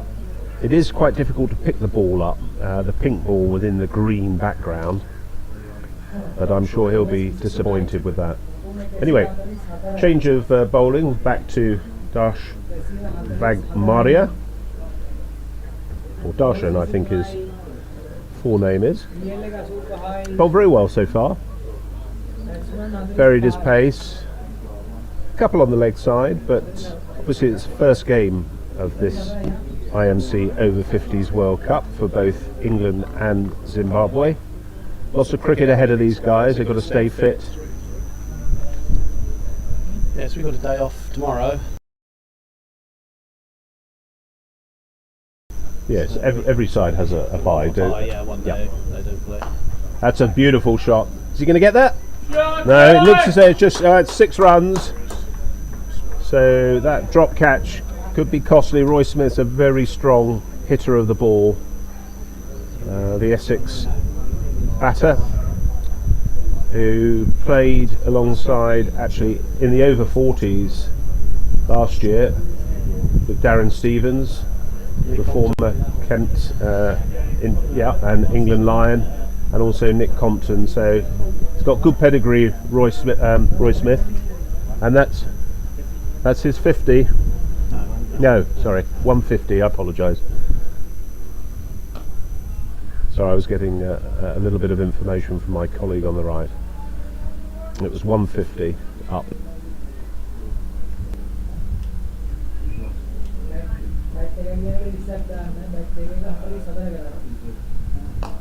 Oh, that's hit very hard. Very hard to the offside. So, yeah, that's he's making that drop catch pay for Zimbabwe here. They've just gone a little bit flat in the field there, which naturally always happens. It's got a bit cooler out there. It's a nice breeze now coming from the right to left, as you can probably see from the fluttering flags. Just tickled down the leg side. That might certainly be 2. Could just be pulled up, which it is. So it's 2 runs to Roy Smith. Starting to flex those muscles now.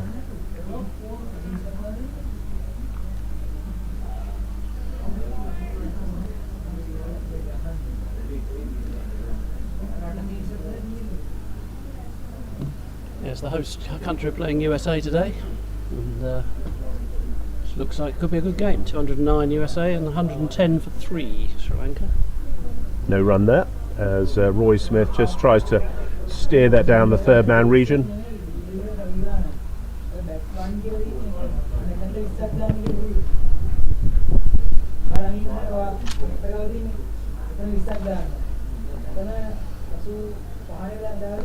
Driven. Well picked up by Bang Maria. No run there. 24 overs gone, 156 for 1. There was 65 needed. In 129 balls. I think it's 130, but I'm going to pick it as 1. It probably is. You're absolutely right. Computer says. Importantly, 126 balls. Importantly, David Snellgrove is on 44. And I have a very nice little app that I'm going to play when he comes on, which you'll appreciate, a little noise that comes over the microphone. We'll add our own sound effects. Okay, so David Snellgrove to face, Stuart Kashula to continue with his right arm off spin, bowled very well. Then he just plays that safely into the offside. So England getting closer to their total. Is it 221 required? Required, yes. Earlier in the day, Zimbabwe had a wonderful innings from Jason Oates, who scored a very good 100. It's cut, no run. Oh, it's just gone past the fielder, so a little bit of tiredness there on the point fielder. Just the one to Snellgrove. Takes him on to 45.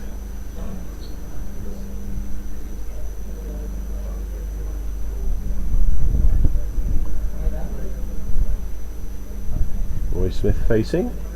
There he comes forward. No run that. Plenty of time. Do you think that the wicket's got a little bit flatter as the day's gone on? Or has it just been evenly? I think it's been a good wicket for sure. I think I was asked, is 220, I think it's probably par or a little bit below. And if we bat sensibly and well, we should back ourselves to get them. Yeah. Because the wicket's pretty good. It's not spinning a lot. No. It's not seaming a lot. A little bit of bounce, which Sharp got obviously, but he is 6'6" or whatever it is. So it's like to get a bit of bounce on most wickets. Well, 2 off the last ball there from Smith, who just cut that out to the deep extra cover region.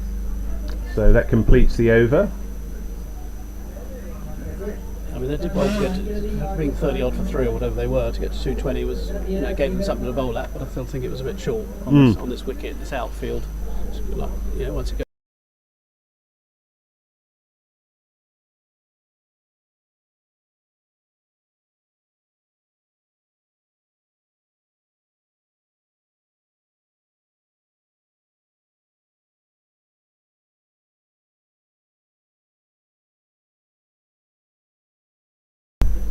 The umpire and the stumps.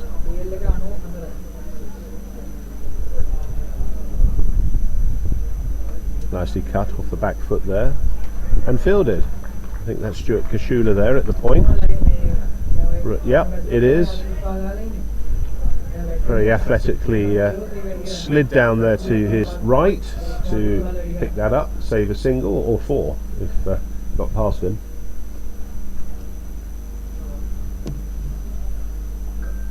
Well, it's a full toss, or certainly Snellgrove's made it into.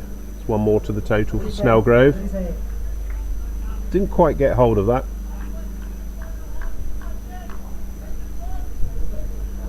Quite a long boundary on that side. Some of those 6s that were hit by Eccleston were quite substantial. They were, yes. Looks in good touch, doesn't he, Giles Eccleston, for England? He's It's nicely played off the legs, just a single there. That'll be quickly through from David Snellgrove. Just a single, another one to the total for Roy Smith. Yes, he's almost scored 200 runs on this trip already, which he's only been here about 3 days. Well, what impressed me was the way he used his feet to come down the wicket. He didn't look to, he hit hard, but he played good cricket shots and drove the ball well. That's a nice shot from Snellgrove. Again, made that into a full toss, but couldn't get it past the infield. I think that might be, is that Simba there? Well, he's known as Simba. Extra cover.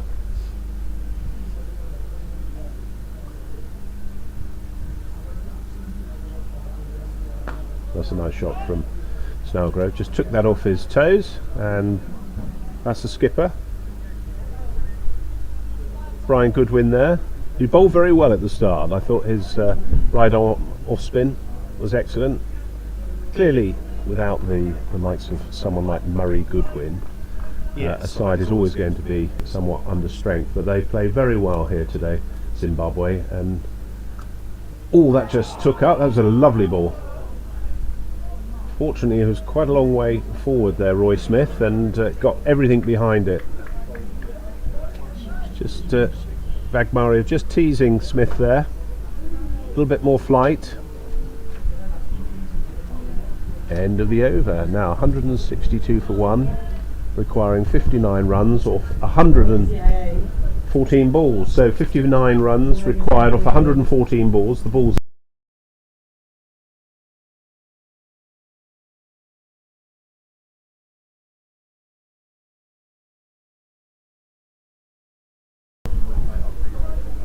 He's on 47 off 64 balls. So one shot will do it for David Snellgrove. I think for his first 50 for a few innings, actually. I'm not sure on the stats there. And he's just gone on the back foot, just played that through. Should be just a single. Takes him on to 48.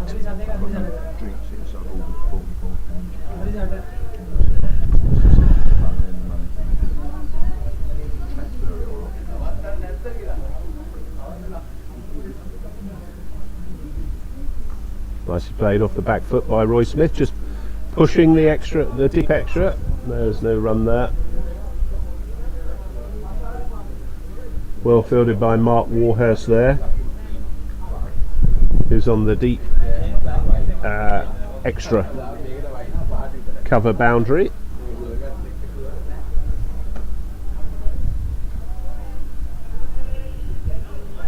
Just keeping David Snellgrove at bay here.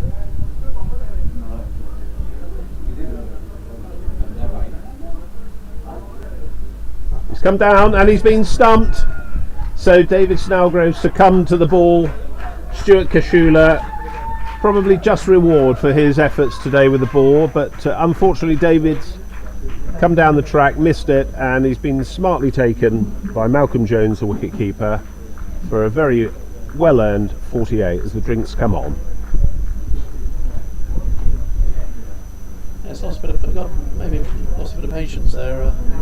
Tied down a little bit, hasn't he? And trying to do something a bit different, came out the wicket, and as I said, probably it's got a bit slightly bogged down in the 40s, didn't he? Yes. Not his shot, really, I would say, for David. He loves the ball coming on. It just wasn't the pace. But there's a fine knock from David Snellgrove. So anchored the innings there beautifully for England. So in comes Nasir.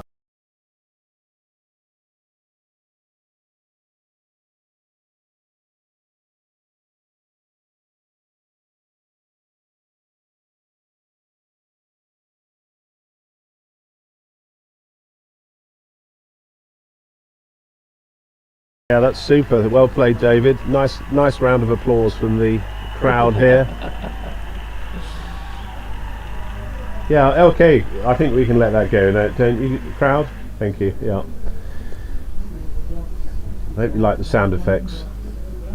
We're multitasking here. If I can just ask Alan, what was Giles? What did he end up on? 72, Eccleston. So an amazing innings there. Hit the ball well and hard. all parts of the ground. Good to see John Wildman there, who's not playing today, doing Drinks duties. drinks duties and getting lots of ice out to the guys. So first bat for Nasir Ahmed in this World Cup and on tour.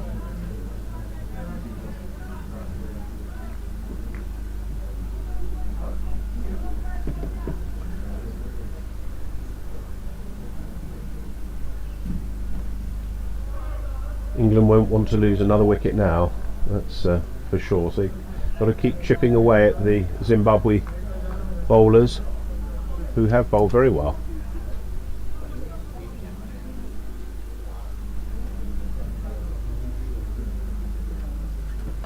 Just plays that nicely, just leant on the ball into the onside as the man from long on comes in. Just a single to Ahmed there, gets him off the mark. 165 for 227. Thank you, Alan. 165 for 2 off 27, if you can hear that back at home or wherever you're listening in from. Hopefully someone from Wembley is listening in to Alan Jones, who's England's scorer. Travels all around the world with England over 40s and 50s every year, doing the scoring. So it's Darshan Vagmaria still to continue. He's wearing his cap, likes wearing his cap. It's quite unusual, isn't it, to see bowlers wearing caps. Boycott did that once, didn't he? But did he turn his cap backwards? Round, I think, Yes.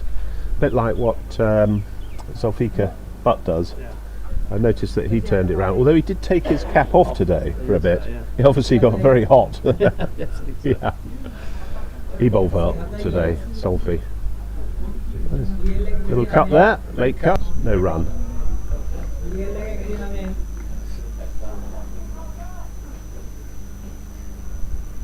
Likes that shot, Ahmed.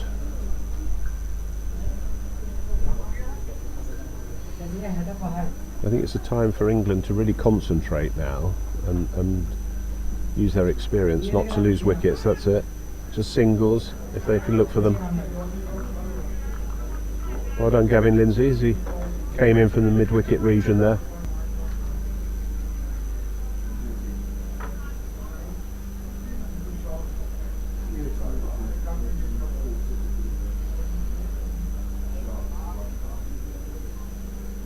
That's pulled. That's should go for 4 runs. Yes, it does.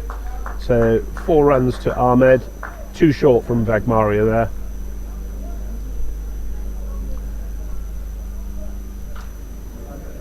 Just easy pickings there for Ahmed.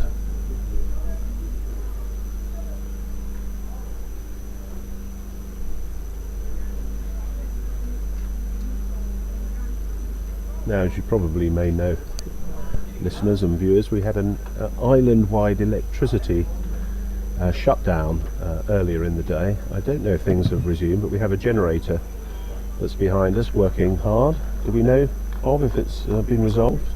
I haven't heard. I presume the fact the generator's still buzzing away behind us, it hasn't. But Right. I don't know.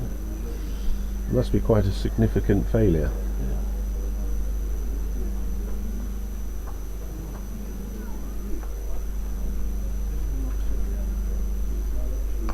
Nicely driven. Beautiful shot. Fielder won't get to that. That's a lovely shot on the offside.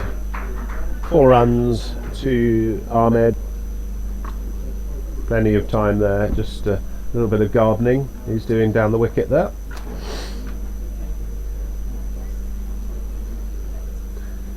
I can see from the smile on Roy Smith's face he's enjoying having a bat. Yes, I think he enjoys batting full stop. So he's very good in the field as well. He enjoys his fielding. And diving around, isn't he?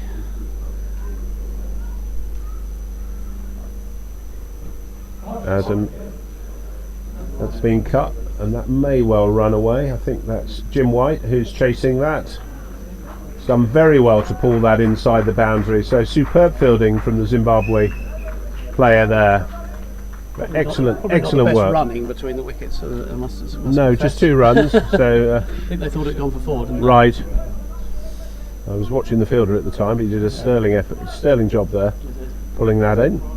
So just the 2 runs to the total takes the score on to 175 for 2 off 28 overs.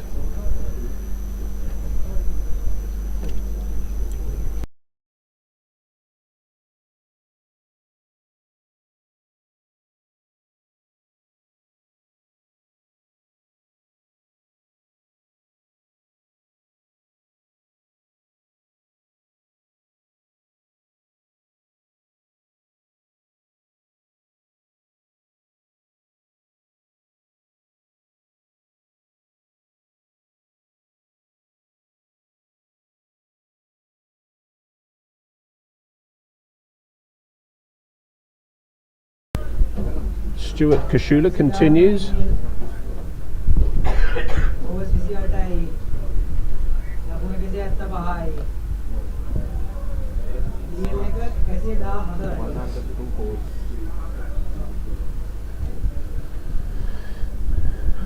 Got long arm out. Long on is not coming into play there. I thought Roy Smith was looking to wind up there. I think it'll be long before he does.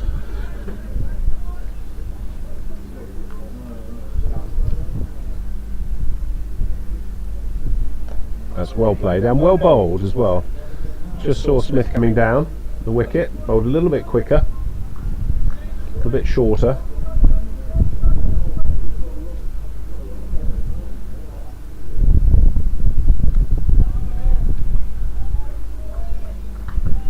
Yes, Roy's being very circumspect at the moment.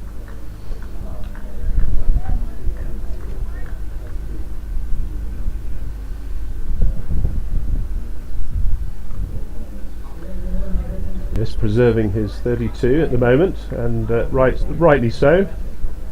Plenty of time for the England batters. Very good over actually, it's been very accurate, isn't it? Yeah, it's been very good. He's bowled a very good spell actually, Stuart. That's just gone a little bit astray. It's just with commentators' courtesy. Yes. It's good. No, it's not going to be 2. He's just told Ahmed to go back. It's a leg by.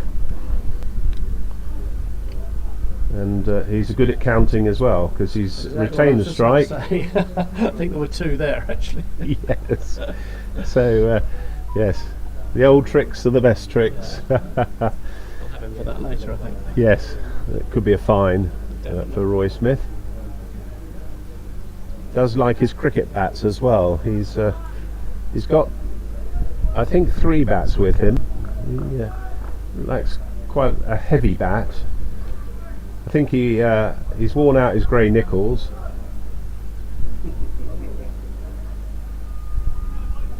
So he's gone. I think he's been sponsored by a bat maker. Keeley, I think, was the maker I saw on the WhatsApp chat pre-tournament. That's just turned around the corner nicely. So he should be coming back for 2 there. First ball of the game, first ball of the over, I'm sure he will. Yes, yes. Keen to face. He's moved on to, it should be now 34. He's obviously got his sights on a 50 here. If he can do that in his first innings, will be excellent work for him and for England. Maria comes in and he's just played that onto the onside deep, long on.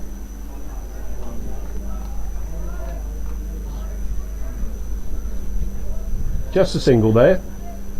Nicely fielded by Brian Goodwin there.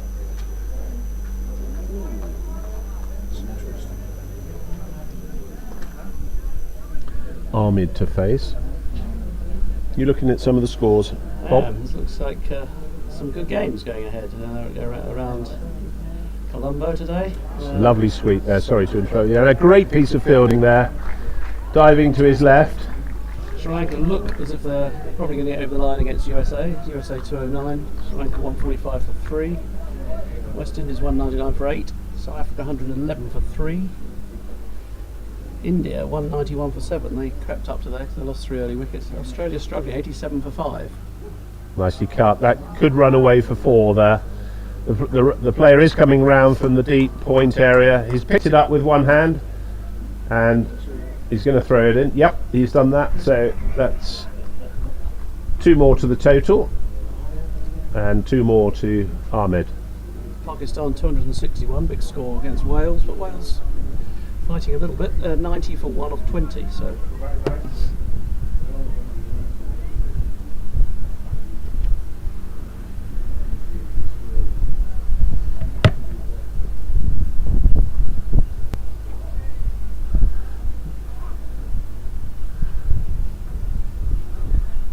Murray has been a little bit expensive here. This is his 6th over, 0 for 44 so far. I don't think he's quite found his line. No. He's got a lovely rhythm, but he's just not found his line to Smith and now to Ahmed. That's gone short.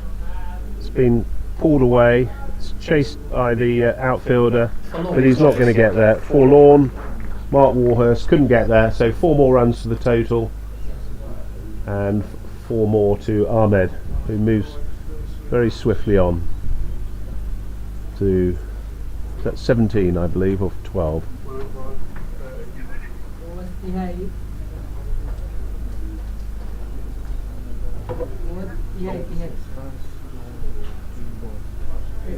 So it's the end of the 30th over, 15 overs still to go, but I expect they won't be required by England, who currently require 40 runs off 91 balls. The umpire's having a little look at the ball by the look of it. It's gone out of shape, I don't know, presume, or they're going.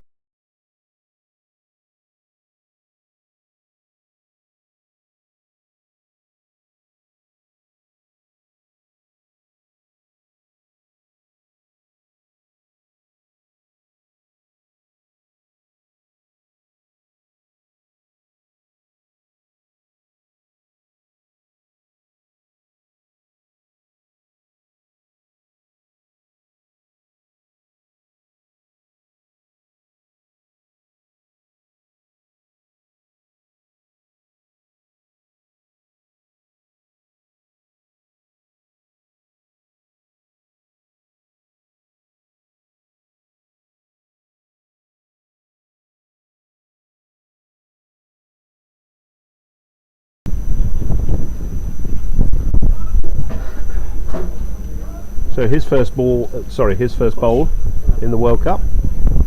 I've left a very short run, the keeper's standing back, I'm not quite sure what's going on here.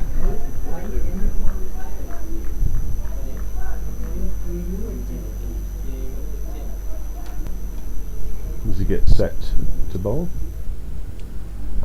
It's nicely forward by Smith. Patiently watches it. I thought the keeper should stand up here, wouldn't you thought?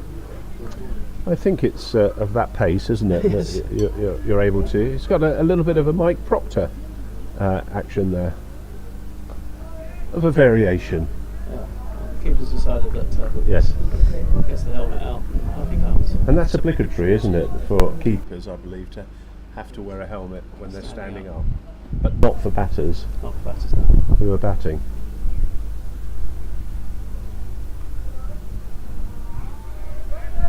Well, he started, he maybe should have bowled a bit earlier. Bowled very well so far. First 3 balls have been right on the money. As he comes in for his 4th ball, and that's just tickled down through the slip region. That'll run away for 4 runs, so there is no slip there, so 4 more to the total for Smith. I think Roy meant to play it down this way, but I'm not quite sure it was supposed to be that fine, but the replay will tell us. But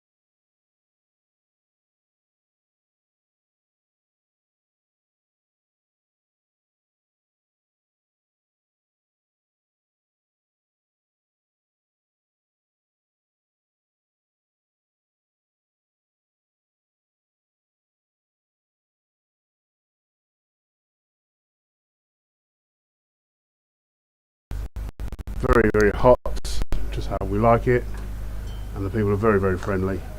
Oh, that's just gone past the outstretched hand there. 4 runs to Ahmed. A little bit pitched up there from Vagmaria to Ahmed, who took full force, full effect of that delivery. Now, one of the interesting parts of your life is your cricket club, Anson St George. Tell me a little bit about the club and what you do there. So the club was founded in 1952. It was a merger of 2 clubs. I joined in 1996. I was invited by my best mate, Lee Gilbert, to come and play because they were short. I hadn't played since I'd left school a few years earlier, and I've been with the club since 1996. That's wonderful. Yeah. And what role are you in there now? I So know you now play a little bit, don't you? I used to play. I retired a couple of years ago. I originally retired in 2017. Came out during COVID when we were desperately short. Having that, I'd never pick up a ball, set of whites, gloves, helmet, anything again. I came back out during COVID to help the team out. Did it for another 2 years. Wonderful. I'm now, what am I now? Fixture secretary, match secretary, and basically I score for the club on a Sunday, every Sunday. Wonderful, wonderful. Well, without people like you, Hugh, a lot of the clubs wouldn't run, as we know. A lot of work's done by the few. That's right. That's very, very, very true. But the few we have at Anston are very, very commendable. Can't recommend them enough. People like Jim Dale. Oh, he's bowled him round his legs, by the looks of things. No, that's come off the keeper's pads then. I thought that had taken the bails off with the ball, but Looks out. it did look it for this distance. We're quite a long way away, but my apologies for any false hope for Zimbabweans there. So Ahmed's still there as Vagmaria continues around the wicket, and he comes. That's a very, very well flighted delivery, and that's the end of the over.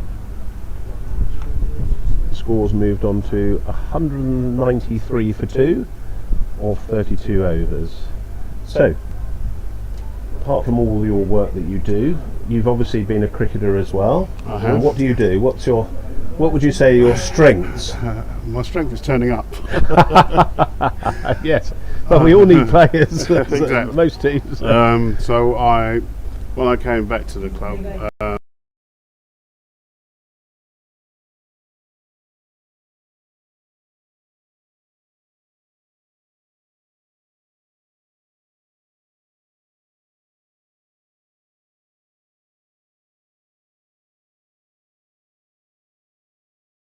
Wonderful.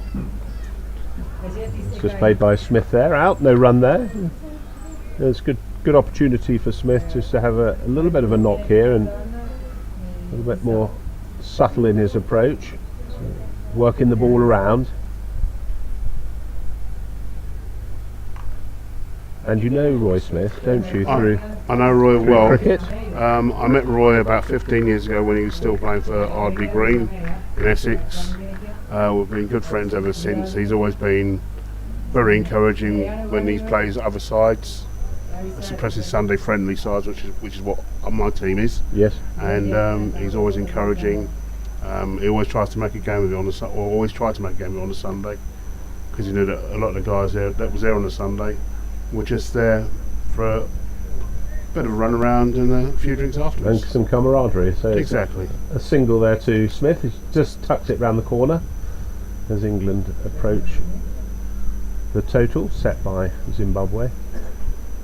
And what would you play? What would the format be? Would it be an overs game, or So, would it be? Back in the... Oh, he's put it down to long on. It's going to drop short. Whippy little shot that was from Ahmed.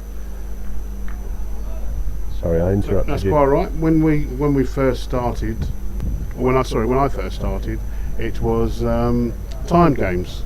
Yes. And it used to be 2.5 hours, followed by an hour plus 20 overs for the team batting second. Yeah. And it was always a good test for players of various levels. A lot of the guys enjoyed it, some didn't. They just wanted to go out and thrash the ball for all it was worth. But now we mainly play 40 overs. We only play time games maybe once or twice a year. Yeah. Some of the It's a older shame. clubs. It's a shame because I'd like the time game. It's known by a lot of the younger generation nowadays. Yeah, They all want to play overs, don't they? Exactly. They just want to get in, get out, get home. Yes. Never understood that. Never. No. I mean, part of, as we know from cricket, when you've been brought up 40, 50 years ago, when you started cricket, it was all about talking to the opposition after the game. That's what we know, from That's correct. senior cricket. Even trying to ensure that the youngsters on the league games are meeting the opposition, having a soft.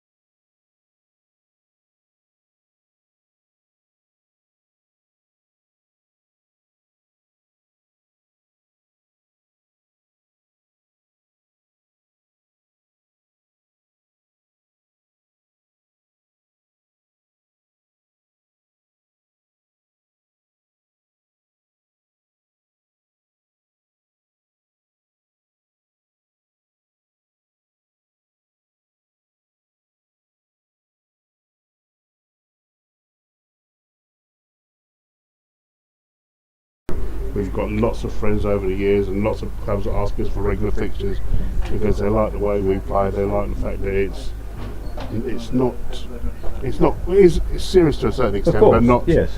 But it's not the be all and end all. No, say. no, absolutely, yes. I think that's commendable, and certainly the cricket I play is you are expected to walk if you hit the ball. It's obviously non-competitive. It's competitive, but non-league cricket in that respect. But just a little bit then about the England setup and what you've been doing with Peter Ryder. If you could just tell us a little bit about the book that you've produced with Peter. Okay, so first of all, I know Peter from Shenfield, my Saturday club. Shenfield are a First Division Essex League club, and Peter was the president when I first joined the club.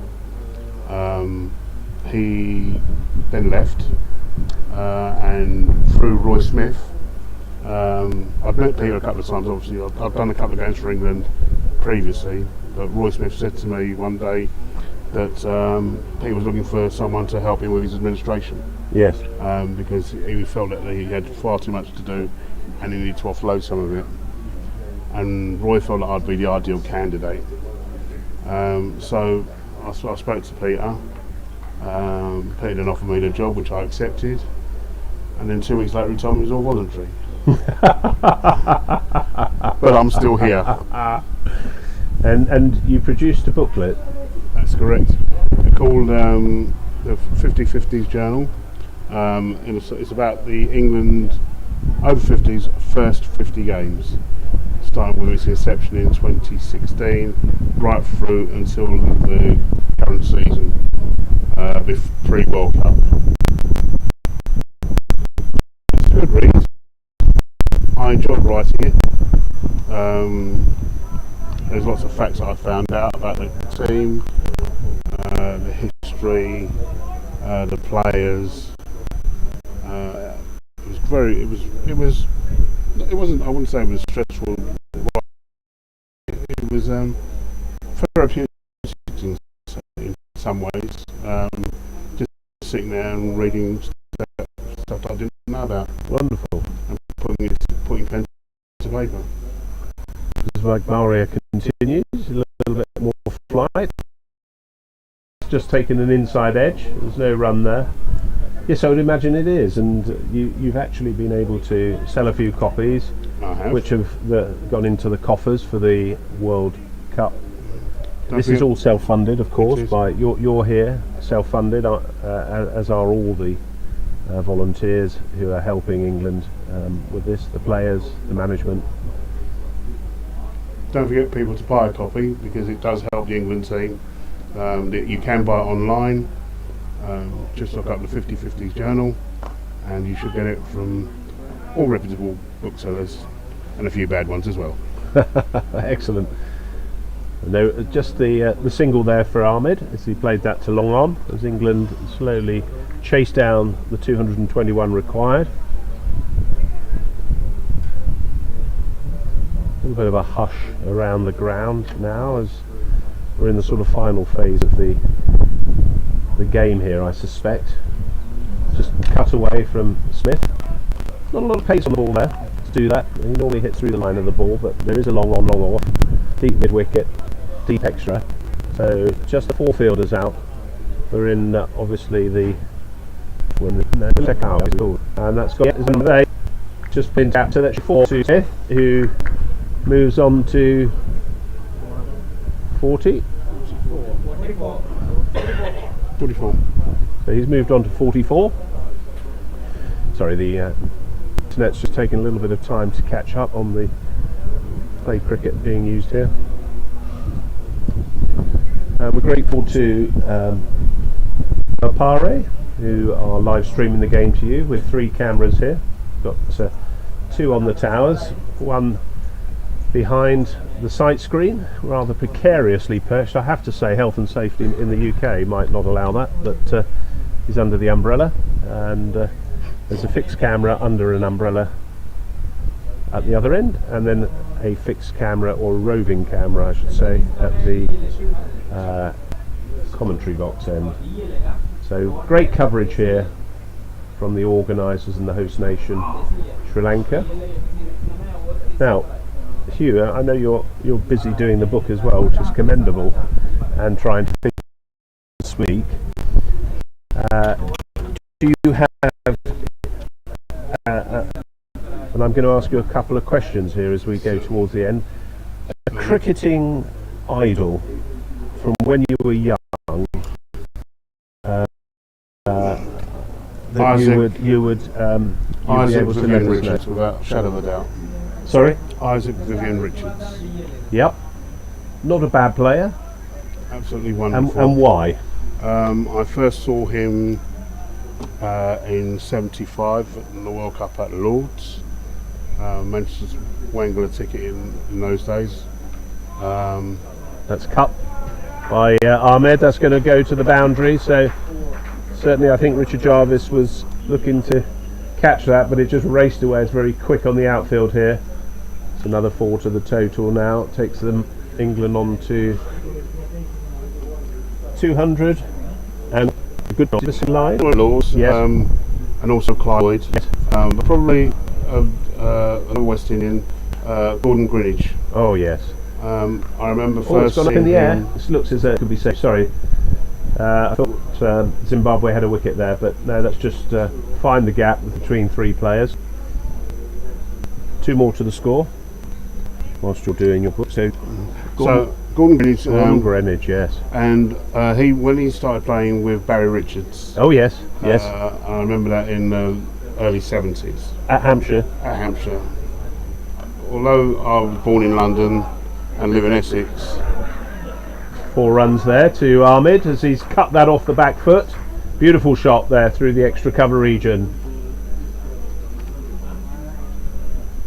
Looked in complete control there. Another nice shot by Ahmed there as he moves on. 33 of 25 so far. An excellent innings so far. Sorry, you were saying Gordon Greenwich. So although I was born in London and live in Essex, Hampshire's always been my club. Essex is now close second. But it was them two mainly who just had a fascination for watching them when I was younger. Yes. It got me involved. That's going to be another 4 from Ahmed there, as he's just very nonchalantly played that onto the onside.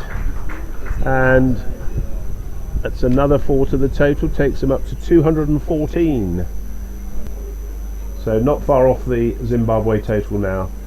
And you're in good company as well, because Hampshire are also my team as well. Oh, good. And that's pulled. Could be a catch. No, it's a great diving save there on the right by the Zimbabwe fielder. Great at mid-wicket. End of the over. So that's the end of Emmeline Kuhn's over. Should be 215 for 2, or 35 overs. So still 10 overs to go. And I used to watch the great Barry Richards and Gordon Greenwich at Mays Bounty, and in Hampshire. And I used to watch them actually by going out of school when I was about 8 at lunchtime, because it was right opposite my.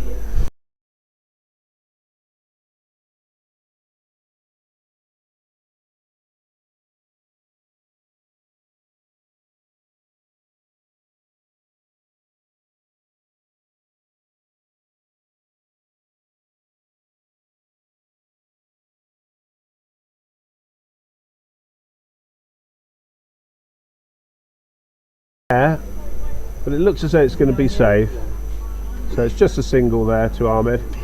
Got a top edge. He was very lucky there, didn't go to the mid-wicket region, which is where Gavin Lindsay is, but it was Richard Jarvis in the end who picked that up from long on. So England 216 for 2.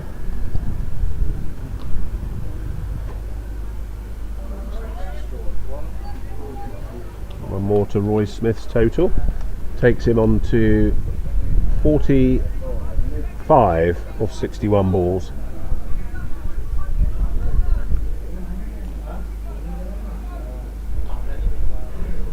You ever go over to Hampshire these days? I haven't seen Hampshire play for a long time, actually, since they moved to the Rose Bowl. Unfortunately, I used to watch them when they played at. Do you remember Dean Park? Was it Dean Park in Bournemouth at the the ground there in Bournemouth? That was a lovely spot to watch cricket. It was very close to the action, like Mays Bounty. But since they moved from the outgrounds to the Rose Bowl, sadly, I just don't fancy doing the trip down there. But anyway, well bowled fight for Vagmaria. Saw Ahmed coming down.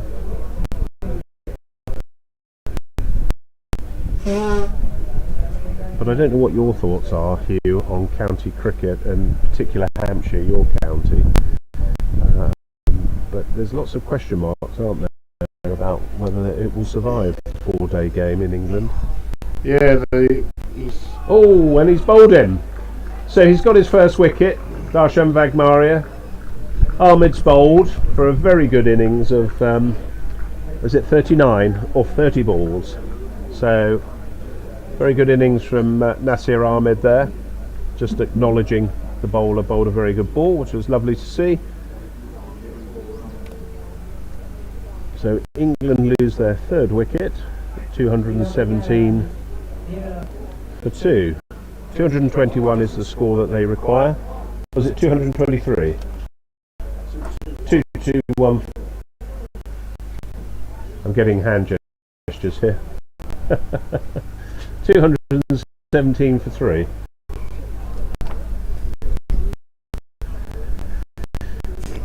As he comes off.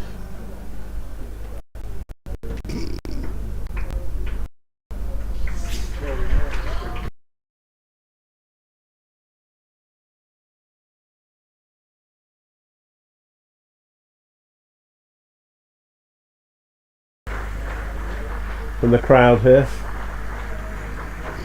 Good crowd here on the bank.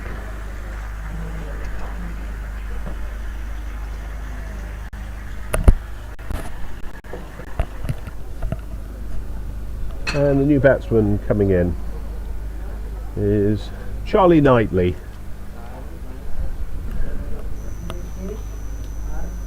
Left-handed batsman, plays for or represents Essex. Master in Charge of Sport at Felsted School in Essex, and normally bats quite high for Essex in the over 50s county championship.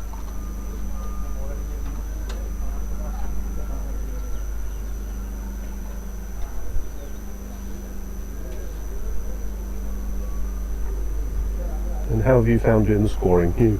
Yeah, the scoring has been great. I'm doing the manual scoring just to make sure that if anything goes wrong, as has done today, where we lost power right across the island today,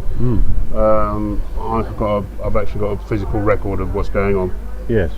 And between myself, Alan Jones, the England scorer, and Chris Mays, the live streamer, and all-round good egg, who's also taking pictures and all sorts of multitasking, we seem to be working well.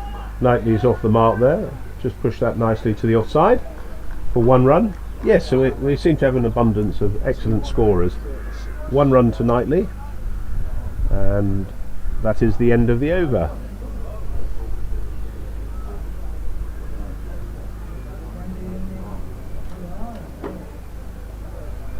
Little conference in the middle there between Charlie Knightley and Roy Smith, both Essex boys. They're probably talking about finishing it this over, things they only need. I suspect Roy Smith saying, let me have the strike because I want to hit a 6. He's on 45.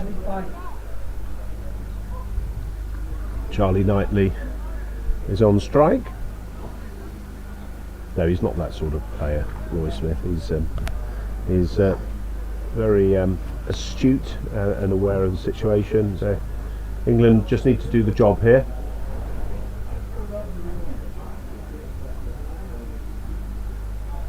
Just a little change in the field here, just looking to bring some of the players in to save the single to Knightley.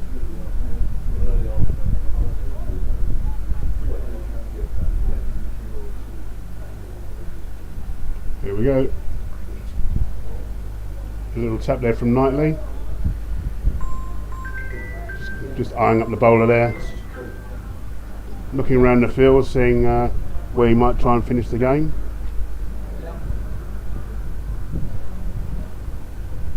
A little bit quicker that time, and it's a little tickle there, and that's gone for 4 runs. In fact, it's gone for 5 wides, and ladies and gentlemen, that is that. The game is over, and England are comfortable winners by 7 wickets. Good game. Handshakes being done in the middle there. A very impressive batting display by England there.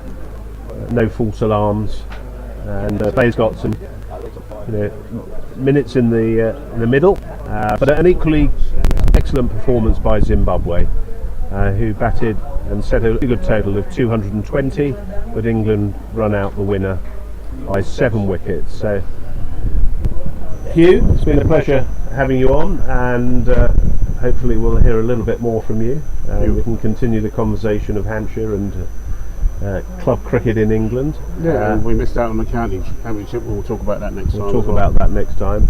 But from us, we'll bid you farewell, I should say. Adieu.